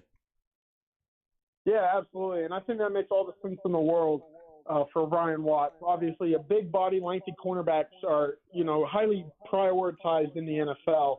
But in that sense, you have to be able to combine that with good speed. And I'm not sure if Ryan Watts has that capability at the moment to get to that elite level of speed. Obviously, I thought against Washington he was in good coverage, but just a step late or a smidge behind Rome Odunze, who is, obviously a first-round caliber wide receiver. But for Texas, the big goal this offseason, is to get more speed in that secondary, get more length, get more athleticism, whatever they can do to get, bigger and more athletic in the secondary. That's what they got to do. And I think you're looking at 2 guys right now at the outside corner spots who you don't want to take off the field, and that's Terrence Brooks and Malik Muhammad. Their athleticism and their instincts, I think, are the 2 best that we've seen from a Texas cornerback, dating back to the days of Holton Hill and Chris Boyd. So that's where I stand at the moment. If you can keep Watts on the field at a secondary spot, it would be kind of a field or boundary safety, just so you can continue to keep his instincts and his experience on the field. He is long, he is lengthy, he does play good football, But, when you go against those track star guys on the outside at receiver or at cornerback, it's just not a great mismatch for him. Hey, CJ, give me your thoughts really quickly about Texas and where they stand right now in the transfer portal. Are they pursuing any targets or any positions in general, or any specific players they may have their eye on? Any buzz about any players about Texas in the transfer portal, or you think they might be pretty close to done? Yeah, Texas has been tremendous at picking targets out of the transfer portal and immediately making a move to go get them. I think as a result of that, and what we've seen already this year, there not being already a move at the wide receiver position or even the defensive tackle position is more waiting for that right guy to go in. I think Texas is looking at Jamari Caldwell out of Houston, the defensive tackle who had 2 sacks against Texas this year, as a potential option on the interior. Clearly, as we've talked about earlier today, it certainly helps that Alfred Collins is already, kind of leaning towards a return for that interior defensive line to maintain the level of play that we have seen from them this year, because that's going to be huge going into the SEC. And then at receiver, I think Texas wants to go out and add a bona fide number 1 wide receiver, which is, a pretty tough thing to do. There aren't many surefire number 1s that you can go out and add right away who aren't going to be taken care of from, the school that they're already at. So I look at that and I put a little hesitancy to it, because I do think Sarkisian wants to be very picky and precise with who he is adding to this group. We've always talked about culture and how impressive that has been this year. So it has to be the right fit. It has to be the right player and right culture fit as well. So I think Texas is evaluating their wide receiver options in the portal, but they're not going to take a kid just to take a kid. Evan Stewart has not picked a school yet. Is there any chance that Evan Stewart, with the relationships he has in that Texas locker room, or is that just one that they've chalked up to not a good fit? We know he's talented out of Texas A&M and he's being recruited, but still hasn't picked yet, and it's now early January. Yeah, I don't see Texas and Evan Stewart being a fit. I think Texas, made a little bit of an inquiry just to kind of see what's going on and opted to go elsewhere. Evan Stewart in Texas, obviously with history, there was a commitment to Steve Sarkisian during his recruitment back in the day. But I don't think Texas, really wanted to toy around with that one. And also, Evan Stewart didn't play the last 3 or 4 games of the season. He's dealing with an ankle injury, which sounds a little bit more serious than originally anticipated. So one of those things where if you're taking a guy you have history with, and albeit not the greatest history, you want to make sure he's able to come in and play right away, and I think there's a little hesitancy there as well. C.J. Vogel, he's the college football insider, recruiting analyst covering Texas for the Football Brainiacs. Great website. Get over and check it out. He's got the host of the High 4-Star podcast. He's also a fixture now on the On Texas Football channel, the YouTube channel. Appreciate CJ. Hey, CJ, before we let you go, just your overall thoughts on the game itself on Monday night. You were an eyewitness to it. We covered it and previewed it for a month. What were you most disappointed about on Monday night, and what maybe surprised you the most from that game, 37-31? Yeah, I think it was the lack of pressure that Texas was able to get on Penix, consistently throughout the game. There were moments where guys were running free. Penix eluded them. I guess the biggest takeaway for me was just how tremendous Penix was in that game. You talk about some of the throws that he was making down the field. It never felt like a receiver had to make an outstanding catch to be able to make a play on the football. It felt like every ball was dropped in a bucket. Every ball was right where it needed to be. It beat great coverage. It torched some really good Texas defensive backs who had really good seasons this year. So I really thought it was Michael Penix who made the plays that were really, really impressive. And ultimately, it ended up being one of the greatest single-game college quarterback performance that I've seen against Texas in my time having watched the program for now, over 15 years. That's a great point, too. I love that, CJ. I'm trying to think, what's the greatest performances against Texas football? Drew Lock. No, I'm just kidding. Securing the bag. Securing the bag. Oh, man.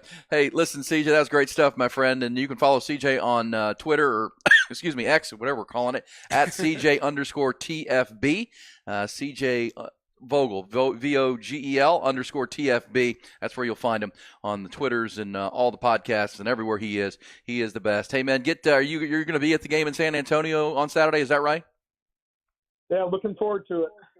Okay. Well, we'll look forward to talking to you maybe next week and get a full recap and continue these conversations. And we'll talk to you on YouTube as well. Thank you, CJ. Thanks, CJ. Thanks, guys. Y'all have a good one. All right, go get a nap. Yeah, go get a nap. Oh, man, that dude has been grinding. Just jet setting all over the place. He's everywhere. He does great stuff. Yeah, interesting on Ryan Watts, Rod. I mean, and on Michael Penix, it reminds me, and you're a big admirer of, as a football theorist, of Bill Walsh, right? Oh, yeah. And I love the NFL films, the Football Life or whatever was Bill Walsh, and it's Mike Holmgren telling the story that Joe Montana was throwing passes and threw a deep one down, and Jerry Rice caught it, and Mike Holmgren was like, "Hey, good throw, Joe."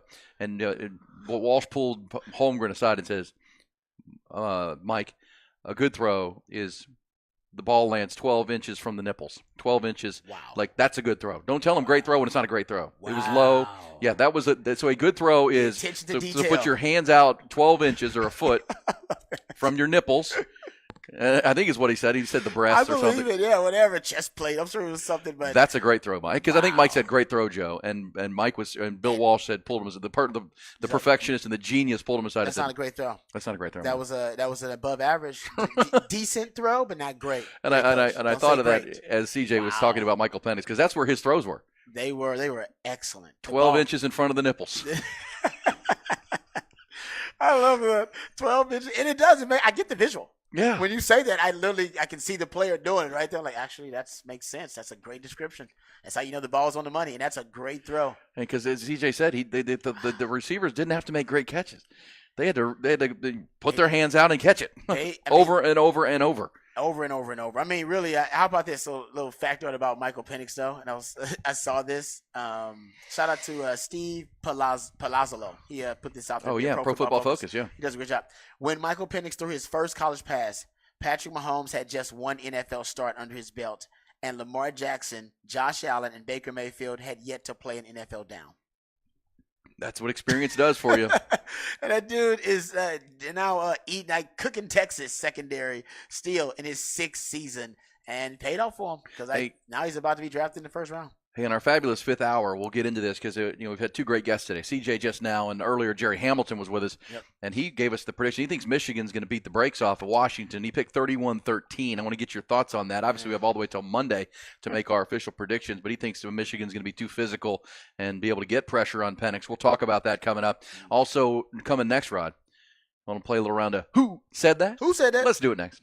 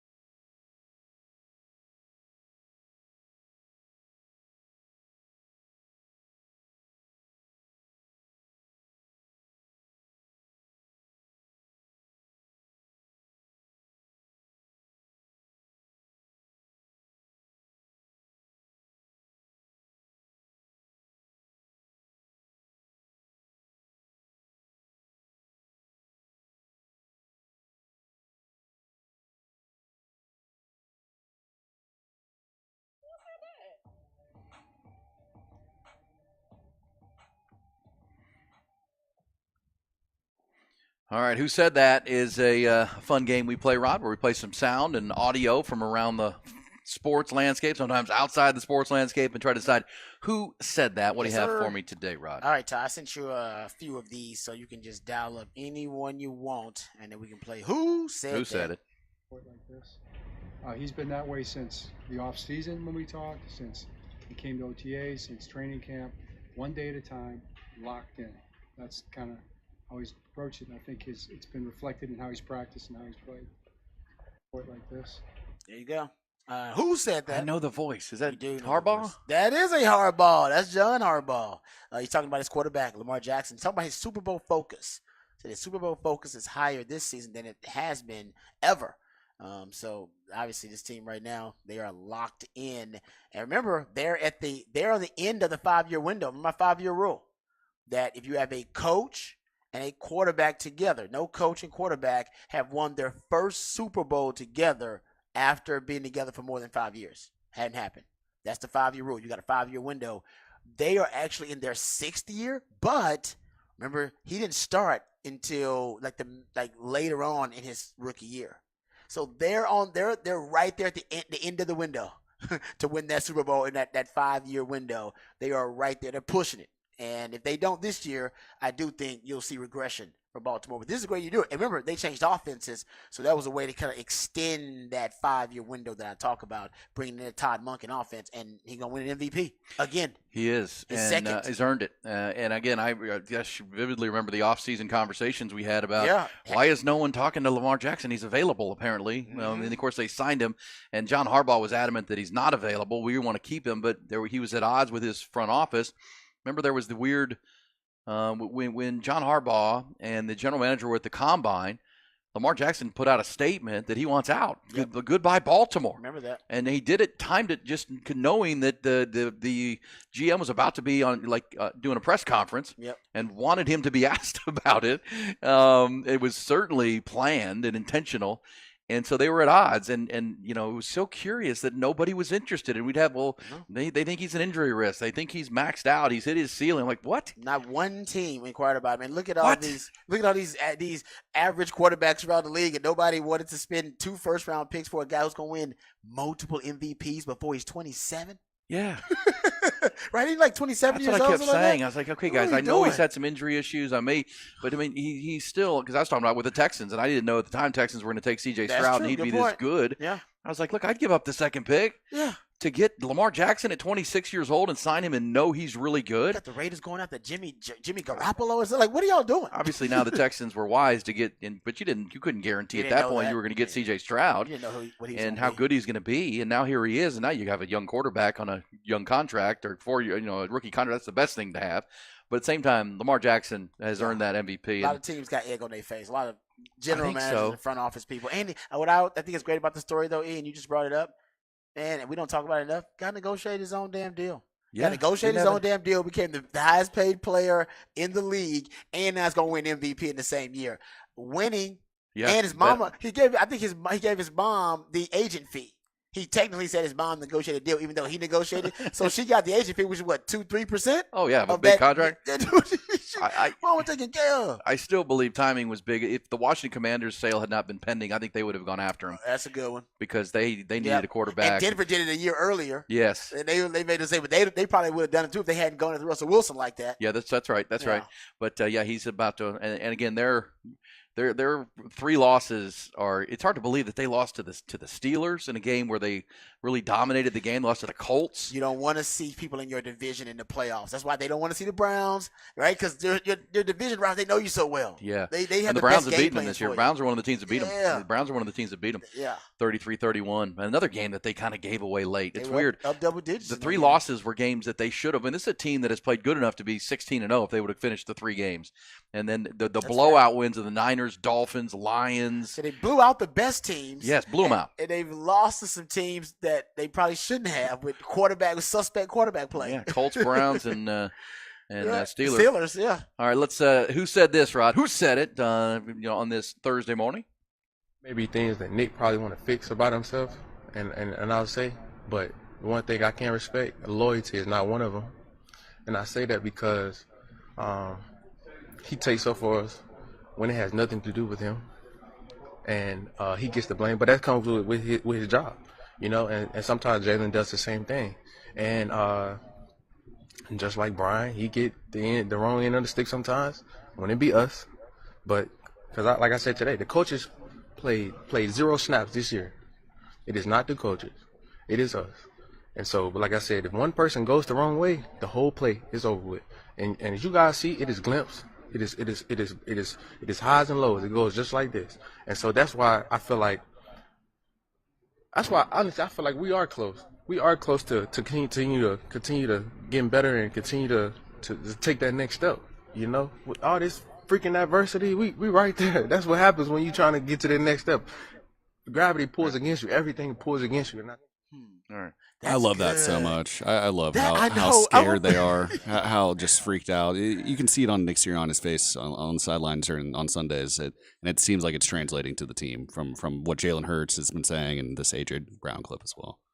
All right, so yeah, there you go. It's AJ Brown. I like sorry. that clip. I like that clip, though. No, it's good. It's good. It's emotional. I get you. That's a good clip though. He's an I like emotional that. guy, and it's just clearly rubbing off on his team. Nick Sirianni is. Yeah.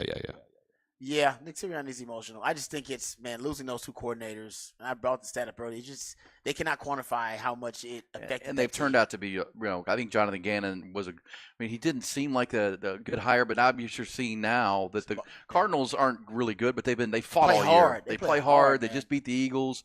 And the Shane Steichen's going to have the Colts maybe in the playoffs if they can beat Houston at home on Saturday. I mean, yeah, exactly. How many times have we seen a Super Bowl team lose both coordinators like that, or a Super Bowl losing team lose both coordinators like that? And then the coordinators go on to have immediate success, or at least show flashes of it. Yeah, sure. Like they you say which one about Arizona's record, but they looks like they got their guy as they move forward. And Kyler Murray's bought in, and so we'll see.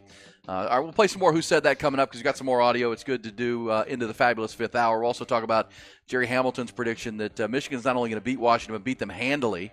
Got to get your thoughts on that, Rod, because that team's won 21 straight games and, again, an underdog and does I don't know. We'll see. It's matchups, Bill. Matchups. Football's about match. We talked about this with Texas and how Texas was a better, more well-rounded team than Washington. I said that multiple times. What did I say the big but was? But they got a better quarterback. They got a better head coach. And their strength is directly targeted at your weakness. Yep. And we saw it.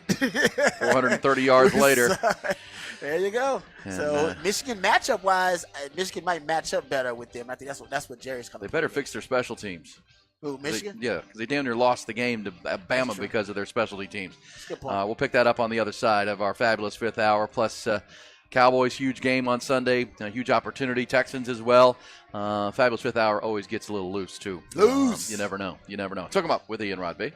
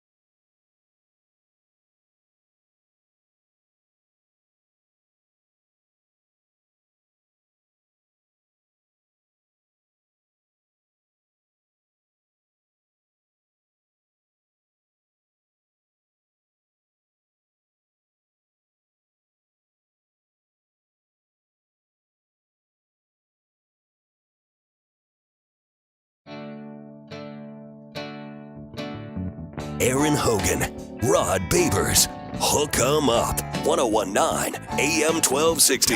The Horn. Yeah, Thursday on Hook 'em Up, the fabulous fifth hour, just trying to figure it all out. Is Jim Harbaugh leaving Michigan after Monday night? Win or lose? And if he is, where's he going?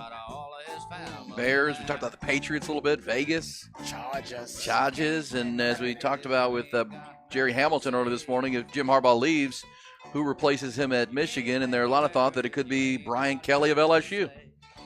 Which you want to talk about a domino fall. And if not for Brian Kelly, might be Kalen DeBoer, who he'll square off with in the national championship game on Monday. I definitely could see that. Talk about fast riser.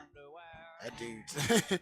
He is at the longest current winning streak in all of college football. He's the best head coach as an underdog at the FBS level right now in the last 33 years. There hasn't been a coach. He's 6-1 as an underdog as a head coach at the Group of 5 and Power 5 level. That is the best record for a head coach as an underdog since 1990. It'll be interesting. Obviously, Michigan's a blue blood, and they're very talented right now. Yeah. Now, I mean, there are, your guy Kalen DeBoer. He's from South Dakota, like your wife. You know what I'm saying? Yeah, he's a Sioux Falls guy. Mm-hmm. So you wonder if Washington, he can stay there and build. But we'll see. Brian Kelly would be really interesting because he left Notre Dame to go test himself in the SEC. He wanted some of them athletes from the South. Yeah, but at Notre Dame, and Michigan's a good school, but he's got Midwest ties. I mean, Brian Kelly is a Midwest guy. He's been trying to fake it as a Cajun. You know what I mean? Oh yeah, it was a terrible. It was a terrible job by him trying to be Southern for a while. But we know he can coach ball. He may not be. He didn't have that Southern accent. He may not be Cajun, but he can coach ball. I think we would all agree if Brian Kelly, whatever we think of his fake accent, got coach ball, man. He'll build it. It'll get good. It's what he does. Exactly. And maybe I'm sure that's a job he grew up. I mean, he was at Central Michigan before he went to Cincinnati, Notre Dame.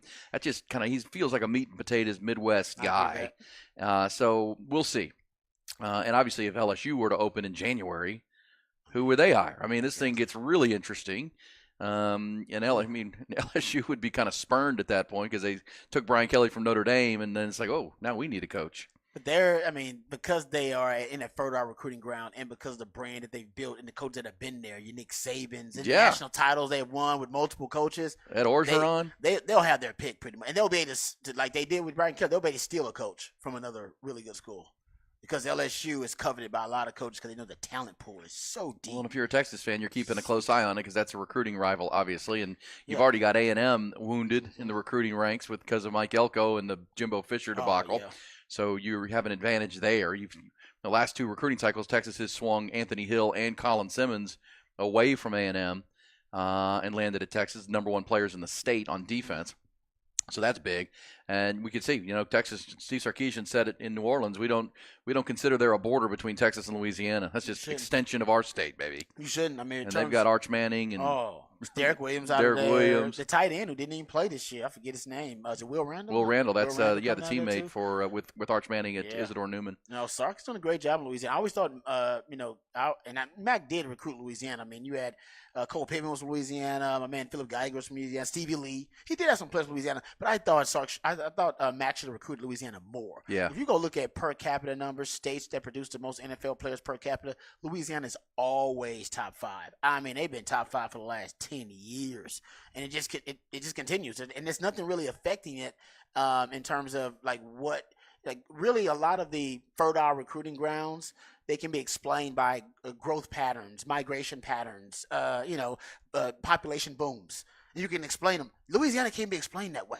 It's just Louisiana just got talent. All right, Mississippi can't really be explained. Ain't nobody moving to Mississippi. Ain't nobody moving to Louisiana. Going on there. Exactly. People move to Austin. That's why Central Texas became a kind of a haven for recruiting. People move to Arizona right now. It's becoming a haven. You're talking about California. You're talking about Texas. You're talking about Florida. These are places where people move. All right, so migration patterns can explain some of these booms. And you're talking about the Midwest. You're talking about with Ohio and Michigan. They've been fertile recruiting grounds forever. ever. A lot, and they're It's in the population soil. centers. Yeah. But places like Mississippi, people leave those places. Nobody wants to live in Louisiana, Mississippi. Trust me, I got family there, swamp people, and it can't be explained how fertile their recruiting grounds are. It's just because there's just talent there that's been there for generations. And Louisiana's a football crazy state. It is. I mean, people love their football. They do. It's a passion for sure. But when you look at the And- fastest and- growing cities in the country, they're never in Louisiana. They're never in Mississippi. No. They're in Texas. They're in Houston, around DFW. DFW is a prime example.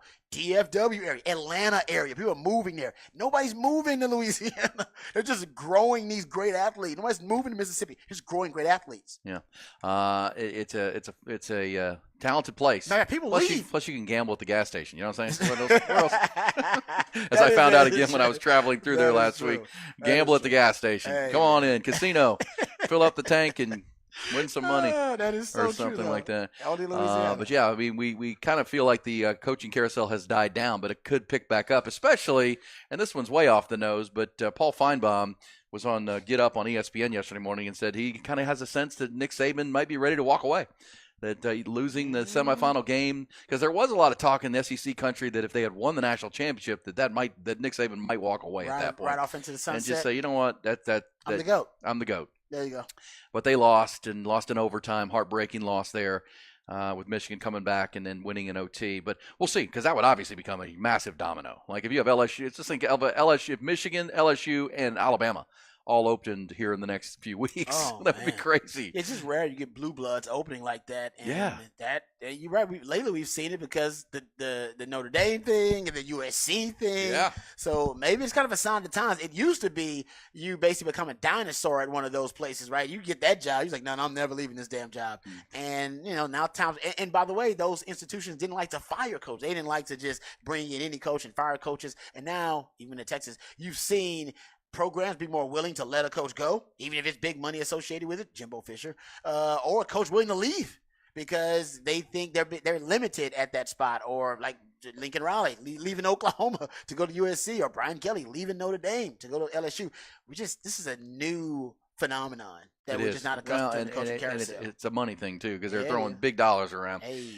This says, do y'all know when the Longhorn Network will cease to exist? I believe I think July. I think it's the end of the calendar. Yeah, July. I mean, especially when Texas officially becomes a member of the SEC is when they'll roll into this SEC network. Yep. And I'm assuming ahead of that, because they're going to carry all the Longhorn baseball games this year again. Yes. On the Longhorn Network. They'll still And, cover everything. Like yeah, they have been. all the way through the spring, because the Longhorns are still a member of the Big 12 until July 1st until it's official. of 2024.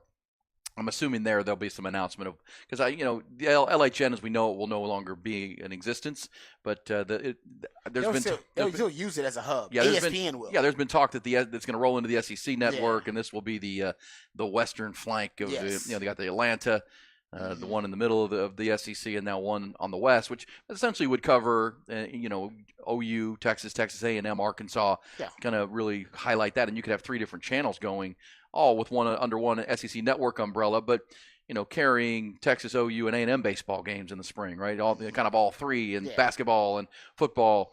So we'll see. We'll see where that goes. But yeah, that would be July. You still have a full spring. Yeah, of Texas will sports. get a lot of coverage in that new revamped SEC network. Trust me, Texas brand will get a coverage. You just won't get the individual, specific coverage that you get. Well, it's a from dollars and Texas cents already. conversation. I remember talking to DeLost Dodds many times. And DeLost Dodds was always asked, why don't you start a Big 12 network? And he would always say, because the Big 12 network would be mostly us. Yeah. like our we would provide a lot of the content yeah. and the viewership because we're Texas and Oklahoma. And so that's when, ESPN offered him, hey, why don't you have your own network? Okay, we'll take it. Yeah. And then people would have criticized him starting the Big 12 network, like, it's just a Texas thing. It's lopsided to Texas bias for Texas. Like, well, of course it is. Y'all ain't got no content. well, you don't have any fan. I mean, the fan. Well, he tried that the Lone Star Network with A&M. Remember, that was also and A&M didn't want to do it. A&M said no, right? He said no to the Lone Star Network. And that's what I forget that, because Aggie's got their, in a role when when they they got the butt hurt about it. Yeah, when they got the Longhorn, then they go, well, okay, we're leaving. Well, we tried to build one with you because that would have been pretty good content. Yeah, and then I think they would have used some of the other like programs in Texas that would have been cool. Yeah, with it. yeah. It'd be some good. The Lone Star, yeah. But obviously never happened, and the rest is history. But yes, Longhorn LHN will cease to exist, but that will be July. Also, real quick, Rod, it says this comes from CBS News Miami that the investigators now say that a child playing with a lighter has been the preliminary determined as the cause of a blaze Wednesday afternoon at the luxury home of Miami Dolphins receiver Tyreek Hill. Oh no! Yeah, playing with like a Zippo. I don't know. That's just the report. It's on Joe Shad reposted. I'm just glad everybody was okay because nobody sure. was hurt. Everybody was out of the house by the time. That thing is huge. That's a big house. Man, we're talking about borderline castle. Man, that thing is huge. I will say, one thing I thought of. I'm glad everybody is fine and nobody's hurt, and so we can kind of discuss it in a lighter tone at this point. You know what I thought about when I saw the house burning, and I thought about Tyreek Hill and what he's going through? I thought about Andre Rison. That's exactly what I thought. His wife burned his house down. I did. I was like, oh no. Because they got the story out there about he's having multiple women that are accusing him of, infidelity. And like now there are 3 women that claim that he has fathered their child and he's married another child. So he's got some drama going on. And I'm sure, wifey ain't happy about the drama that's happening right now with women claiming that, he was not only cheating on his wife, but now he's got some baby mama drama as a result of it. So I thought maybe even the baby mamas, one of them was a crazy one and decided to go over there. But remember, Andre Rison left eye came to his house and burned his house down because they were having some issues. Lisa Left Eye Lopez did it. Yes, Lisa Left Eye. Remember the R&B group TLC? She burned his damn house down. Who's now passed away. God rest her soul. She did, right, huh? Yeah, she passed away I think a plane crash or something like that. It was a car crash, right? Car crash. It was on fire or something. I know it was a crash of some kind, yeah. And she burned his damn house down. Damn. Yeah. Damn. And then they got together afterwards, though. Remember, they were in court smiling at each other. They were in court smiling at each other at the time. It's crazy. Wild. Yeah. After that, they got back together, and man, crazy love crazy. But that's what I thought about, and I'm glad that's not it. Well, and Tyreek Hill is married to Kenny Vaccaro's sister, so so she don't like that. I was thinking, I saw it, and I was like, oh no, let's hope that's not an Andre Bad Moon Rising situation. What a crazy story that was back in the day. And I think she got in trouble for it too. Like he was at her trial for her burning down his house, and they were smiling and making kissy faces at each other. It's just a house. I mean, those were those couples. Man, they break up to make up. They just want to, I bet that makeup sex is all they care about. They're like, man, we have some great makeup sex, so we're going to break up. It's fire. It's fire. It is. It's fire. Yeah, think about it. How good is the makeup sex after she burned down your house and y'all got back together? That's got to be the greatest makeup sex of all time. Got to be. Got to be. Napalm. It's explosive, man.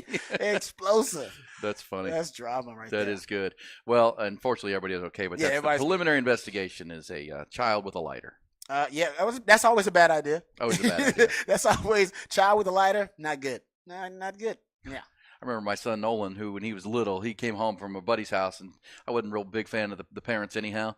And it said, yeah, Colton. I shouldn't say names, but the kid caught the carpet on fire in his bedroom. Oh no! So he got in trouble. He had to come home. I knew you were that time. And I also stuck a fork in an outlet when I was younger too, just to see what happened. Well, so Nolan tells me this, and I'm like, yeah, you can't go over there anymore. Yeah, no more going to their house. Yeah. That's out. Yep, because it's like it's the same parents that were upset. Basically, your parents were upset and I love when the parents there let you get a bring-in, basically, in their supervision. Yeah, I can tell you, if Ty were my kids' age, I wouldn't let my kids go to Ty's house either. That wouldn't happen. No. You can come to our house and hang out where I can watch y'all. That's what I told him. I said, if he wants to come over here, that's fine. But we got doors open around here. Well, because he was getting to the age where he was going to try to spend the night and stuff. I was like, yeah, you're not doing that. No, not over there. Nope. The parents, the too laissez-faire. I'm gonna need you. He did what to his carpet? What do you mean? He's like, that takes a while. So you was trying for a while. You can't just set carpet on fire. I recently set my carpet on fire. 2 months ago? You almost set your bedroom on fire. Whole head on fire. Yeah, that's true. Saved by the grace of God. Yeah, Ty, you think about that often? That was like a crazy event that happened to you this year. Yeah. I mean, just thankful I have some roommates that are aware of the situation. Just having some awareness. Did you? Because I clearly do not. On the heels of this, where you're one of those now. I think we all should when you get to put your feet on the ground every morning, that you're still with us. God That willing. it's a blessing, right? But Yes, what are your New Year's resolutions, Ty? Do you have any New Year's resolutions? Do you resolve to try to raise the bar on Team Ty this year? That's good. Well, I'm doing Hot Boy January, so we'll see how I do after that. Hot Boy January. Tell me what that is. Well, I just made it up, but I told you I'm not drinking. Dry. Which I don't have. dry. Like I can easily not drink. The only reason I drink is because I'm with my friends. You know, like I feel more pressure You're a to. social drinker. Yeah, like I don't enjoy drinking. When I drink, I chug, and then I try to drink as little as possible, but as fast or as much as possible. You know what I'm saying? You're drinking and then but you're also going to eat fast food. And Does this mean you're cooking at home more often? Well, yeah, I love cooking, but I probably only cook like one meal every other day for myself. So Does your new woman, does she like to cook? Yes, thankfully, and she's the first girlfriend I've ever had that's cooked. She already cooked for me. She made me some Marry Me chicken before. She's been in Puerto Rico until today for the last 2 weeks, but. I was like, and I found myself in the kitchen, like kind of hovering, and she's like, "No, you just sit down, you relax, you're good." What is Marry Me chicken? It's like it's real good. It's chicken with like this sun-dried tomato cream, garlicky sauce. It was fantastic with some pasta. Sounds like an Italian dish. Is that what it's called? It's called Marry Me chicken? Yeah, yeah. I mean, it's a trend. So good? It's a trend on Instagram her? and TikTok. I don't know. That's the name. That's what people the recipe people. Yeah. Is the recipe so good it makes you want to marry her, or is it actually called Marry Me chicken? I think both. I think both are correct. I do like that Ty has labeled his own challenge Hot Boy January. Hot boy January. Hey Ty, I'm disappointed you've been dating women that can't cook at all. I know. Yeah. That's I gotta say, as you get older, that's a skill that you really value. There's a lot more younger women now that don't cook, that have not grown up cooking. Yeah, you're right. That's a good point. And they take out. And I think I've leaned into taking that role as well because like I said, I enjoy it. So I will always offer to cook, or at least I have in previous relationships. Oh yeah, it's sexy for a man to cook for a woman. It's sexy. And I think that kind of got used to that. Remember yesterday with Nick, we were talking about January, right? The Women's Month where they don't groom themselves for a month. Oh, January. no. But that led to a statement I made about pineapple on pizza. Now, how about this? What a coincidence! Because there's the country of Italy where pizza was founded, right? Yeah. Invented, is having a pineapple on pizza debate that's rocking the country. Oh, they're saying it's rocking the boot. They're saying it's not appropriate. Yeah, well, it's in a meltdown now. It says here. And where does this story come from? CNN. Okay. That Italy is now in meltdown mode because pineapple has now showed up on a menu at a well-known pizza place. See, they don't do that. Because it's become an acceptable topping for a lot of Americans. Most Italians still passionately disagree. I agree with that. I don't need no fruit on my damn pizza. Yeah. Why do I want fruit on my pizza? I like Hawaiian pizza. I don't. Well, so a highly respected third-generation pizzeria owner named Gino Sorbio has just decided to challenge that trend by adding it as an option at his restaurant. And he says, to be clear, it's not the first time. He says this. How about this? And this is in the heart of Naples, the pizza capital of the world. So this is really groundbreaking. Serious stuff, man. He says he's doing it. How about this? To combat food prejudice. He's combating food prejudice. And he says it annoys him when people, quote, follow the crowd and condition themselves according to other people's views. Food prejudice. And he says he's not selling what we call a Hawaiian pizza. His 3 types of cheese and the pizza, he says the pineapple is cooked twice to give it a caramelized taste. And the biggest difference with his is it's on a white pizza with no tomato sauce. Wow. Okay. But he also says that if you put it with tomatoes, tomatoes are a fruit. So you shouldn't have 2 fruits on a pizza. That is true. I guess tomato is like a hybrid, right? It can be a fruit or a vegetable. Yeah, kind of thing. And he says it makes things too acidic. So it wouldn't be a good product. But yes, he is trying to fight food prejudice.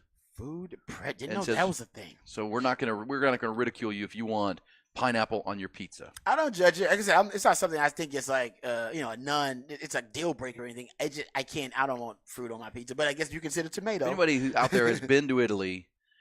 I mean, tell me, because I just love. That's one. I mean, we were just talking about New Orleans, and if you go to New Orleans, you have to eat. You have to eat and sample the food, and it's unbelievable. Yeah. I need to go to Italy for the beauty of it, but also because I was actually just watching yesterday afternoon the new Denzel thing, Equalizer 3. Oh yeah, it says on Netflix. I gotta watch that. Yeah, it's all in Italy. It's all based in Italy, which the scenery is. I love me some phenomenal. Denzel and the Equalizer. Yeah, like the mountain, the side of the cliff, cities. Picturesque. It's beautiful. Unbelievable.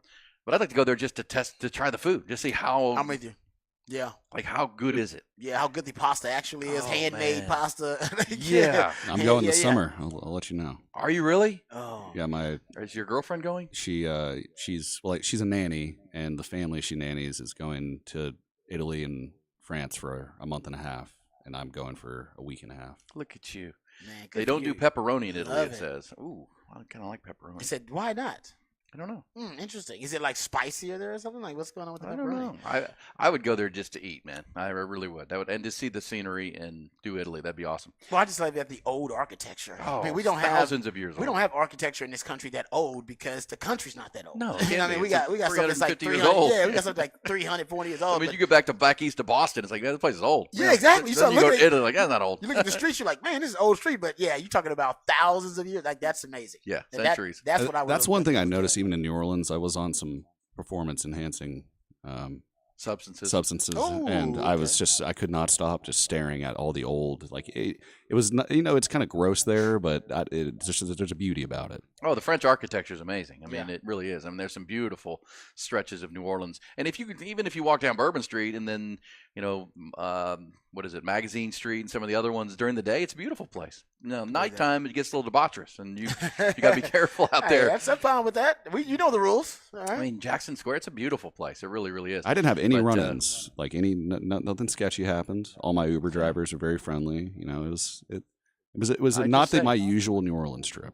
because usually something Because bad you're happens. growing up, Ty. We're glad. We're part of your maturation. You're now not going to eat all this fast food. You're doing Hot Boy January. These Yeah. are all good steps. Good steps forward. You didn't get obliterated, but one time in New Orleans. That's good. I love it. And and you said you made some money on your gambling habit, so that's a good thing. Well, not in the What if I said casino. you can't gamble for the month on top of it? That's What if fine. you I gotta haven't. give up? I haven't already, so I'm good.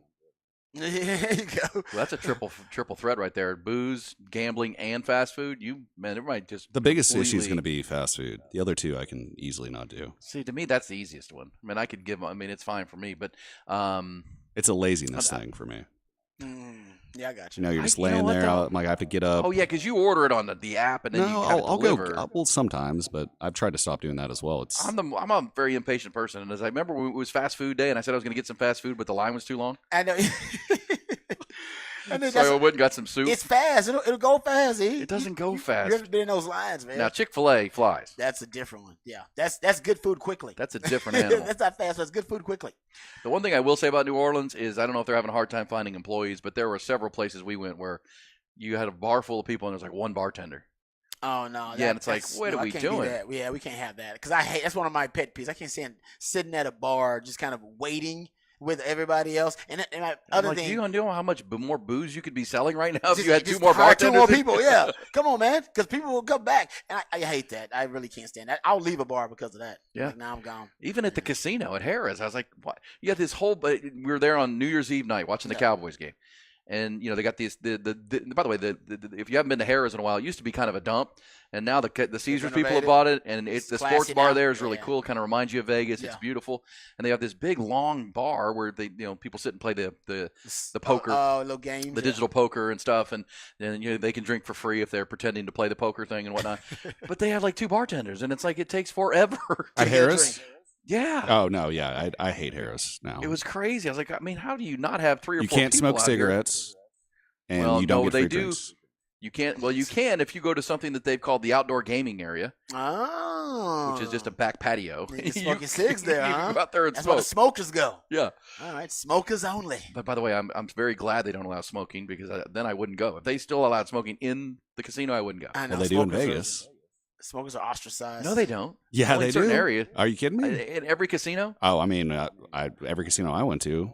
See, that would not be a casino I would go to. I would say now, Ty, you might be smoking in places where it's not allowed to. Oh. We've already proven that you've taken your own alcohol into bars where I don't think it was allowed. You just do Oh, it. and in by a the very way, I saw. discreet fashion. So I didn't do that at this trip, but I saw several people do that. It was Well, not. I will throw myself under the bus here because I did after going to the casino and not being able to get. I mean, you can't get a drink, and you're waiting and waiting and Yeah, waiting, and I you're don't finally want like, I don't even want one then. Yeah. How about this time? I kind of took your don't tell the people at Caesars, but I filled up a little flask and I put it in my pocket. Just pour the tie. Yeah. There you go. Yeah, it's smart. I mean, it's not like you're in New Orleans. What's the worst that can happen? They're What's just the gonna be worst like, that can happen? put that That's away. true. No, exactly. Honestly, in New Orleans, they'd probably be like, I would be way more worried about Vegas. Actually, in Vegas, last time I went to Vegas, my buddy was walking around the casino floor, sitting at tables with a full handle of Jack Daniels that he brought from our room. So I guess same rule applies there. What happens in Vegas stays in Vegas. That's right. Leave it alone. They don't know how much money you're worth, so they'll leave you alone. Like, he might be a millionaire. Let's leave him alone. And can I mention something too? Because these are adult towns, right? And we know it's Vegas and New Orleans. They're very similar. Now that you can gamble in New Orleans, it takes it to a different level.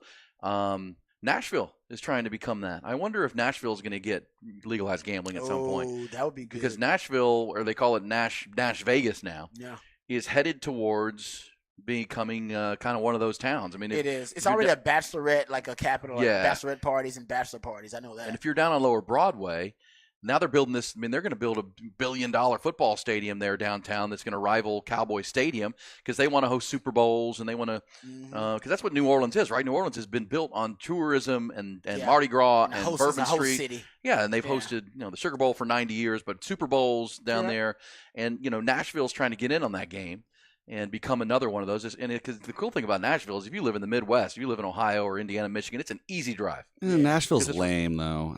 Well, that's why they're trying to make it not lame. That's what I'm saying. But Broadway's it's like, I don't know. It's like dirty. It's kind of the redneck Riviera. It is. But again, that's what they're looking big picture. Then that's why they want to get this new stadium because then that attracts. Because they've got the Bridgestone Arena where you can they've got great concerts in there. You've got the that place Grand is Ole cool. Opry. You got the Grand Ole Opry. Yeah. They'll attract better restaurants, better but it's a different business owners and stuff like that. But Nashville's right in the center of the country, so it's an easy drive from Florida. It's an easy drive from the Midwest, and you can come right down. That's true. I mean, Vegas is a long way. You got to fly to Vegas. Yeah, it's west. You can drive to places. Yeah. And I don't wonder if they're trying to become the third adult city, adult town, big picture, with what some of the moves they're making. And the other part is to the gambling part. Mark Cuban, the former owner of the Dallas Mavericks, continues doing stuff that makes it feel like we're going to have legalized gambling in Texas soon. You're making moves, huh? I mean, and I know when soon is subjective. I don't know what that means. Yeah, for a billionaire, soon could be 8-10 years, but he's positioning himself. Yeah, because he sold his stake in the team to the Adelsons, the Sands family, Sands Casinos, and they've already purchased 100-acre. We're out where the old Cowboy Stadium was. They've purchased all that land.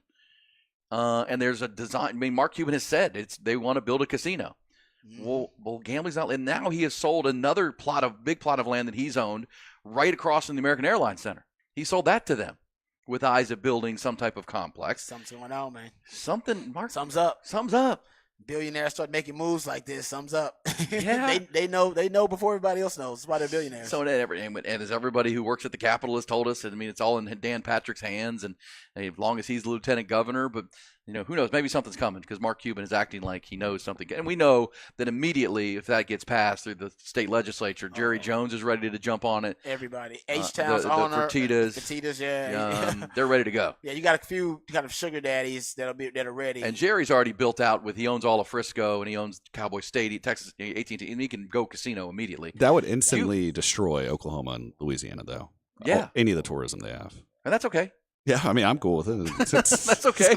I mean, yeah, I really have no problem with that either. Because, by the way, the minute you cross the border at right past Beaumont there, right in what is it, Lake Vidor? Charles? Oh, Lake Vidor. Charles. Well, you're in Lake Charles in 20 more miles, and Lake Charles is a dump. Yeah, except for the casino. The Golden Nugget? Come on. Dude, that play. By the way, I will have to make this observation. I was stunned at the Lake Charles has taken a couple of direct hits from those Category 5 hurricanes. They usually have those great big trees along I-10. They are all stripped. It's unbelievable. Kind of looks like Bastrop after the fires. Oh, man. That's unfortunate. unfortunate. It's ugly. That's unfortunate. Because then once you get past and you're headed out to Lafayette, the trees are back. But clearly those storms that went straight into Lake Charles, it looks like a war zone. Wow. And, Lake Charles wasn't real pretty to begin with. One of the things that had going was pretty trees. Yeah. But to Ty's point, I mean, who's going to go to Lake Charles if now you can gamble in Houston or at Kemah? Yeah, close to Dallas, something like that. Yeah, but Cowboy Stadium, this thing Mark Cuban is building. No, you're right. Where would you do it in Austin? That's a what's that resort up by the Round Rock? Oh, Coshada. Yeah, well, there's been talk that remember they built that big complex right across from the Dell Diamond, one of the reasons they chose that was the hope that legalized gambling will happen soon. Because that thing is essentially a casino It's just without the gambling at this point. Restaurants, it is huge. indoor It's got everything. pools, Yeah. hotel rooms, convention space. It's ready to go, Yeah. and they could add on to it. That's a great point, Ty. Is it Coachella? Coachella. We used to do No, ads for them. No, that's Coachella is the one in Coachella Vegas. is in the- Louisiana. in It's called. Louisiana. I don't know what it's called up there, but I I'll can look see it up. it. But somebody's going to text me right I can now. see Tell me it. yeah, I can say. Yeah. I've never stayed there though. Have you been there? I've just seen it when I go to the Round Rock Express games, Dale Diamond, but I've never even stepped foot in it. But I see it all the time, and it looks amazing. Looks like it's a lot of fun even for adults. It does. It's a beautiful place. So that would be the first, and it would likely be in Williamson County before it's in Austin, because Austin would do something. Williamson County. I don't. I was they're Wilco's very conservative. Yeah. You're right about that. All right. Well, we'll have to bring them. We'll bring legalized gambling, Rod. We'll have our own gambling parlor. And that's what it's Kalahari. so much money. Kalahari. Thank Good you very job. much. Great job. Well, that's it seems like it's trending there, but it's got to get through Dan Patrick and the State House, and at this point, that's a tough hill to climb. All right, good stuff right there on all things, fabulous fifth hour, pizza and pineapples and gambling and whatever else. Ty's Hot Boy January. Hot Boy, he's made something and up. his new girlfriend. I love might it. start trending. We come back. We're going behind the burnt orange curtain one more time, talking Texas, the present and the future for the Texas Longhorns. Hook them up with Ian Rod B.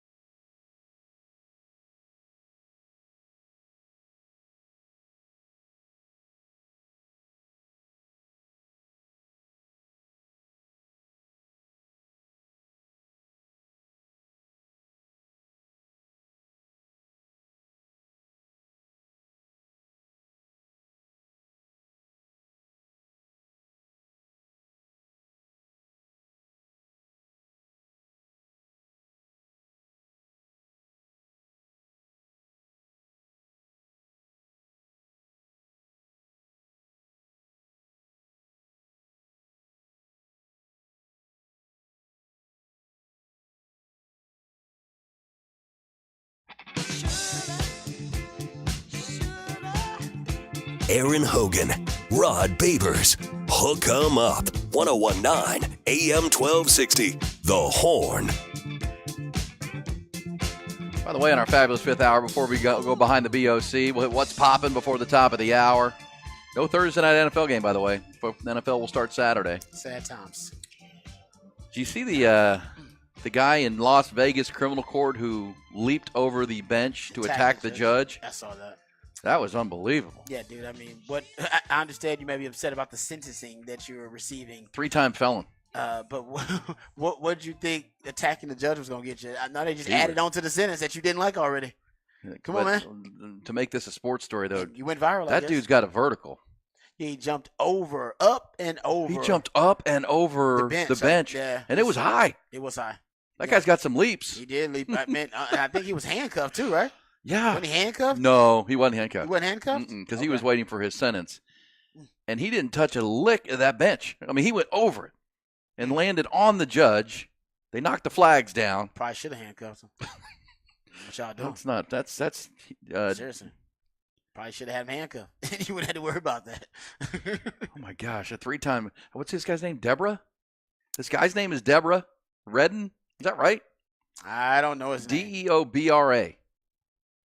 Deborah. Okay, well, he could jump. He can. He went airborne, and I don't think he even touches the bench. He goes clean over it. He clears the whole damn thing, really. Yeah, and he wasn't handcuffed. Why wasn't he handcuffed? Because you're not. He was. I think it was a bail hearing or something. But he's still in jail and going back to jail. Right? Yeah, that is. No, he was in You're street clothes. Was he in street clothes? Yeah. How's he being sentenced in street clothes? Because when you're getting sentenced, this is just from me watching crime documentaries so often. They allow you to change into your Sunday's best, and then they handcuffed you after. After, if you're going back to jail, but he was from jail. Can we just say that's stupid?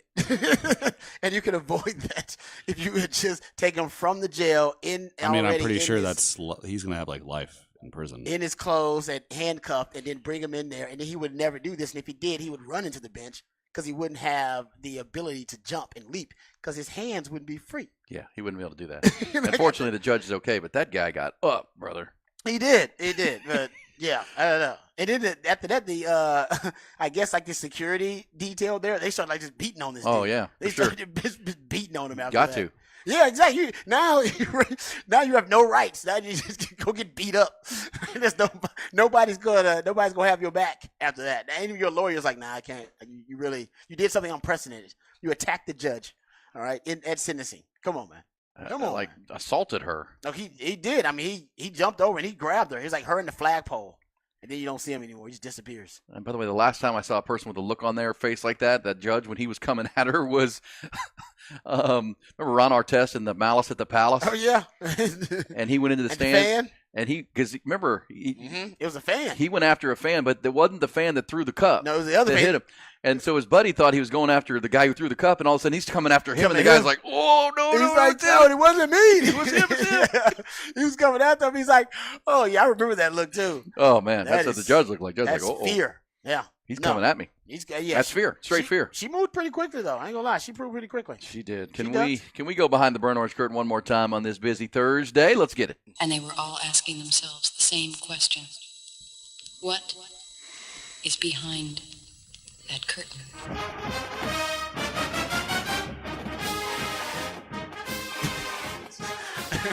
Can't stop looking at that video now. Anyway, let's get back to some Texas football discussion. Longhorns received good news yesterday. Some good news. Alfred Collins will return for next season for the Longhorns on the interior D-line. He plans on, I'm sure he has hopes of being the next breakout star on the defensive line for Texas. There's an argument to be made that Texas had the best interior D-tackle room in the country the last 2 years. Coburn and Ojimo had breakout campaigns 2 years ago. This year it was Sweat and Murphy. And if they continue on this track, hopefully Alfred Collins and Vernon Broughton are the next two breakout stars here. We know that Bo Davis is considered to be one of the, if not the best D-line coach in the country. I think that played a huge role in Collins' decision, and I think it's the right decision. I know he had been invited to play in the Senior Bowl, had accepted the invitation. I'm glad he's coming back. If you look at just the raw measurables and you look at the raw materials, just his physical data points and evaluation, he has a higher upside than Talonje Sweat, Byron Murphy, Ojimo, or Coburn.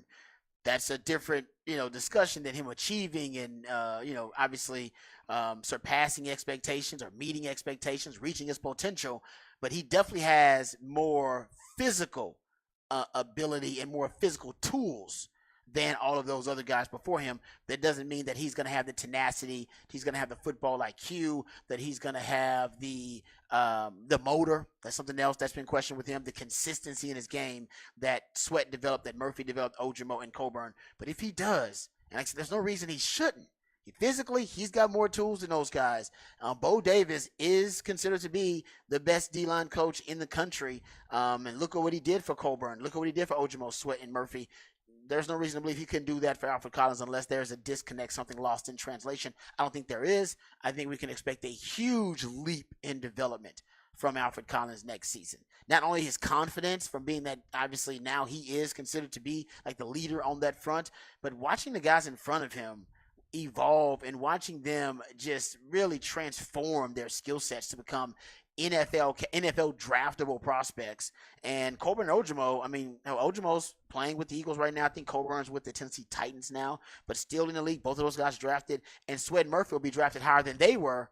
And then there's a chance that Alfred Collins could go higher than all of them if he's able to transform his skill set like we saw Sweat and Murphy do. So good news for Longhorns bringing back Alfred Collins. On defense now, that makes you're still going to lose 6 starters on defense. In terms of the projected starters for next season. You're going to lose Jahdae Barron. You're going to lose Jalen Ford. Also, my man Bobby Burton was reporting Jalen Ford had an injury last year that he was dealing with a hernia. The whole year, huh? Well, not the whole year. After Oklahoma. I think at least the report that Bobby Burton gave on Texas Football was that it happened in the Oklahoma game, which actually would explain his play in the Oklahoma game. We were all somewhat stupefied that he had such a subpar performance in the Oklahoma game. Not only was it a really good game plan to exploit him, but I think he ended up getting hurt in that game. So he was dealing with a hernia injury for most of the season, but he's going to be out. Sweat gone, Murphy gone. The Ryan Watts news that you shared earlier from Inside Texas is really interesting, that Ryan Watts may be considering a return to Texas, but under the stipulation that he's changed positions from cornerback to safety. That is intriguing for that defense in a lot of ways. And look, there's an individual plan, and I think Ryan Watts wanted to show he could play corner, and we know he, against fast receivers, he struggled and he got attacked. You've talked about his hips and his overall speed. I'm assuming the NFL has told him, look, we don't see you as a corner at our level. You're big and we like your athleticism. Could you go back and play some safety? And maybe put it on film for us. Put it on film. Yeah. And Texas, you're saying, okay, we might consider that because we've, if the Longhorns are going to lose 6 safeties in this cycle, right? I mean, already lost 3. Already lost 3, and now you got Jaron Thompson and Keaton Crawford moving on. That's 5. And yes, you're bringing in Andrew Makuba from Clemson, which you like a lot. You have Derek Williams and Michael Taft, but yeah, you could see Ryan Watts might be an upgrade at safety potentially if he can come earn that job. He's got good instincts. He's tough. He'll tackle. And, if the NFL's saying, look, this is where we want to see you, then go do it. I agree. And I remember my man Michael Griffin saying, probably 2 years ago, that he thought Ryan Watts was going to project. I remember that on LA Chen. Yeah, he said that. And I agreed with him. I said, I think he actually, because of his hips, the lack of hip flexibility, I do think he'd be a better safety. And you pointed out, he's not afraid of physicality. He's actually one of your best tackling corner. Loves to come up and be run supports. And the only thing would be teaching him eye discipline, angles to the football. I think that's all stuff that could translate. But skill set wise, that's nothing keeping him from being a really good, competent safety for you. Yeah, and if it's the best for his career too, big picture. Why wouldn't he do and it? if you're Michael Griffin, you're going, I told you should have done that 2 years ago, kid. Yeah, and then you have more film on it by now. Yeah, and look, you want as many good players back there as you can, and Texas feels like Manny Muhammad and Terrence Brooks are the corners of the future on the outside, and they're bringing in Kobe Black, who interesting that Jerry Hamilton saw him live at the Orlando game, the Under Armour All-American game, said he's 6. He's a big kid. He's like 6'2". He's like long. But he says you can tell he hasn't done a lot in the weight room because he's a basketball player. He plays at a smaller school there in Waco, and so he's playing basketball. He runs track. So he hasn't devoted himself to the football weight room yet. Yeah. And so when Jerry was like, man, that guy could be 220 pounds. He's going to be a safety player. That's why when Sark brought him in, what did Sark say? He's a 3-position player. He's a 3-position player, even though Kobe Black keeps saying he goes to go on Twitter and say, I'm a cornerback. Yeah. We'll tell you that until we recruit you. And then we get you on campus. You're a 3. As soon as they got him signed, he's a 3-position player. He can play. Because you're right. What if he grows into and eats himself into being a safety? And once he gets into the weight room and then he's 215 pounds at 6'2", 6'3", you're like, well, I'm not putting you at corner, son. I mean, at corner, you may be too big to play corner, but you'll be an asset at safety. And they just want guys who can cover. And Ryan Watts, his coverage, he's an asset coverage-wise at safety, where he's a liability coverage-wise right now at corner. Yeah, because he's covering fast wide receivers.